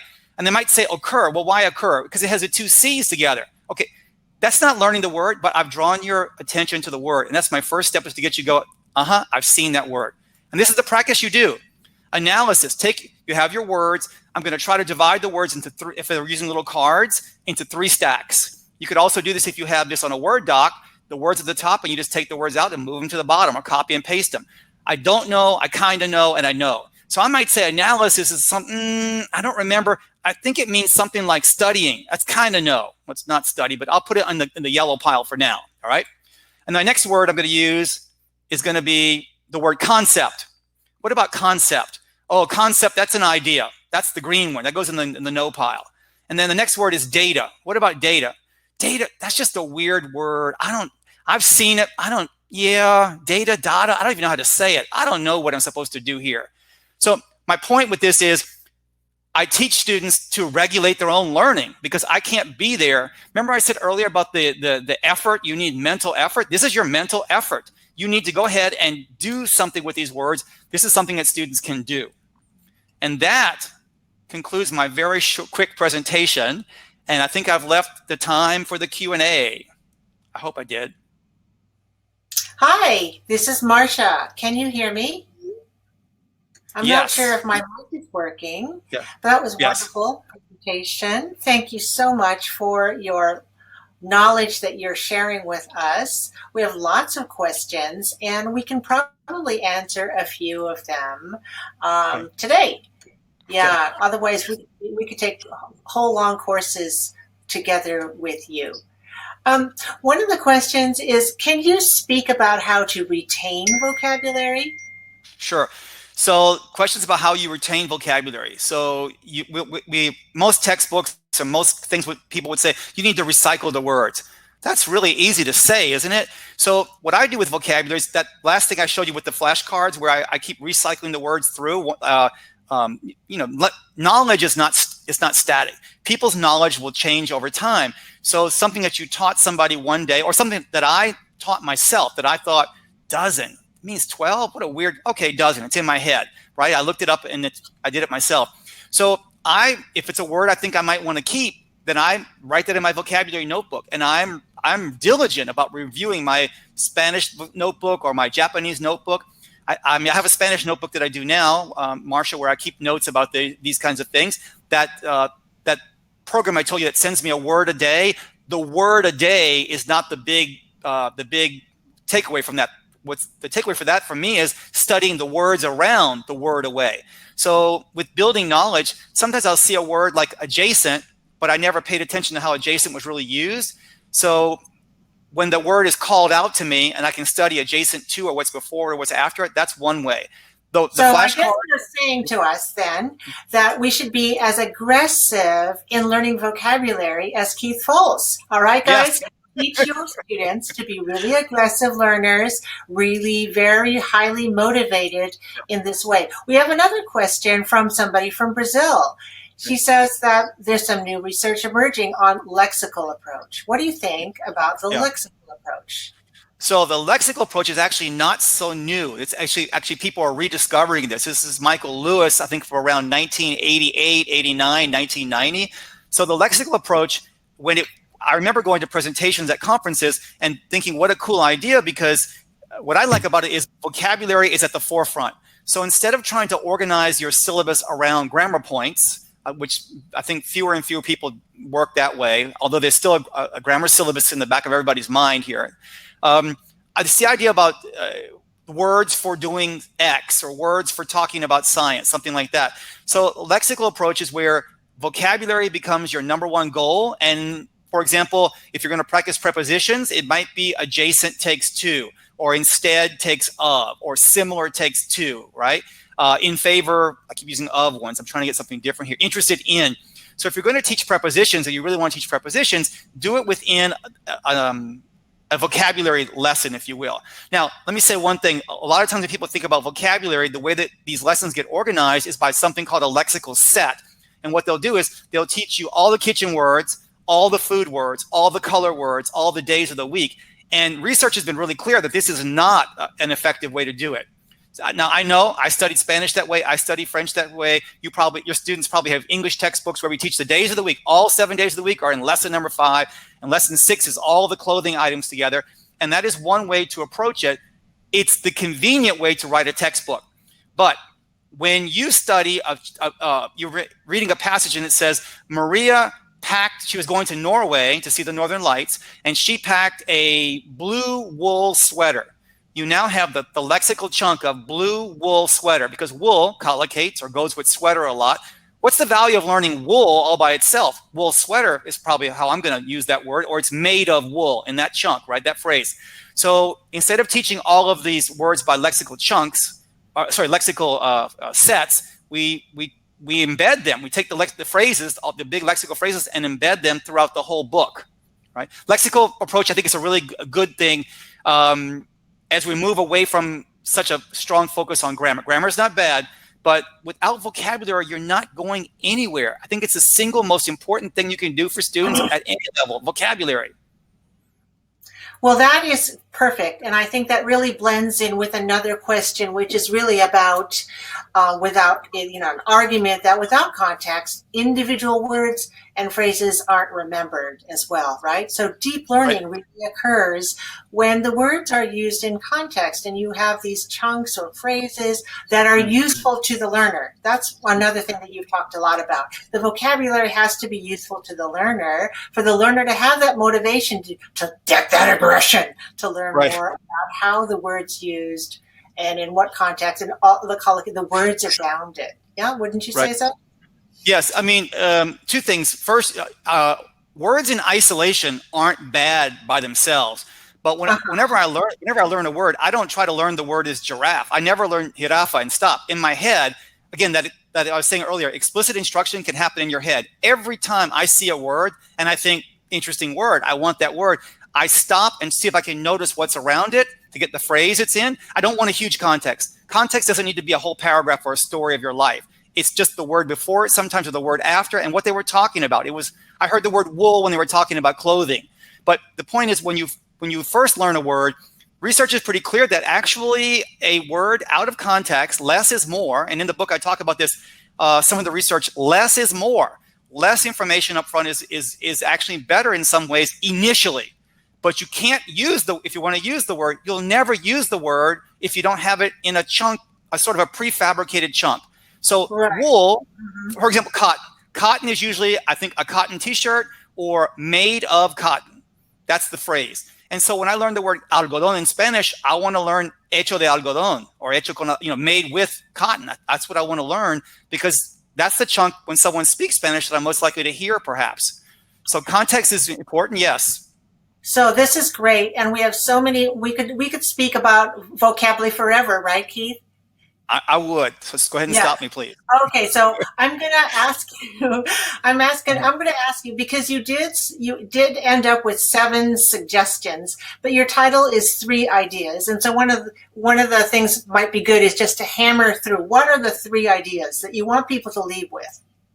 Right. So the 3 things we talked about today were from the book. It was numbers 3, 4, and 7. So the first one I talked about today was the idea of when you use a list. You have a list that has 500 items or 100 items. Don't give students the whole list, right? And if your students take a whole list, help them understand that learning the list from A to Z is not the purpose. The second thing is that within that list, you go through and help students figure out a smaller list. So if you want to practice this list in class, choose 12 items. 12 is a good number. 15, 10, 8, whatever your magic number is going to be based on your time that you have in class. Pick that number and choose 7, 8, 10, 12 words. Make the words look as different from each other as possible and sound as different from each other as possible to help students be able to learn those words more easily, right? And the third thing we said was how to practice these words. And one idea was, if you imagine that your stack of 50 words or 20 words, if you had 20 little note cards, right? So you actually have these 20 cards, then what I would do is say, take these cards, stare at the card, and ask yourself, is it a word I know, I kind of know, or I have no idea? And test yourself. On the back, have something about the word, see if you got it right or not. And then when you finish, start with the words you kind of know. Start with the words you don't know. But as someone said about recycle, Thank you. That is really awesome. I hate to have you stop, because I think we could just sit here and listen for a long time, right, everybody? But we're going to give you, first of all, accolades. Thank you very, very much for, first of all, participating as our speaker here at our first virtual conference, and for closing out our session here. We're very, very grateful to you, and we want to give people maybe just a couple moments to get a little break before we come back with our president, Susan Gaer, at 2 o'clock. Thank you so very, very much. Thanks, Marcia. Good one. Okay.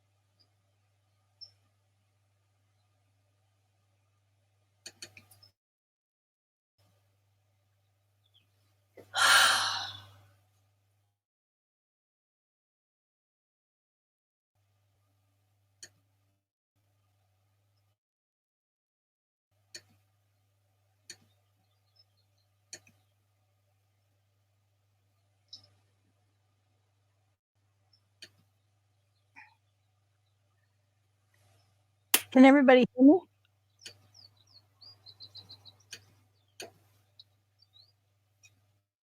Okay.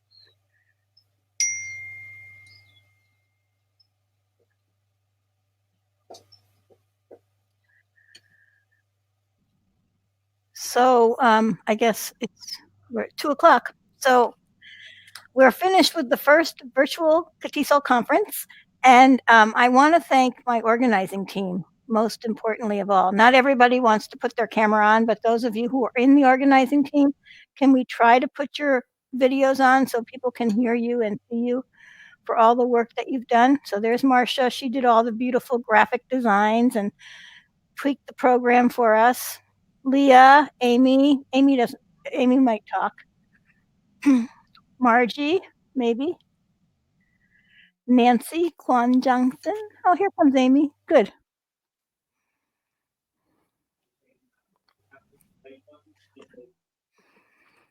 Leah Kami Stein, Nancy Kwong Johnson.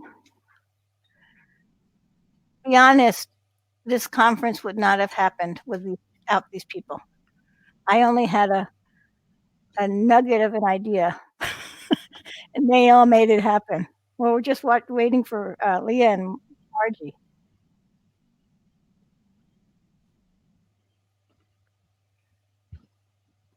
Maybe they're having an issue. So anyhow, with Leah and Margie, this is our conference team, and Nancy was doing all the social media. If you saw the Facebook post or the Twitter post, that was her.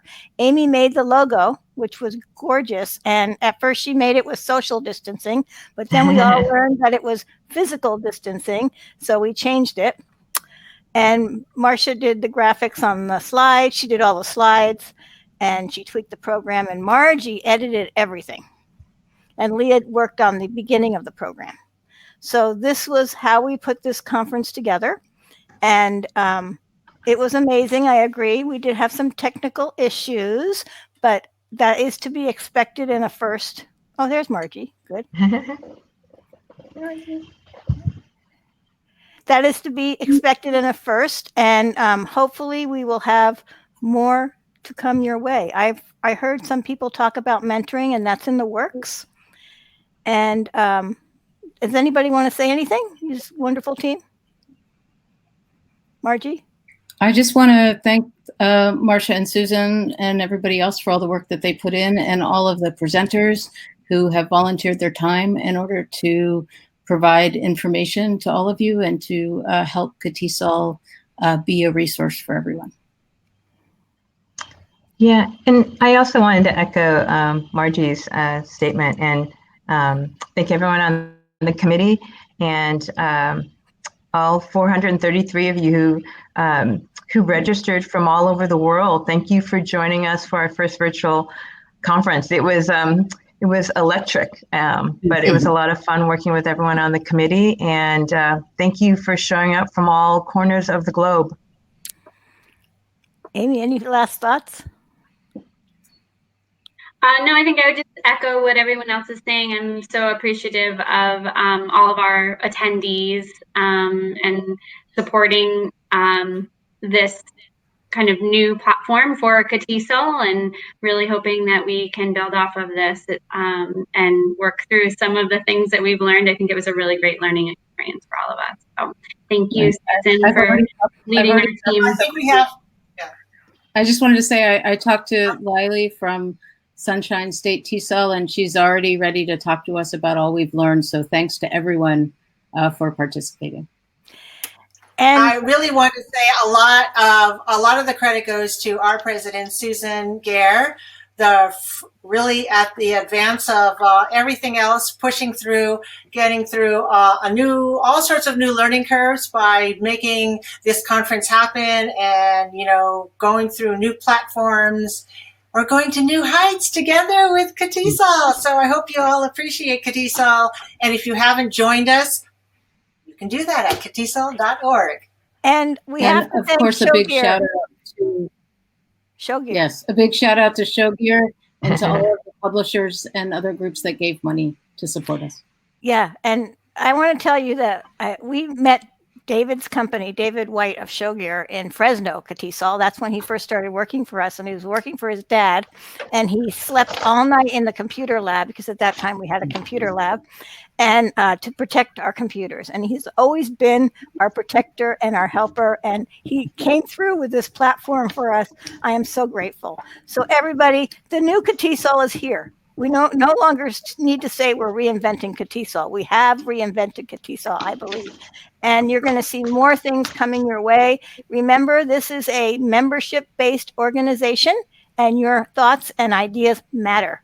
So feel free to email catisol@catisol.org with questions, suggestions, requests, whatever you want or need from this organization. We're here for you. Thank you very, very much, and go have a nice Mother's Day. A few more things to say before you finish here. right? I We do. need to say some things about what's next, right? About what is going to be coming into their email boxes. So I'm going to pass through these, which you have seen already, right? Unfortunately, apparently these have already been going out to their email boxes. Oh, okay. We filled our entire allotment of Google Forms, and so I had to dump everything, and I reset the form, but the certificate will no longer work, so I will send them manually to you. Oh, just so you know. So please do the evaluation. If you haven't done the evaluation, don't do it. I mean, you can do it, but if you've done it, don't do it again. And then maybe again, just to thank our partners, Show Gear, and our sponsors, National Geographic, Pearson, Custodio Education Foundation, and Sunburst Media. So thank you.